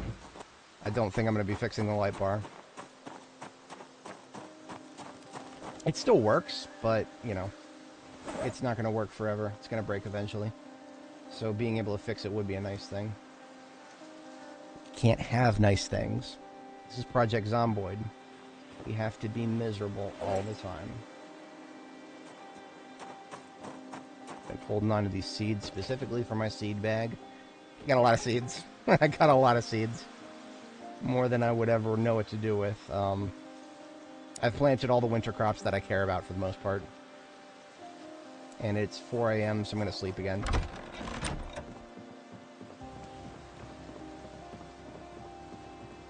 It's below freezing, but I haven't gotten cold at night despite technically sleeping outside. If it gets any colder than it does now, I probably will pop on a hoodie or something. I still have a couple of layers that are not full. So we're back at base now.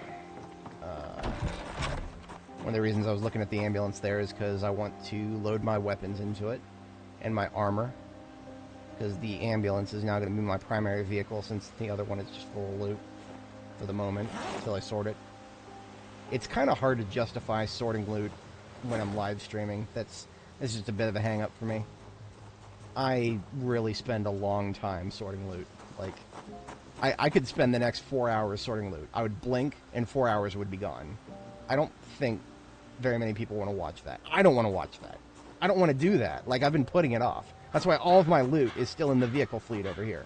All these vehicle trunks are full, with just nothing but unsorted loot. Nothing but unsorted loot in all of these vehicles. Just barely sorted. You know, some of them have trash bags, but most of them are like this one here, which is just page upon page upon page upon page upon page upon page upon page upon page upon page upon page upon page. It takes time to sort this shit, and I even have a destination to put it now that I have my crates down. But man, it'd take me a lot of time. Maybe I could do that off camera, but one of my shticks, at least that I'm trying to keep up with, is that I have streamed 100% of this run. I have not played a single frame of this game, of this particular save file. I have not played a single particular frame of this save file without being live. I want people to see exactly how mundane and tedious the vast majority of this game is when you live forever. Like, the people who die in the first 2 weeks, which are a lot of people, admittedly, they're probably doing something right, because they're not having to deal with all this. Because, I mean, you know, what I'm doing now, and I just started doing it without even thinking about it, I'm going on patrol, right? That's something you gotta do in the place that you live. You gotta go on patrol, you gotta pull the zombies out of their little hidey holes between all these trees that have grown, because you're not gonna go into the trees and find them unless you want to die. Like, I'm not going into those trees. There's probably several in this field here. I'm not going in there to find them. They'll come to me out on the road. God help me when the roads start getting trees growing in them. That'll happen eventually. I hate fog. I hate fog so much. No harm, no foul, but still hate it. Now, one of the reasons I do like to have an ambulance with a functional light bar is because I can blow the siren and just pull everybody out of their little hidey holes. But with the light bar at such low integrity, I'm just going to use the good old-fashioned thrumming of the engine.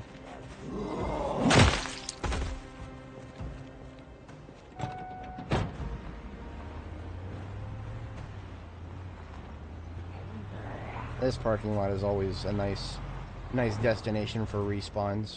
As you can see, there's piles of clothes on the floor from the many times in the past I've wiped out the people here.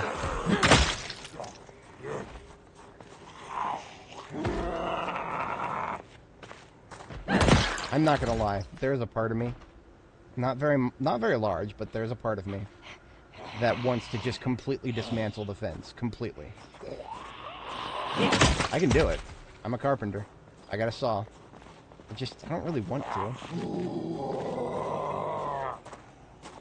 But right now, all it's doing is making zombies smack it when they respawn. It's not protecting anything. Fences don't protect anything anymore. They used to be such strategic benefits. Now they're just, okay, where's the zombie that's hitting it? That's all fences are now. Where is the zombie that's hitting it? These assholes. See, look at that. I even cut a hole in this fence. Right there next to where this asshole is. And he's not smart enough to use it. He's just gonna wander around and plant his face into it.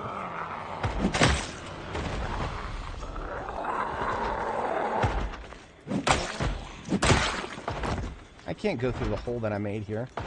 I can't do that. There could be one right next to it. In fact, there probably is.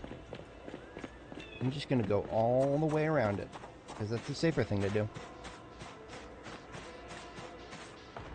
I didn't see any of these ones before. Because that's what happens when there's fog and trees and... Fuck you. Stop smacking my fence, bitch. She's on the other side.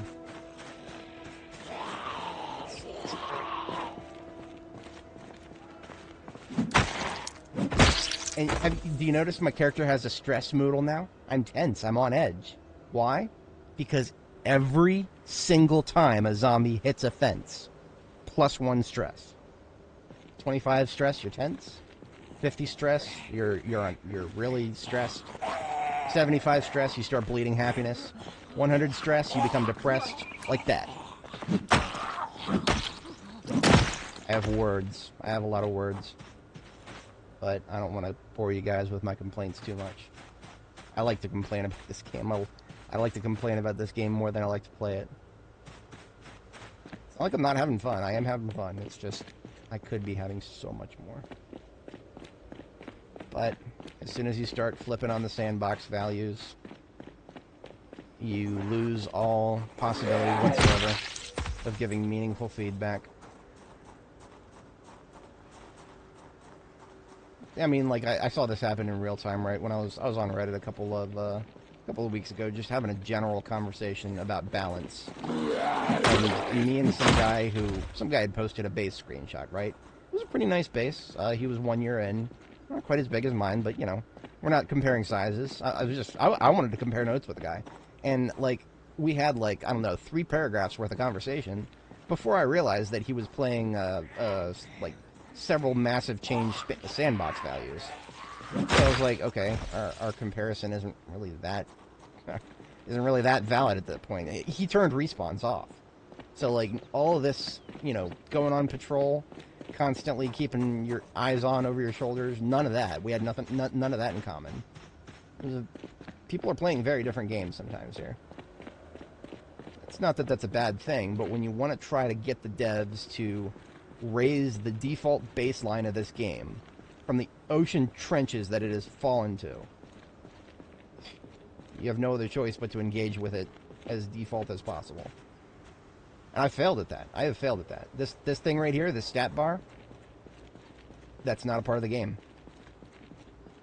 The devs want us to be even more miserable than I already am. And that's one hell of a thing to fathom, if you ask me. I do need to do some gassing. This will also draw anybody out who's in the area that I can't see yet. I'm gonna go grab my ambulance, get that refueled. I gotta go refuel the black van. And I gotta swap the van inventories, so a little bit of work.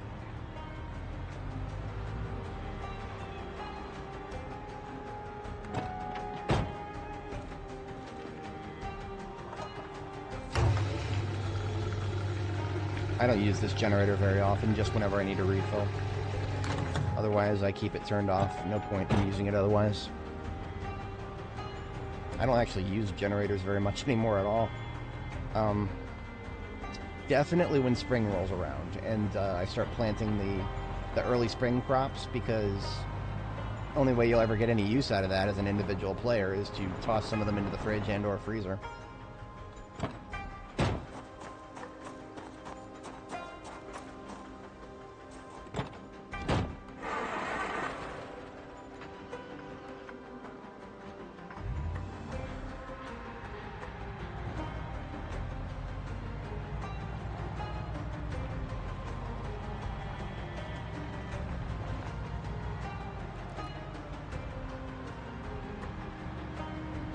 Tiny ass gas tank in this thing and refill it.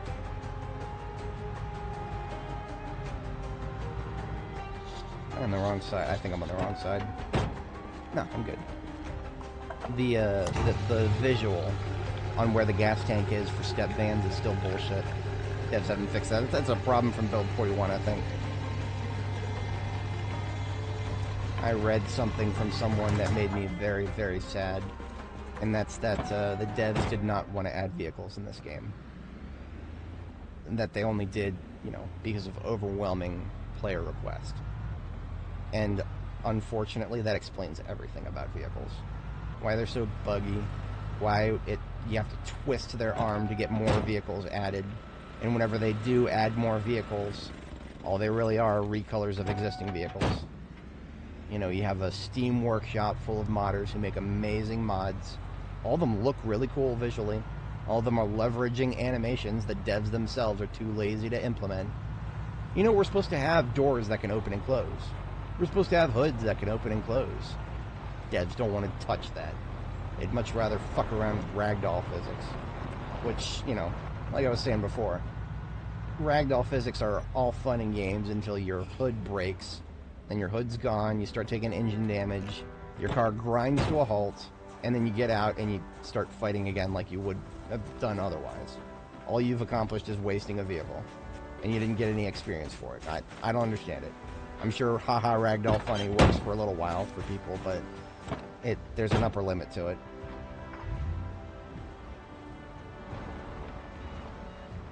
This is my secondary ambulance. I'll get it out of the way here. I did cut the generator, right? Yeah. If I left that thing running, well, I'll know. I'll know sooner rather than later. So I just need to transfer the inventories of the glove compartment and passenger seat.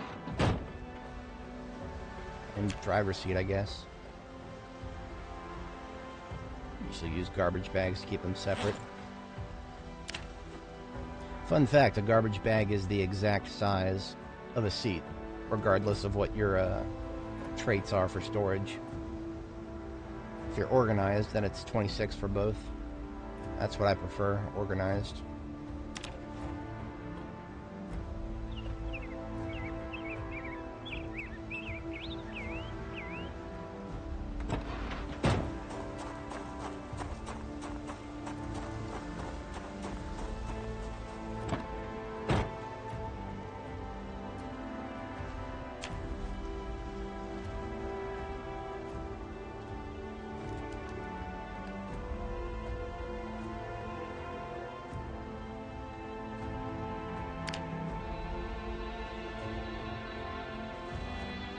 Glove compartment is always a fun thing to keep stocked properly. I always have spare medical supplies, spare tools, spare this, spare that.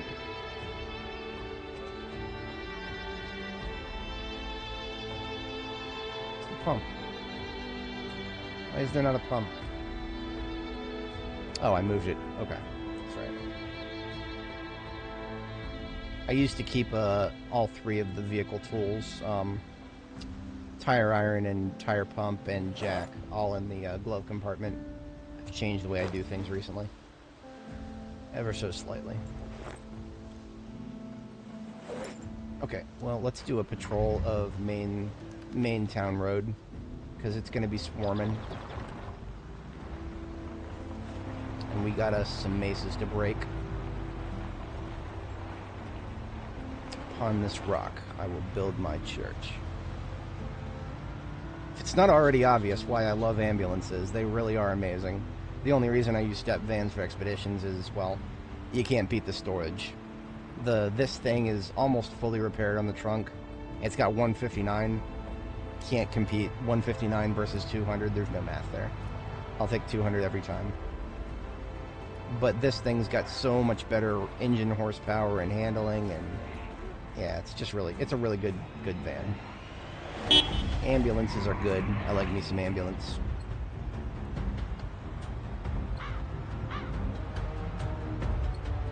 And I know Riverside so well that I'd actually do not feel uncomfortable driving around at full speed in the fog. It's just a question of where the zombies are, really. Now we've got ourselves a nice little straight line of them running down the main road. So I'm just going to go right around here and start flanking them. This is a little shortcut you can take. It'll go take you behind the hotel. And voila. Now we are coming right up behind all the ones we just aggroed. So we're basically just flanking them. Minus the assholes who only just came outside. Nothing we can do about them but kill them.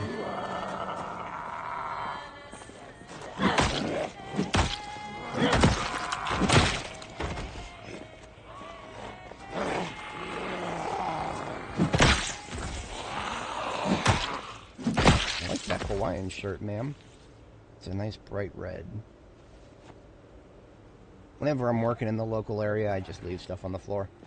When the time comes for me to get the next tailoring book, assuming I ever do, I'll just have stuff on the floor all over the place, because this is my city. This is my city. I can leave stuff on the floor if I want to. Like there's anybody else to use it. There ain't no multiplayer. There ain't no NPCs. I'm the last man on Earth. Or last woman on Earth. Did you know that the game's nutrition system, that is already absurdly autistically complex, actually has different unique values whether you're a man or a woman, but they have not implemented the code that differentiates between men and women?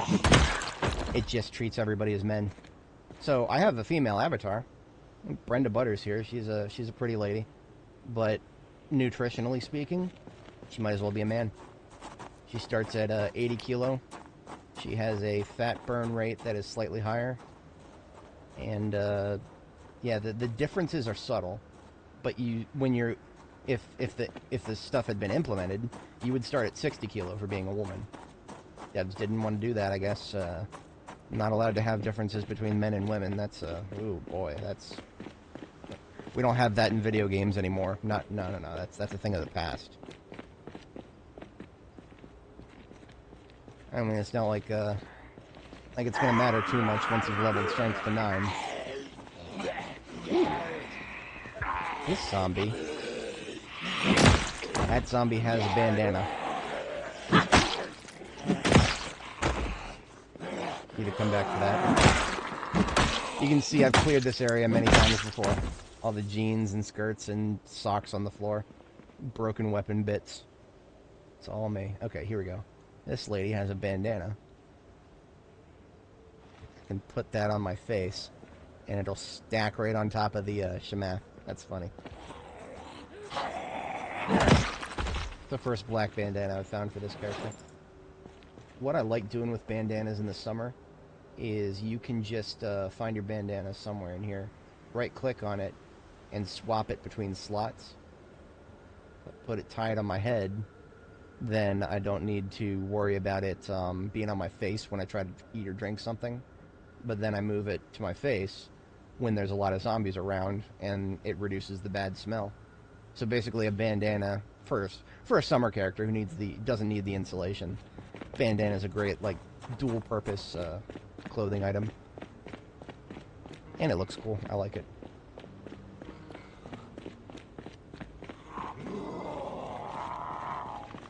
Most of this stuff has been looted already. Some of it hasn't. The great part about having, explored your own territory so early, nothing's been looted and trashed. It's all intact. This is my beautiful city. Unblemished for the most part.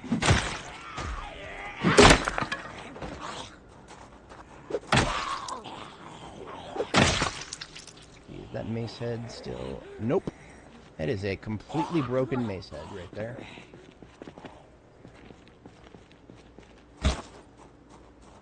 That's a fully broken mace head is a trophy. I'm taking that back with me. In the meantime, I got my ambulance. Run, girl, run. Got my ambulance over here that has plenty more weapons in it. Quote unquote over here. Just a quick little jaunt across the map.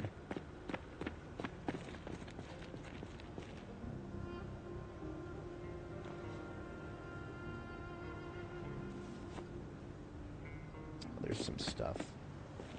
Needs to go into the driver's seat. Now, I am very bad about leaving my engine running when I'm in the local area. And, I have gas, right? I have a gas station right down the road. Actually kind of bad sometimes about leaving my engine running, because I know a little bit of gas is never going to hurt me when I'm this close to a refill. Get rid of those bandoliers. Yeah, alright, fine, I'll kill you. Get over here.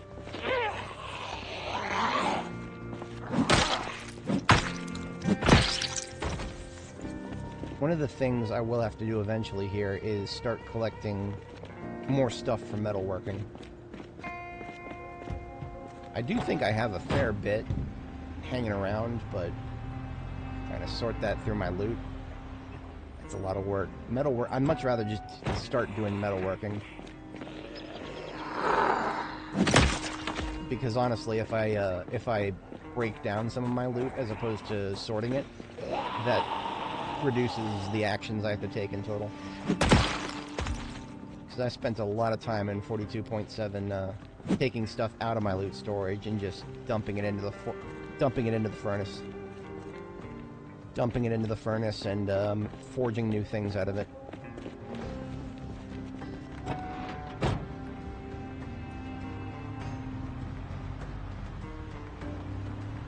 Hello. I tried to split this group up, just didn't really split them up too much.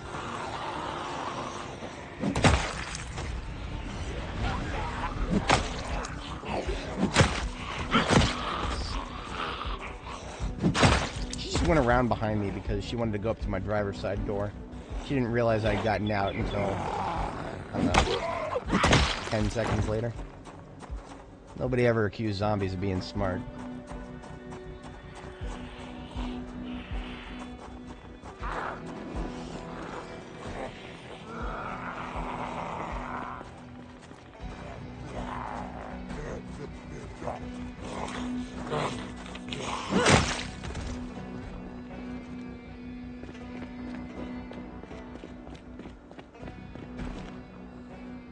I think there's been someone stuck in the changing room there since the very beginning. I'm sure they'll break out someday. A fillet knife? No, it's a bread knife.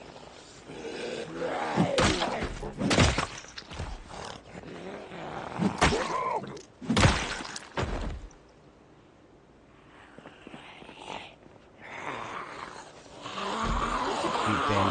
I like that. There might have been one that I forgot to pick up back in Ekron. I'm always on the lookout for something that might match a blue shell suit.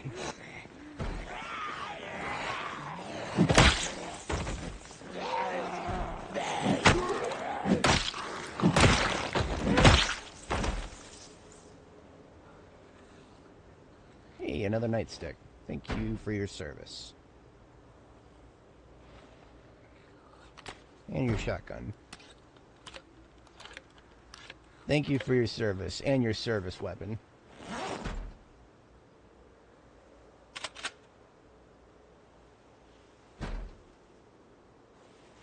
Alright, you know what?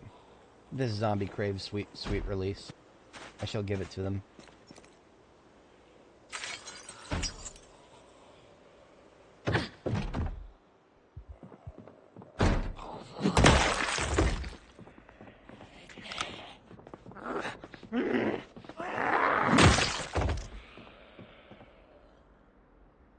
Apron with holes in it, of course. All this raspy groaning and moaning. Why don't you come on out and have some fun? Sounds like you got a cold.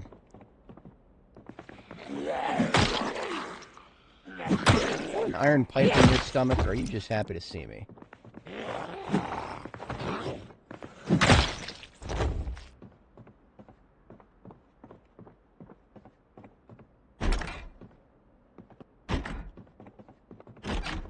Nobody was ever stuck in a dressing room.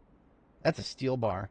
Steel bar is actually incredibly useful because you can melt down a single steel bar into a sword once you get metalworking to 9 and you have the recipe. So we're a long way away from swords, but someday.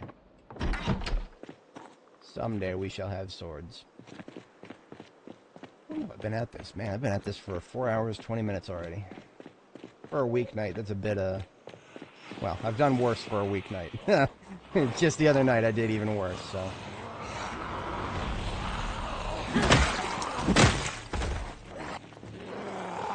Oops. If it's not already obvious, I'm getting a little sluggish. Still perfectly well, not perfectly. I'm still good at killing zombies. Can kill a zombie. Just a little sleepy IRL and in game. Oh, look at this. We've got some guests, because I left the van running. I'll justify it, leaving the van running. I'll do a little post-hoc on that.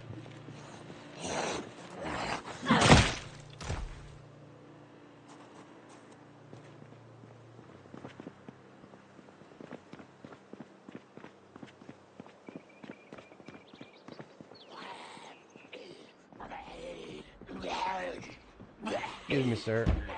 Seem to be having trouble reaching me.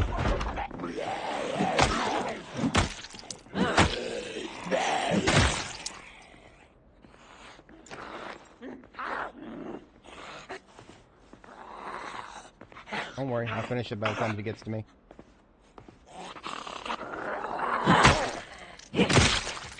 I was thirsty, alright? You get to a certain point in this game, you've memorized their movement patterns almost perfectly. Almost. I still make mistakes. Never in a million years accused myself of not making mistakes. What color is this hat? Not quite a match for dark blue Elio stuff. I'll hold on to it. I'm not expecting anything from it, but I'll hold on to it. You can see I've dropped plenty of other clothing. Some of it's just, you know, to level tailoring, but some of it is, I've found things that I kind of like that I just left on the floor. This is my city. I'll come back for it when I want to. Riverside is a cozy place because you can take pretty good control of it. You got to keep your patrols up every once in a while.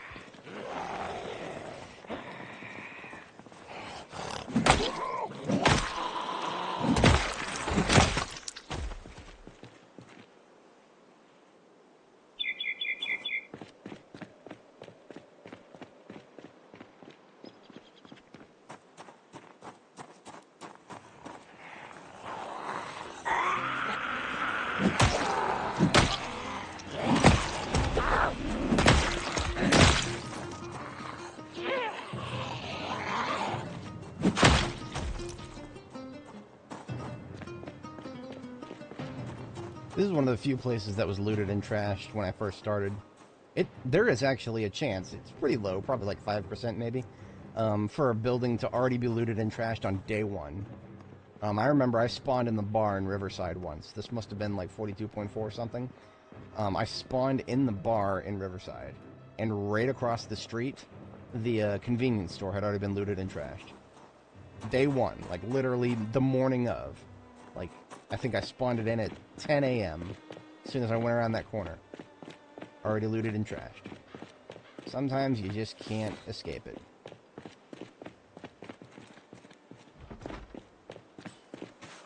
Speaking of not being able to escape things, this is one of the worst places in terms of having a fence.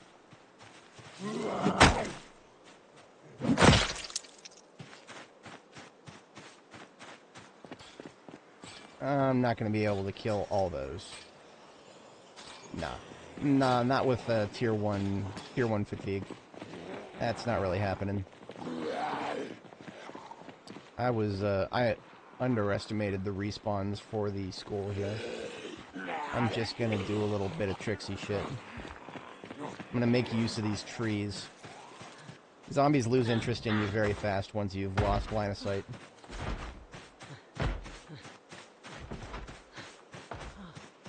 See all those ones that were chasing me? By the time I'm on the other side of this fence, they will have forgotten I exist. Gotten a little far afield from my ambulance anyway. Where did I leave it?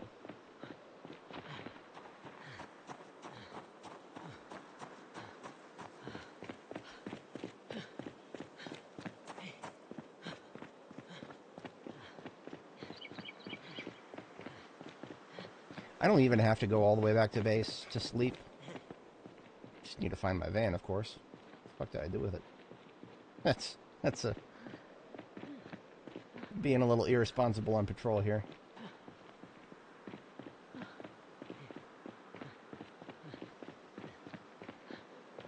There it is. I have a, select set of places I can sleep around in Riverside. I don't have to go all the way back to base. I might, but I don't have to. It's always nice to not have to.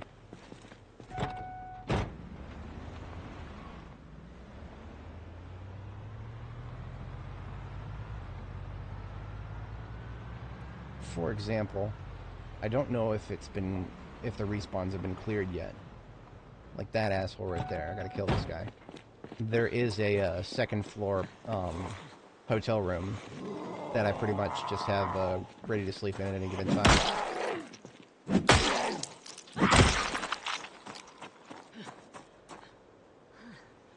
And boy, do I need to sleep. I'm exerted, I'm tired.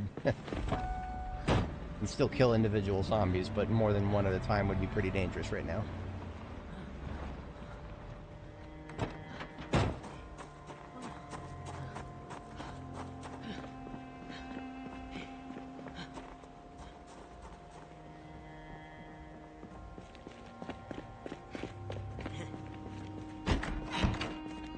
And we collapse onto the bed after we have a quick drink.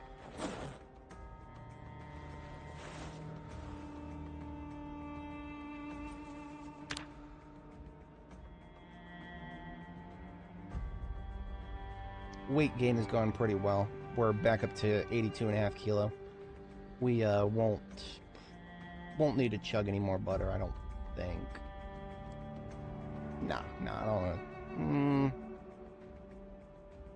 I'll consider it. I'll keep the butter on hand. For my midnight activity, I'll just do a little bit of reading, because I still got... So if I can finish Electrical 2, which is the book I have on hand, if I can finish that, I'm well positioned to get Electrical 3, because a hotel, very good place to level electrical. Every room has like 3 or 4 lamps in it. Every lamp gives you 7 or 8 experience if you've fully read the book. So that's a very good thing.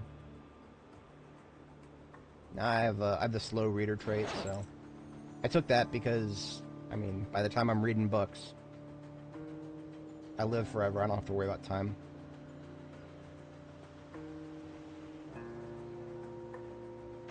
Boom. Drink some milk. Go to sleep, and when we wake up, we're dismantling some stuff. By the time we finish this, we'll be Electrical 3. I'm pretty sure that you can dismantle everything here and get several levels of electrical out of it. Kind of deceptive. I wouldn't normally think of a hotel as a good place for electronics, especially given not every room has a TV in it. Let's see, screwdriver into the primary. Right click, disassemble. We'll be doing that for quite a bit here. Not like any of these lights are ever going to get turned on again. I'm not going to put a generator over here. Why would I do that?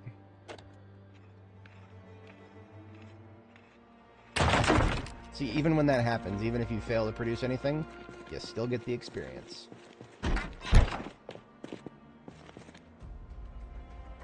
Oh, this. So, I don't know if you noticed. There's 2 pink wall lamps right here. They're just clipping into each other. A little map tile glitch there. I ain't gonna complain. I like having extra lamps.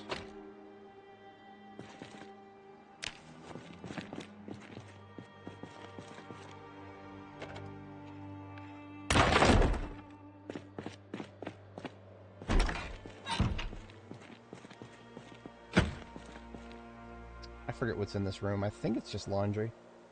I don't really care.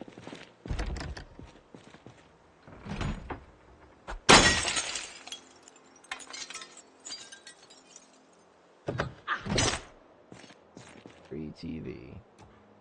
Color TV, no less. Dismantle TV.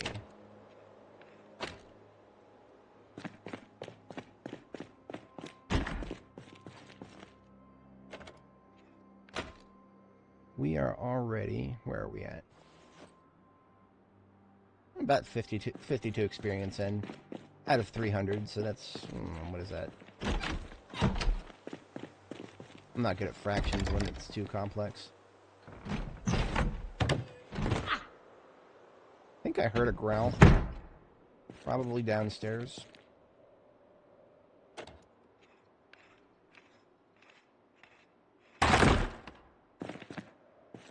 If I do get ambushed, I know how to use this screwdriver.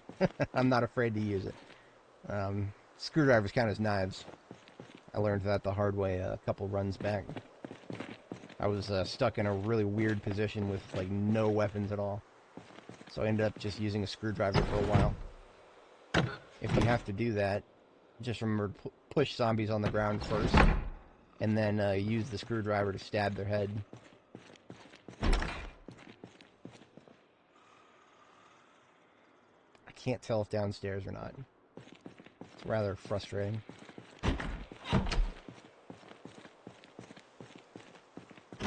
Oh, look at that.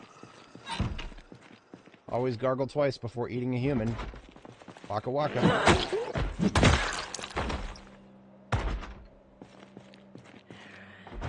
It's the other room.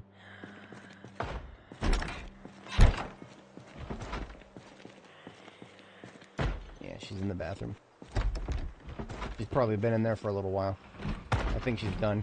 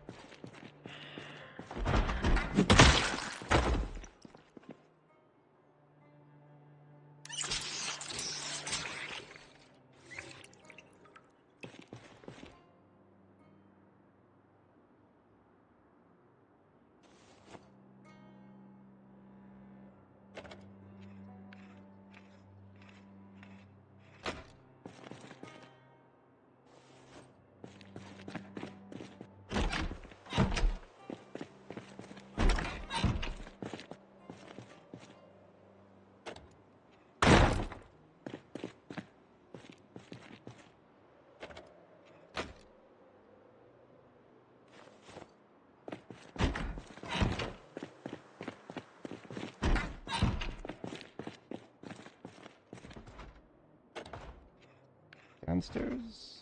Can't tell. You have very, very little ability to tell verticality in this game. It just has basically like a slightly larger muffle to it. It's just a little bit wetter if it's downstairs as opposed to upstairs. Yeah, it still sounds too wet to be down. Yeah, it's probably downstairs. Probably.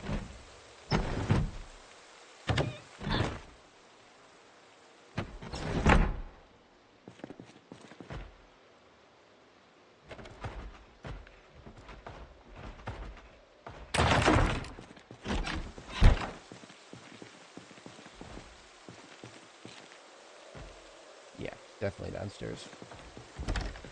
I do the upper floors first because it's easier. Whenever you're doing the lower floors, there's always a chance of some random asshole spilling in through a window that's been broken already.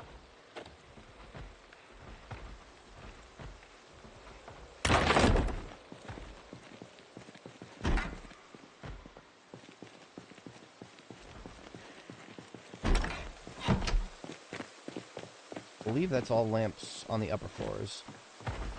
Plenty left on the lower floors, and we are... Where are we at? Third of the way there. Not too bad. We'll probably actually clean this place out before we get there. She's in the bathroom. What is it with the folks in the bathrooms here? Must have been Taco Tuesday before the apocalypse. Definitely Taco Tuesday.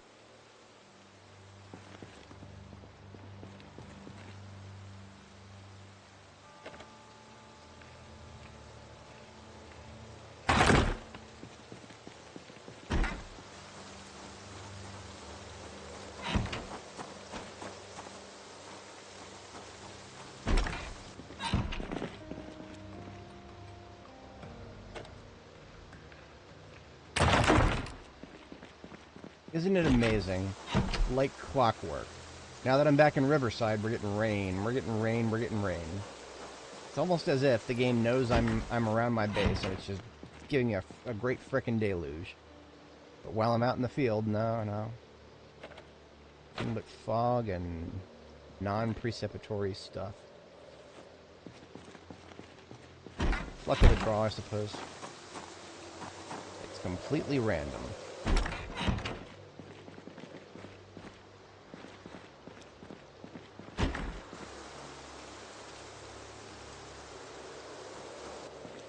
Sometimes when the rain is going, you can never truly tell if what you've heard is a rasp or a gust.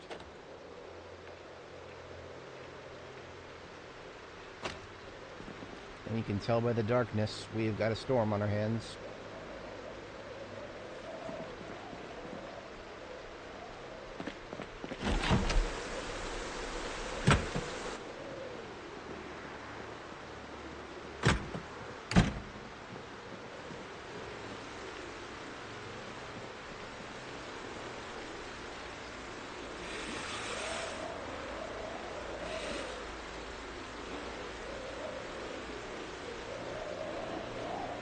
You used to need to have a mod to do this. Now you can just take the dispenser. I have 17 light bulbs that I've picked up from the lamps here.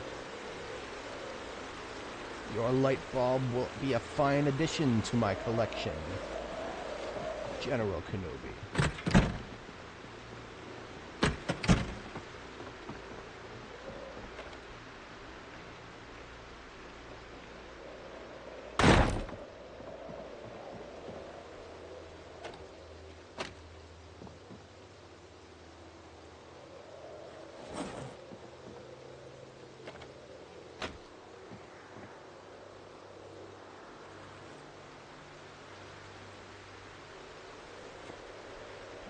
I believe that's everything on this side. We just got the other side of the building.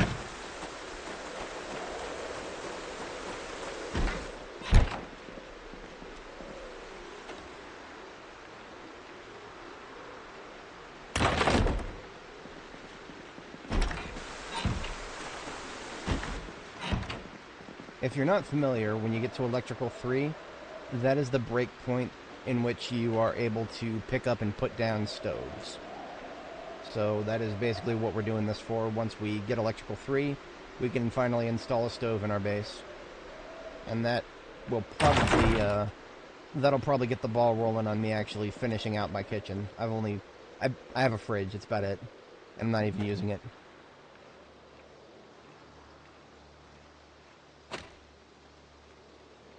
We need to pick that up.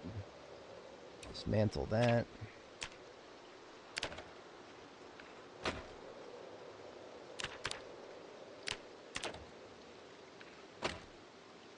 Now, I actually have a collection of watches back at my base that I could be dismantling. It's not right in front of me right now, though, so I'll probably use that to top myself off if I dismantle everything here, and I don't yet have Electrical 3. Electrical 3, I can even pick these up. Washers and dryers. I don't yet have a secondary a kit, like a complete secondary kit that I can swap to while I'm washing other stuff. Eventually I will. One of the things holding me back on that is definitely the fact that I can't repair clothes yet. Cannot yet repair any leather pants to replace these. Leather pants, best pants in the game by far. 20% bite, 40% scratch.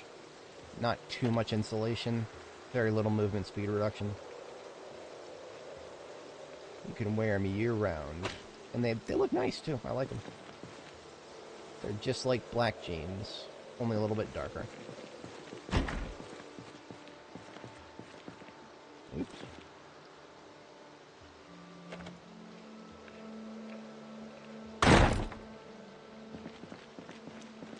It's alright, we're about just over 4/5 of the way there. I think we just might get there by the time we're done here.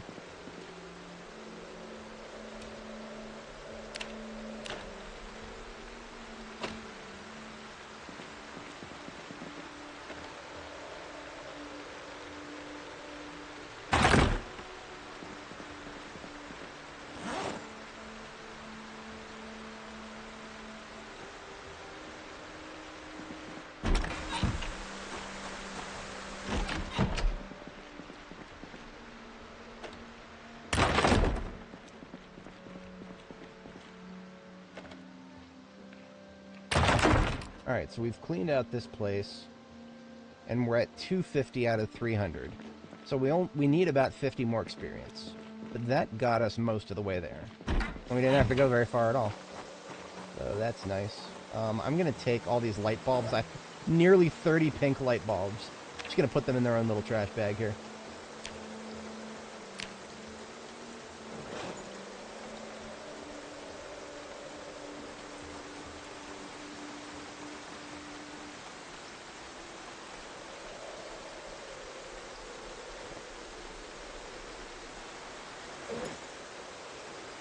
I'll add the rest of my electronics. Why not? It's only taking up space. Speaking of, friggin' bandoliers are as well. Alright, plenty more electronics in the post office. I've already looted it for all of its worth in terms of the mail room. That was one of the first things I did. Always loot your local mail rooms. But there are plenty of electronics here.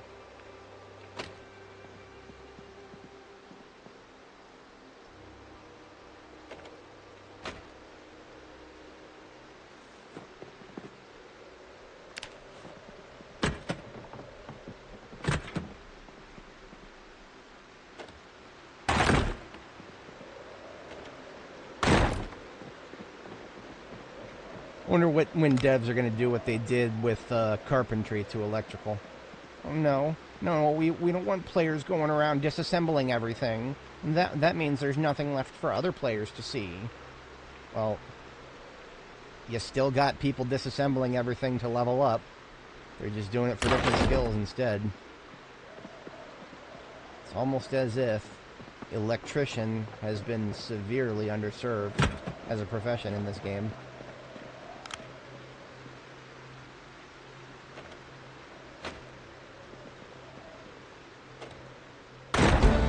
There we are. Electrical 3. We can now pick up and put down stoves. Would have been way too difficult to pick up or put down a stove without dismantling all those clocks and lamps, and that's just Zomboid things right there. Anybody watching, if you played this game, you know what it's all about. Grind and grind and grind and grind and grind. Devs must have tried a Korean MMO or two.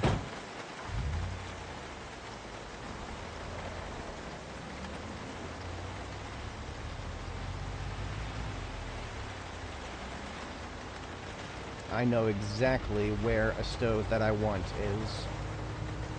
I have a red aesthetic that I like to have for my kitchens. I'll get the stove I'm thinking of, and then I'll show you what I'm talking about. Where did you come from? You heard the generator, didn't you?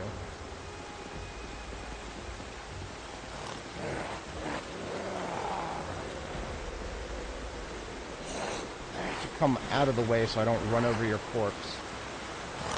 Oh, I'm an actual idiot. Still carrying around the screwdriver. So, if you need to kill a zombie with a screwdriver, you push it over, and then stab it right in the head. Probably takes a couple times, because I've literally never used a short blade before on this character. That's alright. Oh no, the generator wasn't even running. That zombie was just an asshole. So, I'm actually tired. I am going to go ahead and... no, I'm not. I'm not going to sleep. So, let's talk about build 42.8.1. I checked the what town? Hanstown. I don't know where that is. But, never go to sleep while it's raining in build 42.8.1. Never go to sleep while it's raining. That is, that's asking for a crash is what that is. Now, what you can do to get ahead of that, if you have a lot of rain, there's a memory leak of some kind, has to do with filling up water containers by the rainwater. What you can do is quit to main menu. What that does is it dumps all of your save to the disk, so you won't have any messed up inventories if the game crashes. So you don't have to quit the game entirely, just quit to main menu, and once it's back, you just hit continue. Most folks these days have a solid state hard drive, so you can instantly reload. The game does not force you to do anything bad in that regard. But what this means now is if the game crashes because we sleep while it's raining, because that's a thing, if it crashes, we lose nothing. You can see it's struggling. You can see it's struggling. That's normal, I guess. The sleeping crash is hard to reproduce, to be honest. I mean, especially considering that out of an abundance of caution, I just picked up all of my buckets. Like, there's no containers on the ground around here that could be picking up rainwater. So I've partially fixed the problem. But I mean, if you really want to force to reproduce the problem, put like 50 buckets on the ground and wait for a storm to come along. And then go to sleep. It will absolutely crash eventually. My understanding is it's got to have something to do with a memory leak. At least that's what I'm thinking. And so you're going to need other stuff to contribute to the memory leak, right? This is why people are seeing it a lot when they go to sleep in their own bases as opposed to elsewhere. Because, you know, in their own bases, they've built a lot of stuff. There's a lot of stuff going on. I have a lot of animals around my base. That probably has to do with it. This guy has a spiffo apron. Bunch of holes in it, unfortunately. He's got a spiffo shirt, too. Bunch of holes in it, but I can leave it there. I'll fix it someday. We've come full circle. This is where I repaired one of the ambulances. Bunch of crappy parts there that I pulled off of it. I want a red stove. That's what I came in this area for. Oh, you know what? I confused it. So I've already got a red fridge. I don't want a chrome stove. I want a red one. I think one of the other guys here has a red one.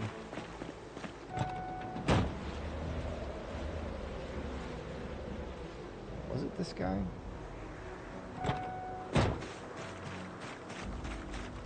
No, this guy also had a mismatch. I don't like mismatches very much. Now, I know where there's one guaranteed, and you know what? There's also a generator out there we need to pick up.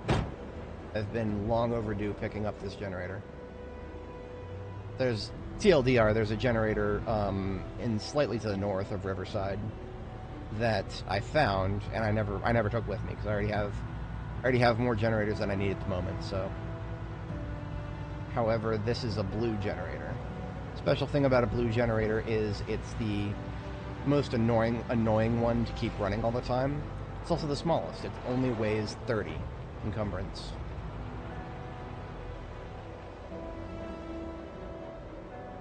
So here we have our generator in the shed, and then we have the stove that I want to get for my base.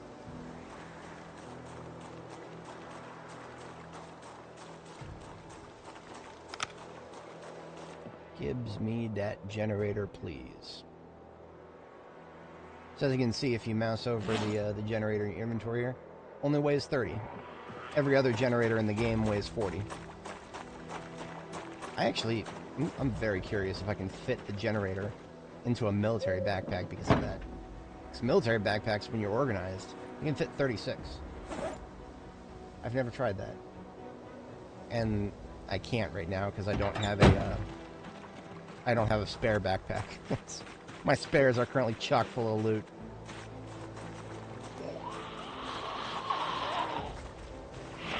Oops. Probably should whip my weapon out. Accidentally put it back. Been neglecting my earrings. I look pretty now. Nothing else in here that I want, but there is right across the street. This house has a red stove. It also has a piano. Oh, I'm tempted. I don't have room for a piano in the base yet. I don't know where I'm going to put the conservatory. Last time I started putting a conservatory down and it didn't come out right. I wasn't very happy with it. Alright. We've picked it up, now we put it in our secondary hand. We running. Just casually running around with a stove in one hand. Just zomboid things.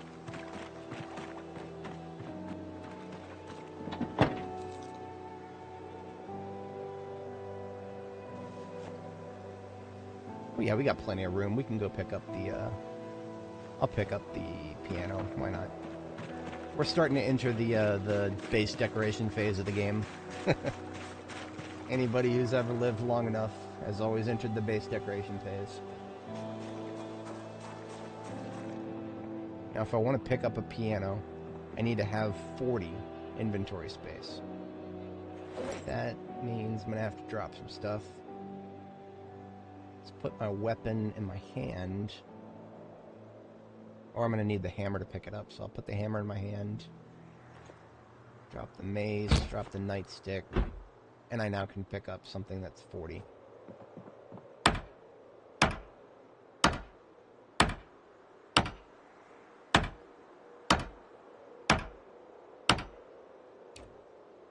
Put that in my secondary hand. Pick up the stool. Put my weapons back on. And we're out of here. I like to think of this as like Grandpa's house here. Because you might have noticed I've already pulled up the, I've already come in here and pulled up the carpeting. They've got, that's one of the only houses anywhere, ever, that has violet carpeting. And the bedroom has red carpeting. Beautiful, rare stuff. Alright, we got a stool, we got a piano. Chunk's pretty much full. Not that I was looking to fill it up, but if I want to fill it up, I can always fill it up with something in Riverside.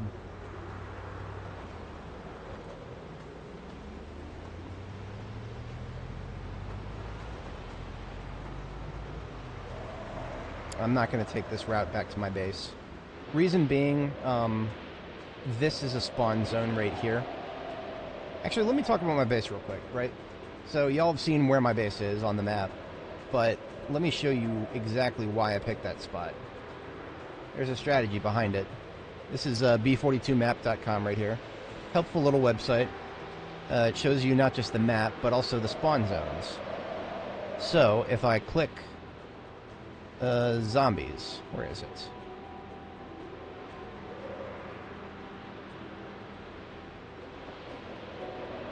Not objects, is it?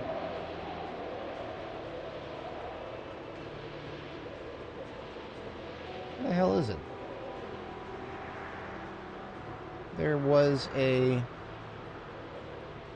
was a way you could show zombie spawns. I might have forgotten.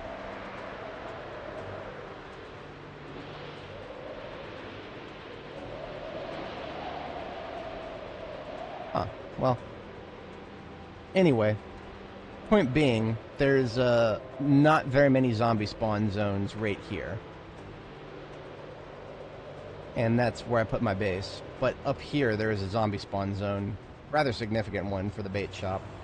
I don't know why they do that, but I guess a lot of zombies like to go fishing. So, since I haven't cleared that area out yet, I don't want to be followed back to my base, so I'm just going to take the main road.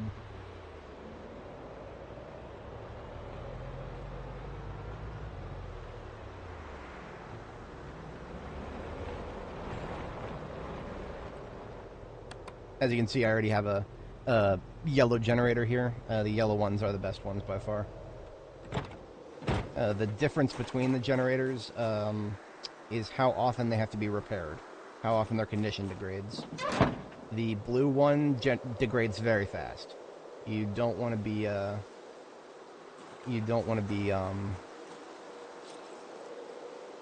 relying on the blue one for long term if you can manage. If it sounds like I'm getting slower in my speech, I am starting to burn out here.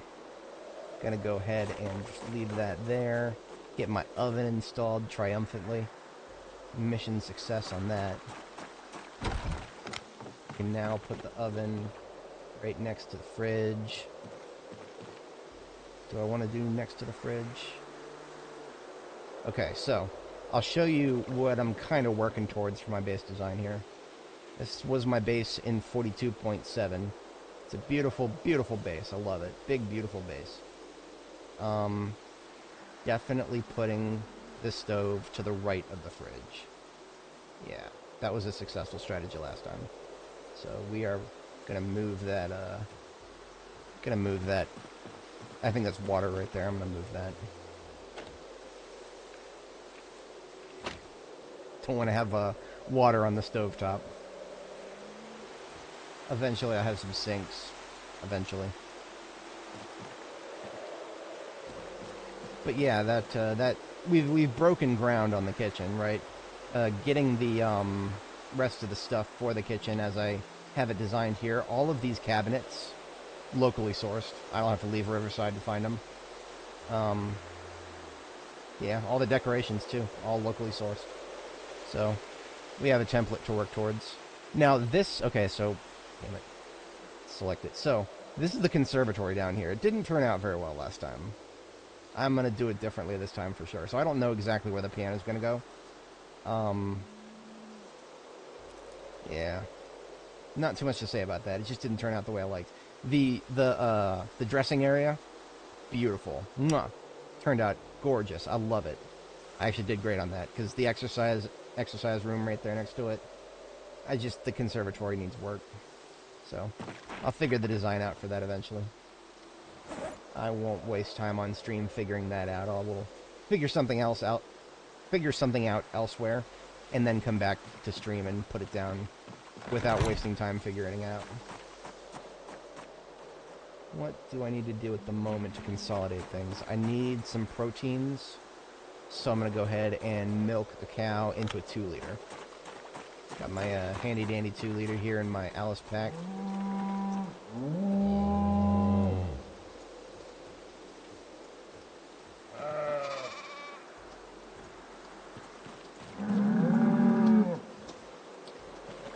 Oh, I got Holstein F2 here. I'll milk her into the 2-liter. And then just chug that entire 2-liter. And the reason I do that is milk has a lot of protein in it. Butter doesn't. So if you churn milk into butter, all the protein disappears. In turn, you get fats. So there's just a little nutrition secrets there for getting yourself nutritionized with only cows as a resource.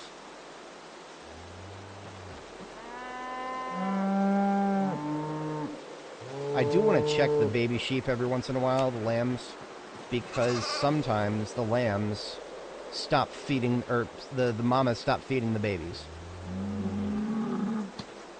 But they're both looking good, so don't gotta worry about that. Early on in this run, I had a bunch of lambs die because the lambs were there when the game started, but it was outside of mating season, and because it was outside of mating season, the mamas weren't producing milk. So the poor lambs just starved and died. There's nothing I can do about it. You can hand feed them, but it has to be sheep's milk. They won't take milk from any other type of animal. So I had lamb chop. I had some lamb chop. That's all I can say about that. I don't usually like to kill mammals. I completely forgot about this deer I brought back with me. Whatever. I don't really care. I wasn't going to eat it anyway, but I do want the butchering experience. So I'm going to go ahead and butcher it now. It's just a bunch of rotting flesh. I don't really care about that. Animal sinew is useful, as are the bones.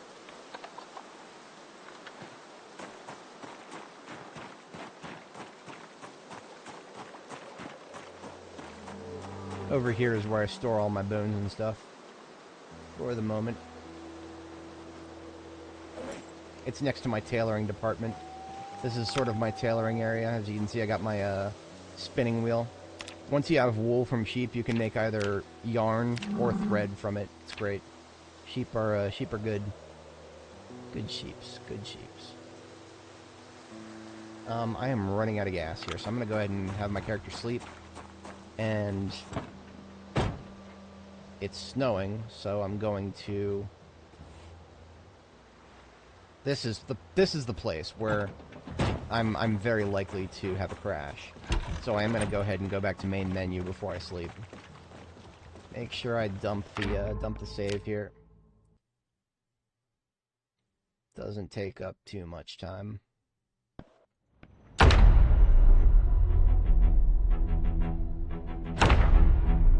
Alright, so we did that. Now if we sleep and it crashes, we lose nothing.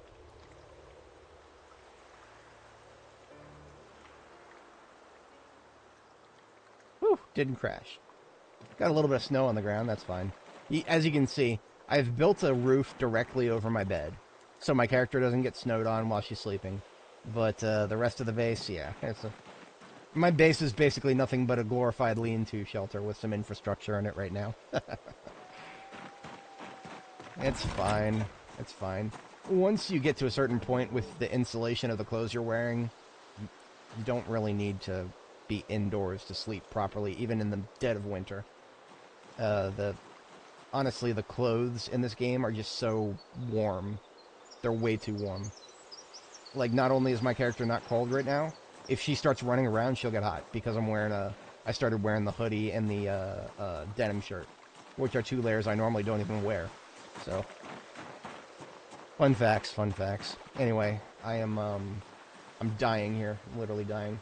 I got, like, I don't know, 4 hours of sleep between last night and this morning, and then I just streamed until it's now midnight, so once again, I will not have very much sleep tonight, but it is what it is. I leave work early tomorrow, so I'll probably take a nap in the afternoon, and tomorrow night, do a little stream. Nothing major. I don't think I'll do another, like, 12-hour or anything. This weekend I might, but I've got a couple of other things I gotta handle on Friday, so nice to be clean again. Every once in a while, I use this infinite water here to take a little swim in the middle of winter, 33 degrees Fahrenheit. All right, folks, good game. We've had fun here.